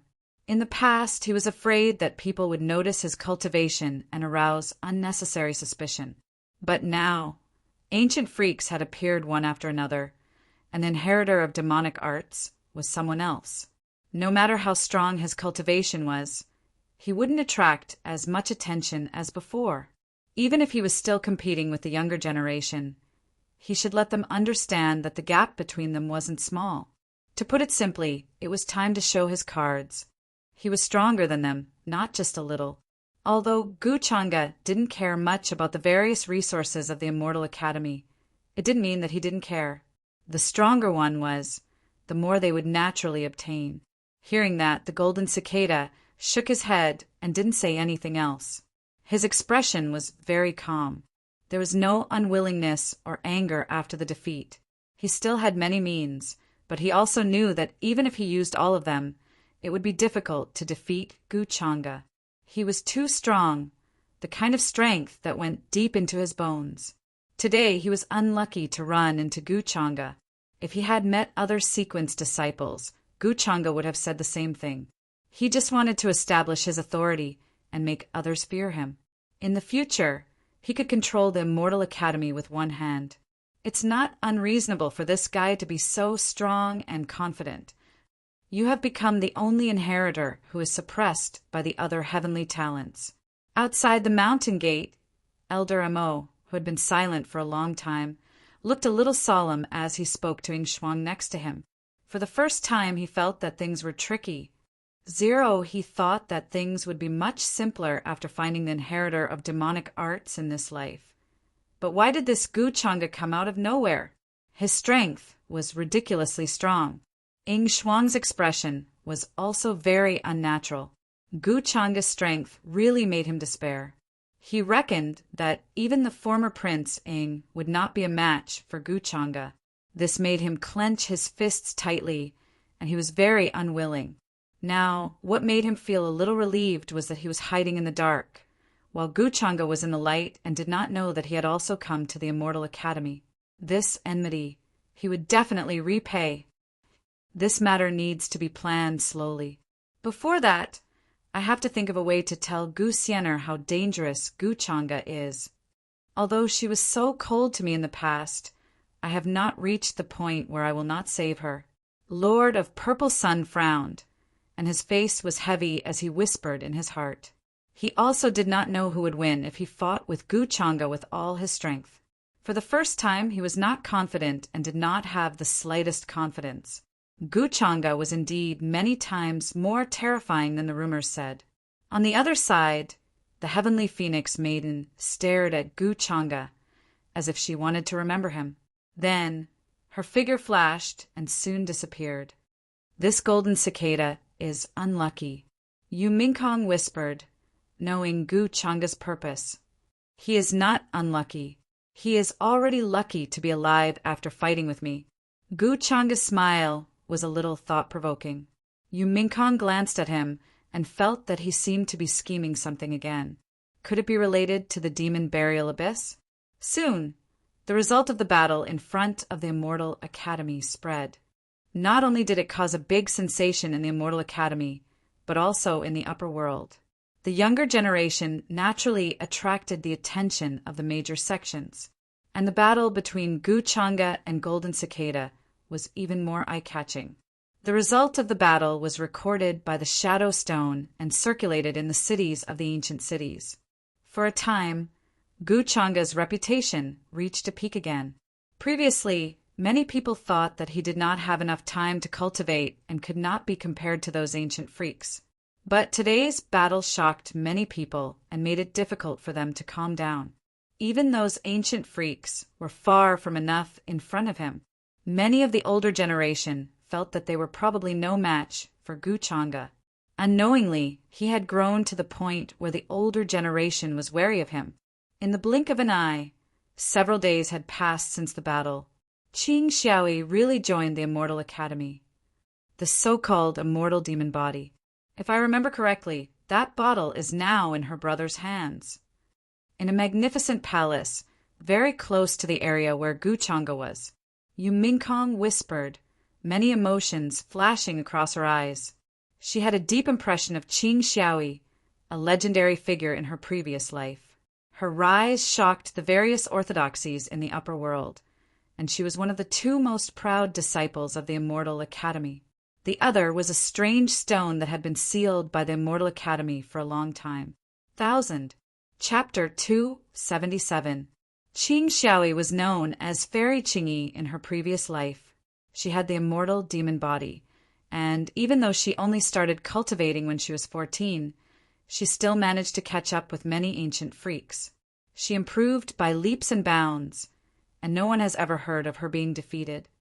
She and the mysterious stone from Immortal Academy that seemed to have fallen from the 9 heavens were known as the twin heroes of Immortal Academy. I wonder if Qing Xiaoyi will still be killed by Chang'e in this life. Speaking of which, she died during the most glorious period of her previous life, which infuriated Immortal Academy. In the end, nothing was found, and it became an unsolved case. So, she was actually killed by Chang'e. On the other hand, that strange stone has been keeping a low profile ever since Qing Xiaoyi went missing. Very few people have even seen its true appearance. However, I heard from Chang'e that the mysterious stone was the only one who escaped unscathed after fighting with him. It seems that its cultivation is at least above the Saint Realm, but we can trust Chang'e's words to a certain extent. He said that the other party escaped unscathed, which is most likely because he didn't use his true abilities. In the palace, divine light was faintly discernible, and immortal mist was enshrouding. Yu Mingkong sat on the bed, her figure slender and her face picturesque. She narrowed her eyes, and various thoughts flashed through her bright eyes. She was not only thinking about her next plan, but also how to get the ancient artifact from Qing Xiaoyi's brother. Many memories from her previous life flashed through her mind. As for Qing Xiaoyi, she had nothing to do with her, so Yu Mingkong naturally did not want to care. She did not care what would happen to her in this life. Then, she suddenly waved her hand, and an ancient bronze mirror that was slightly rusty appeared in her palm. This ancient mirror looked very ordinary, and there were no patterns on it. However, as Yu Mingkong activated her magic power, a hazy radiance quickly appeared in it. It seemed to have been washed clean by the rain, and the dirt and rust on its surface were removed, making it crystal clear. Buzz! This sparkling and translucent ancient mirror reflected the void, a wave of destructive aura flowing within. Looking at this ancient mirror, Yu Mingkong's eyes moved slightly, and she softly muttered to herself, "Now I already have 2 of the 7 artifacts of heaven-wielding. The heaven-wielding bottle is with Qing Xiaoyi's brother. In my previous life, Chang'e also had a heaven-wielding jar. Other than that, I don't know the whereabouts of the other artifacts. It is said that when you gather all 7 heaven-wielding artifacts, you will have the might of the heaven-wielding artifact. You can even find the remnants of the immortal palace that had once collapsed in the long river of time." There was naturally no need to say how precious the immortal palace's inheritance was. Even if an immortal searched for it their entire life, they still wouldn't find any traces of it.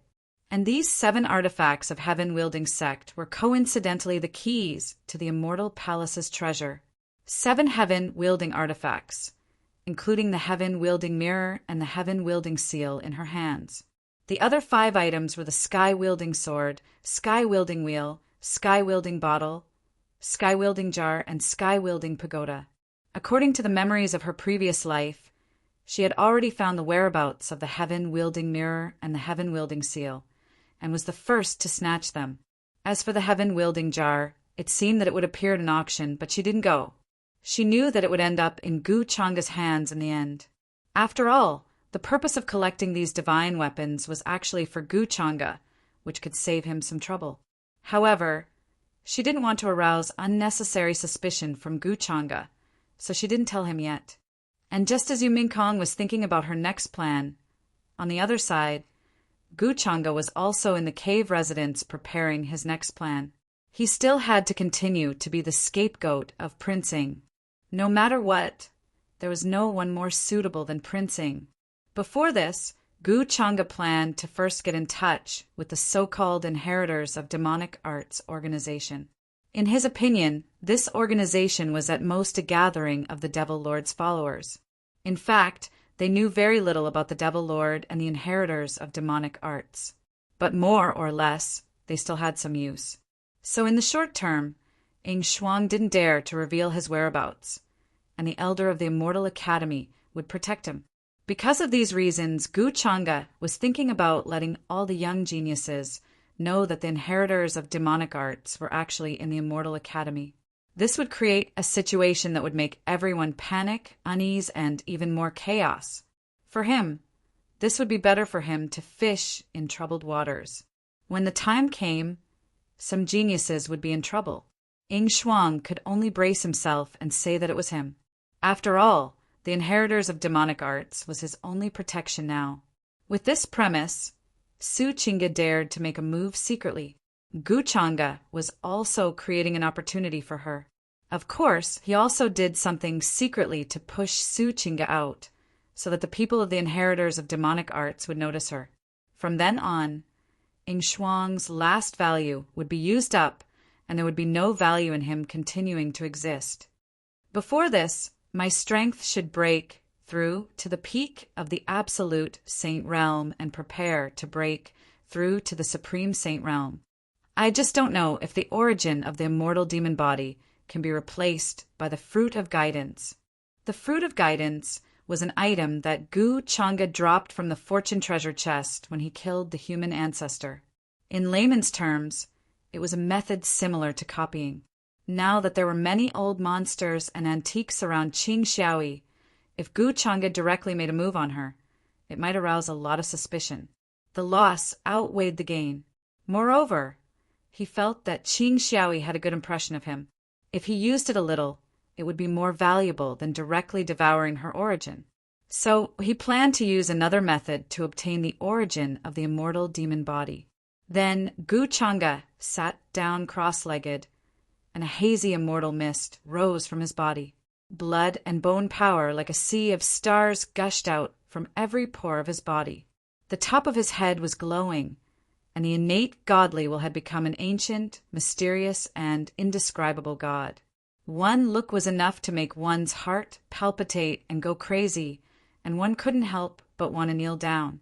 In the end, This terrifying power circled around the cave. It should have rushed out of the sky and shattered the universe, but it was suppressed by Gu Changa. This aura was so terrifying that even a supreme saint would feel like his body was about to explode if he stood in front of it. It was unbearable. Gu Changa followed his old habit of exchanging the recently obtained life points. Although there were many things in the system shop, he still had them. But what he cared about the most was the Transcendence bones. Now, there were a total of 60 Transcendence bones in his body, and each bone was intertwined with a mysterious color. The dense mist spread out, and the divine light was dazzling like the immortal gold that couldn't be destroyed. Of course, this saying was not accurate. It was more like a substance that had transformed to the extreme and contained the supreme aura of heaven and earth, primordial beginning, universe, chaos, and primordial chaos. This was no longer a simple bone. Buzz. Then, a familiar aura enveloped Gu Changa. Then, many dreamy and mysterious lights spread out from Gu Changa's flesh, skin, and lungs. The 10 bones transformed into the Transcendence bones again. 70 pieces of Transcendence bones would bring about a comprehension of the laws that far surpasses that of an ordinary Supreme Saint. Even some quasi-supremes would be slightly inferior. Gu Changa's expression was a little thoughtful. Soon, there were only 3 days left before the Immortal Academy closed. During this time, almost all the young geniuses in the upper realm gathered, including the successor of the human ancestors' palace, the divine prince of the heavenly Emperor Mountain, and the mysterious 6-crown king. They had all arrived. However, other than the demon realm, there was still no successor in this era. It was very strange. At this moment, outside the tall and majestic mountain gate, Gu Xian'er's steps were light and quick. Her beautiful face was porcelain white, and her expression was cold and proud. She stepped on the bluestone stairs and walked up. It attracted the attention of many young geniuses nearby, and their eyes were filled with amazement. This girl didn't look very old, but it was obvious that she would be a beauty that would bring calamity to the country in the future. She wore a light green dress, which made her figure look slender and elegant. Her hair was soft and smooth, and there was a big red bird on her shoulder. After leaving the Peach Village, she rushed to the Een battlefield to kill some Een creatures. Only then did she arrive at the Immortal Academy, where Han Yuqian was. As the celestial daughter of the Longevity Gu clan, she wasn't as high profile as Gu Changa when he arrived. She still had a bird by her side, which made her look a little poor and simple. During this time, I've already broken through to the Divine King realm. As expected, breaking through and then breaking through again is a good way to cultivate. I'll be able to catch up to Gu Changa soon. Gu Xian'er was in a good mood. Her steps were light and quick, and she soon arrived at the mountain gate. Many young Heaven's favorites wanted to talk to her, but they were all rejected by her arrogant expression. It was as if she would attack them if they got closer. They couldn't help but feel their hearts palpitate. They knew that they were far from being a match for this girl. The white-robed elder, who was in charge of checking her bone age, was Wang Zhongyong. He was very smart and recognized that this girl was related to Gu Changa at a glance. He didn't dare to be negligent. "Are you Miss Xian'er?" His voice was respectful. "You know me?" Gu Xian'er raised her eyebrows slightly. There was a hint of doubt in her cold voice. Could it be that Gu Xian'er's name had spread to the Immortal Academy? Even the elders at the mountain gate knew her? "I know young Master Changa." Wang Zhongyong smiled. The expression in Gu Xian'er's eyes seemed to be a little happy, but she still asked coldly, "Did he ask you to come here to pick me up?" This, Wang Zhongyong's smile froze. He was a little embarrassed. How should he explain this? Gu Changa didn't tell him about this at all. He only recognized Gu Xian'er after hearing about Gu Changa's deeds and looking at his cousin's portrait. Gu Xian'er knew that she was happy for nothing. She was a little angry, but she didn't show it on the surface. She thought that Gu Changa would wait for her here. Even if he didn't come, He should at least send someone to pick her up, right? Humph. This guy actually ignored her once again. Then Gu Xian, who was angry in her heart, followed the procedure. She first checked her bone age and paid the points before entering the Immortal Academy. According to her current strength, she should be a quasi-disciple. There was still a long way to go before she reached the sequence level. However, Gu Xian had just entered the Immortal Academy not long ago. When she landed on a mountain peak, she felt that there were a few young geniuses in front of her. They looked at her with malicious eyes. These young geniuses had already reached the divine god realm. They could be considered inner disciples of the Immortal Academy. The man in the lead was even at the divine king realm. He was very powerful. They seemed to have been here for a long time. Their eyes had been sizing up the new disciples nearby. Are the rules of the Immortal Academy now like this? Yes, the disciples who have just entered the academy are like this. Seeing their expressions, Gu Xian was a little puzzled. She saw that the eyes of those young geniuses seemed to light up. They took the lead and walked towards her. Their target seemed to be her. I am Song Fan. May I know your name, junior sister? The young disciple in the lead was tall and straight. He was shrouded in divine light. He had a dignified appearance. The rest of the people were like his followers. He walked in front of Gu Xian. There was admiration in his eyes. He stopped and took the initiative to speak with a smile. When the young geniuses nearby saw this, they didn't dare to stay and quickly left.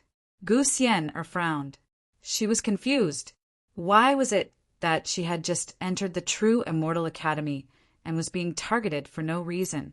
From the way this young prodigy was trying to strike up a conversation with her, he seemed to be very confident in himself. Could it be that he was another person who coveted her beauty and body? Gu Xian's expression also turned cold. She didn't speak. She just looked at him coldly. The temperature in the air dropped rapidly. It was as if frost was condensing. Why don't you speak, junior sister? Are you looking down on me? We are both quasi-disciples. I think we can get close to each other. When Song Fan saw this, he was slightly stunned. He seemed to be a little displeased. The smile on his face disappeared. However, Gu Xian still didn't speak. She just looked at him coldly. She felt that there was something wrong with the person in front of her. How did he enter the Immortal Academy? Or did he not know her at all? Seeing that Gu Xian was still ignoring him, Song Fan frowned. His tone became impolite. Junior sister, you have just entered the Immortal Academy. There are some rules that you need to understand. Among them, you need to remember to respect your senior brothers. At this time, hearing his words, the group of young geniuses behind him slowly surrounded Gu Xian. Respect your senior brothers? At this time, Gu Xian finally opened her mouth. It was as if she was looking at an idiot. You? What right do you have? Her voice was very cold and calm. However, it was also cold. Anyone could feel that she didn't care and was mocking him. Junior sister, it seems that you haven't been taken advantage of before.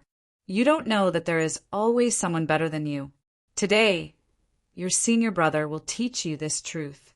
At this time, Song Fan's expression was very ugly. It was as if this was the first time he had seen someone who didn't give him face. What? You want to teach me a lesson? However, Gu Xian's face was still as cold as ice.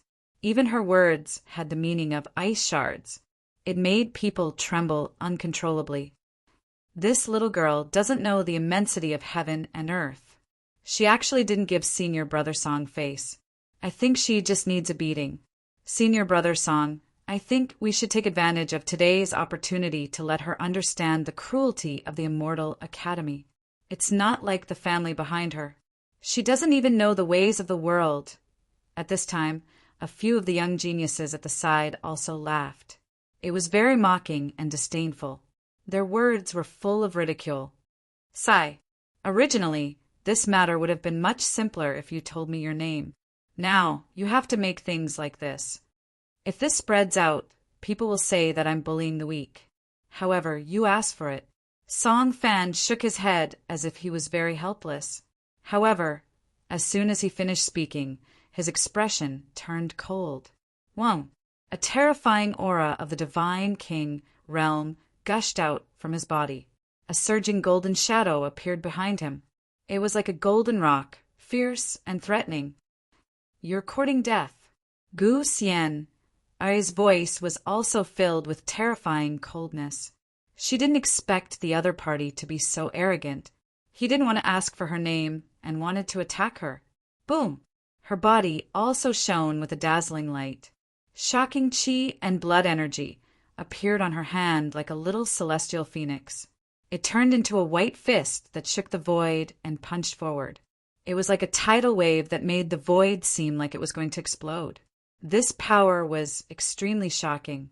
It was far more powerful than an ordinary divine king realm cultivator. Stop! How can there be such an arrogant person in broad daylight? Does he not care about the rules of the Immortal Academy? However, at this time, a cold snort came from the sky. Chapter 278. As soon as he finished speaking, then a surge of purple chi, like a vast river of stars, surged out from there. A giant purple palm that seemed to be holding up the sky pressed down like the hand of God, carrying with it terrifying saintly realm rules. It suddenly fell down as if it was going to crush everything. Under this palm, all the divine abilities and moves were instantly turned into dust and dissipated. They couldn't even resist for a single breath. It was so terrifying. Poof! Oh no! It's Heavenly Lord Ziyang. Why is he here? Song Fan and the others were in disbelief. After being hit by the palm, Song Fan immediately spat out a mouthful of blood and was sent flying, crashing into many buildings. His expression suddenly changed and he was extremely shocked. He was very pale as if he had encountered a terrifying existence. His voice and body could not help but tremble. The next moment, the giant palm did not stop and landed on them, causing them to scream and spit out blood again. They were in an extremely sorry state. The aftermath of the collision instantly exploded, sending many ancient trees flying and causing terrifying cracks to appear on the ground. Many mountains and buildings collapsed, turning into ruins. This scene stunned Gu Xian, who was in the middle of attacking. However, she was still frowning as she stared at Song Fan and the others with a cold gaze. If I didn't happen to pass by here, I'm afraid I wouldn't have seen you bullying a new junior sister. You're simply breaking the rules of the Immortal Academy and embarrassing the disciples of the Immortal Academy. Along with the words, there was a fluctuation in the sky. Then, a man in a purple robe surrounded by purple aura appeared. He was tall and handsome. There was a purple crack between his eyebrows, which made him look even more majestic. It was Heavenly Lord Ziyang. At this moment, his expression was very cold. He frowned and stared at Song Fan and the others who were coughing out blood. He said coldly, "If I see you bullying others next time, I won't show mercy. The identity of a disciple of the Immortal Academy is not for you to bully the weak. We won't dare, we won't dare. We won't dare to do it again. Please spare our lives. Heavenly Lord Ziyang. Heavenly Monarch Ziyang, please spare our lives. We know we were wrong. We won't dare to bully others anymore. We won't bully the weak anymore." Song Fan and the others blurted out in a miserable state. At this moment, he was no longer as domineering and arrogant as before. His expression was incomparably terrified, and his expression was trembling. It was as if the person in front of him was not an ordinary person, but a terrifying existence. "It's good that you know." Heaven Monarch Ziyang nodded, seemingly satisfied. He then shouted coldly, "Why aren't you apologizing to this junior sister?" Then he looked at Gu Xian.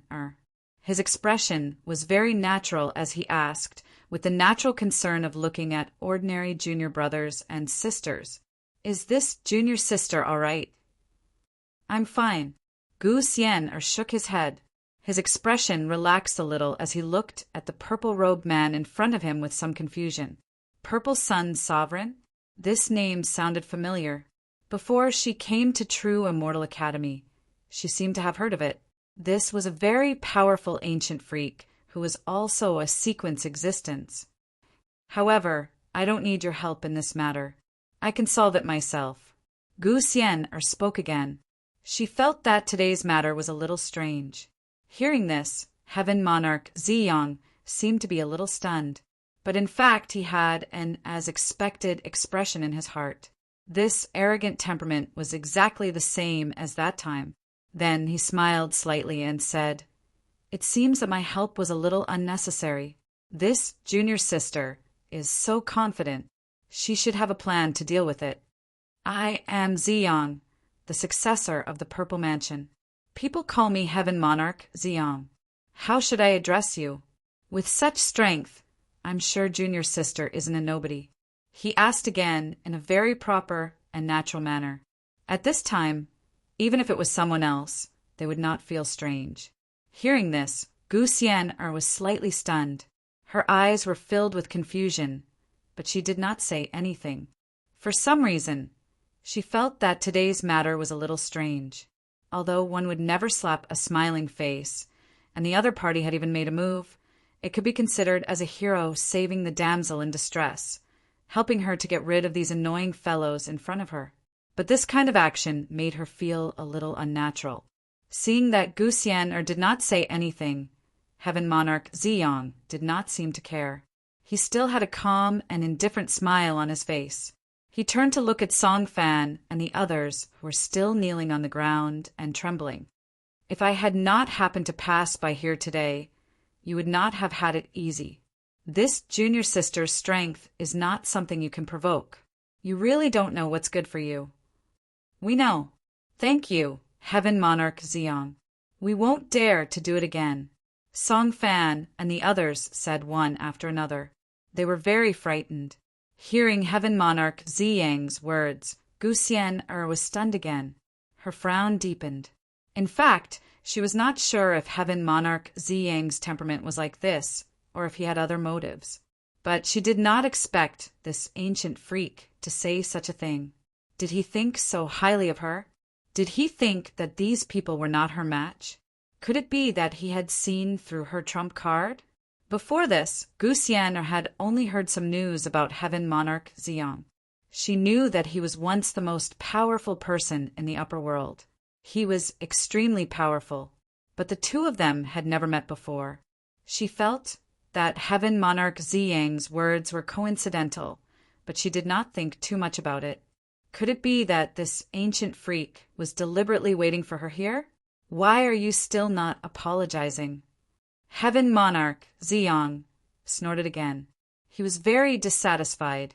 Hearing Heaven Monarch Ziyang's words, Song Fan and the others turned pale. They quickly apologized to Gu Xian. They were very embarrassed and frightened. It seemed that they were very afraid of Heaven Monarch Ziyang. Seeing this, Gu Xian frowned, but she did not pursue the matter. After all, she was not the kind of person who would not let go. The other party was already seriously injured. They had paid the price and apologized. She would not blame them. "Then this is all for today. You can get lost. Don't be an eyesore here." Seeing this, Heaven Monarch Ziyang nodded satisfactorily. He waved his hand and asked Song Fan and the others to get lost. The scene of the hero saving the beauty today was very old-fashioned. But as it was his first meeting with Gu Xian, in this life, he was very satisfied. Only then would it seem reasonable, natural, and coincidental. Moreover, very few people knew that Song Fan was actually his follower. So Heaven Monarch Ziyang was not afraid of Gu Xian finding out. Everything was arranged by him. Hearing this, Song Fan and the others heaved a sigh of relief. They were about to leave. Wait. However, at this moment, a calm voice suddenly sounded. In the void, there was a blurry fluctuation. A man in white with an indifferent expression stepped out. "Did I allow you to leave?" Gu Changa's figure appeared here. His voice, as usual, did not fluctuate much. He did not look at Gu Xian, who was slightly shocked. Instead, he looked at Song Fan and the others who were kneeling below. His eyes were very cold. Wang Zhongyong, who was at the mountain gate, had already informed him when Gu Xian arrived. Gu Chang'e was too lazy to come. But considering this girl's character, if he did not come, she would definitely come to him to spite him. In the end, he came and saw the scene. Heaven Monarch Zi Yang was really tired of living. He directed and acted out a scene of the hero saving the beauty. This silly girl did not realize it. Did she think that he was doing it for her own good? It seemed that those old monsters had taught her for nothing. If they saw this scene, they would be furious. Gu Chang'e wanted to crack open her head to see what was inside. However, he did not notice Heaven Monarch Ziyang before. Now, he could see that he was a person of great luck. He even had a faint feeling that he was the son of luck. Gu Chang'e! At this moment, Heaven Monarch Ziyang's expression changed slightly. He felt that something was wrong. It was out of his control. But on the surface, he still looked a little surprised, as if he didn't expect Gu Chang'e's figure to appear here. "Young Lord Chang'e, why are you here?" he asked in surprise. It seemed that he did not know the relationship between Gu Xian and Gu Chang'e. Gu Xian was pleasantly surprised, but soon she became cold again. She snorted and said, "What are you doing here? Didn't you say that you were not coming to pick me up?" However, Gu Chang'e did not care about her at all. His expression was cold as he looked down at Song Fan and the others. As for Song Fan and the others, the moment Gu Chang'e appeared, their faces turned as white as snow, draining of all color. If the fear from before had been an act, then their current expressions were genuine fear. Even their divine souls could not help but tremble. Under Gu Chang'e's gaze, they felt as if their souls were being frozen and cracked. They felt as if they were lowly ants, or even worse than them. The fear that Gu Chang'e brought to them was greater than anyone else's. Subconsciously, they wanted to look at Heaven Monarch Ziyang, but they did not dare to. After all, if they did, it would expose Heaven Monarch Ziyang's plan. The consequences would be equally terrible. At this moment, Gu Chang'e spoke again. He asked calmly, "Do you recognize me?" He looked at Song Fan and the others. His expression was calm. Yes, Song Fan and the others felt their scalps go numb. Their skulls were about to be opened. They were extremely scared and replied in a trembling voice. "Who in the Immortal Academy did not know Gu Chang'e? It's good that you recognize her." Gu Chang'e nodded and said in a casual tone, "Do you recognize her?" He pointed at Gu Xian, who was staring at him. The expressions of Song Fan and the others became more and more frightened. At this moment, there was even despair. "Now I recognize her," they braced themselves and only dared to say so. "Now you recognize her? That's not too late." Gu Chang'e said calmly, "However, I have said before that other than me, no one in this world can bully her. So, how do you want to die now?" Hearing the word die, Song Fan and the others could not help but tremble. Their divine souls trembled. They were even more frightened and desperate. When Gu Chang'e said die, he was not joking with them. For a moment, everyone was so frightened that they could not speak properly. They almost kowtowed and cried, "Young Master Chang'e, please spare our lives. Before this, we didn't know that she was your sister. Yes, young Master Chang'e, please spare our lives. We won't dare to do it again. Please spare our lives. This is all a misunderstanding. If we knew, we wouldn't dare to do this, even if we were given 10,000 guts." At this moment, Song Fan was also scared out of his wits. He was full of fear and despair and could not stop pleading for mercy. "Gu Chang'e, you are too much." "What do you mean, only you can bully me?" Gu Xian was dissatisfied. She was just short of punching him with her jade fist in anger. However, she also knew that this was Gu Chang'e standing up for her. She had just entered the sect and encountered such a thing. Although the other party had apologized, she was also holding back her anger. Of course, in her opinion, what Gu Chang'e said about die was a little too much. After all, This crime did not warrant death. However, with Gu Changa's temperament, he was his style. This made Gu Xian feel both touched and helpless. Normal people would not dare to accept Gu Changa's concern. Young Master Changa, isn't this punishment too much? Although they spoke rudely, they did not cause any harm to Miss Yen. Moreover, those who did not know are innocent. Before this, they did not know that Miss Yen was your sister. At this moment, Master of Heaven Xiang had no choice but to speak. He frowned and tried to persuade him. Gu Changa's ruthless character made him feel helpless. He killed people at the slightest provocation. He did not expect that things would develop to this stage. As soon as Gu Changa appeared, all his plans and expectations were destroyed. However, Master of Heaven Xiang still felt that Gu Changa would more or less give him some face. After all, they were all disciples of the sequence. He had already pleaded for mercy. Have you punished them? When Gu Changa heard this, he only raised his eyebrows slightly. Then he said casually, I don't think so. Instead, I feel that letting them die like this is letting them off too easily. Although Xian is a little stupid, not everyone can scheme against her. Since they dared to trick her, they should pay the price. In my opinion, all of them combined are not worth a single strand of hair on this stupid girl's 673 head. The people of the Gu family, especially the younger sister of Gu Changa, are not people that can be bullied by anyone. Hearing this, Gu Xian was stunned. She looked at Gu Changa suspiciously. She had been tricked? Could it be that Master of Heaven Xiang had directed and acted out all this himself? What was his motive? After all, they had never seen each other before this. But soon, she realized what Gu Changa's next sentence was. She felt her head buzzing and went blank again. Her face was burning. Why did he suddenly say something like that? What did he mean by all of them are not worth a single strand of hair on her head? How could he praise someone like that? It was so corny. Gu Changa had indeed become more detestable. Young Master Changa, why don't you do me a favor and give Miss Xian a satisfactory apology for what happened today? We are all disciples of the Immortal Academy. Seeing Gu Xian's expression, Master of Heaven Xiang's face became gloomy. But he quickly recovered. He spoke again calmly and in a deep voice. Do you think I'm doing you a favor? Who do you think you are?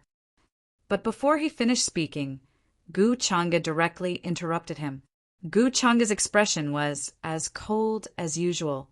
There was no change in his expression. I'm doing you a favor. Do you dare to accept it? Buzz. Hearing this, the place suddenly became quiet. It was as if a needle had fallen. Song Fan and the others were extremely shocked. They kept trembling, and their divine souls were terrified. As soon as Gu Changa finished speaking, he directly made a move. He was extremely powerful. Accompanied by the 5-colored divine light, a palm came down from the sky. The divine light surged like a millstone that could destroy the world, just like Master of Heaven Xiang's move just now. But the terrifying aura made one skin explode and their divine souls almost collapse. Gu Changa Yu, Master of Heaven Xiang's expression was extremely gloomy. He clenched his fists tightly. He never thought that Gu Changa would say that and not give him any face. Moreover, he was even more powerful. He was going to kill those people in front of him. However, he still forcefully endured it. Master of Heaven Xiang, save me. We don't want to die. Facing the giant palm that covered the sky, Song Fan and the others were extremely desperate. Their divine souls were about to collapse. They wanted to resist, but they were suppressed by the terrifying aura and could not move at all. Master of Heaven Xiang arranged all of this. It has nothing to do with us. Seeing that Master of Heaven Xiang did not make a move, they forced themselves to endure. At this time, their last hope was gone. They could not help but shout, wanting to tell the truth. What nonsense are you talking about?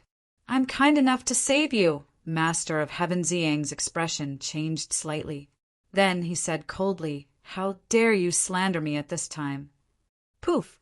However, Gu Changa did not give Song Fan and the others a chance to speak.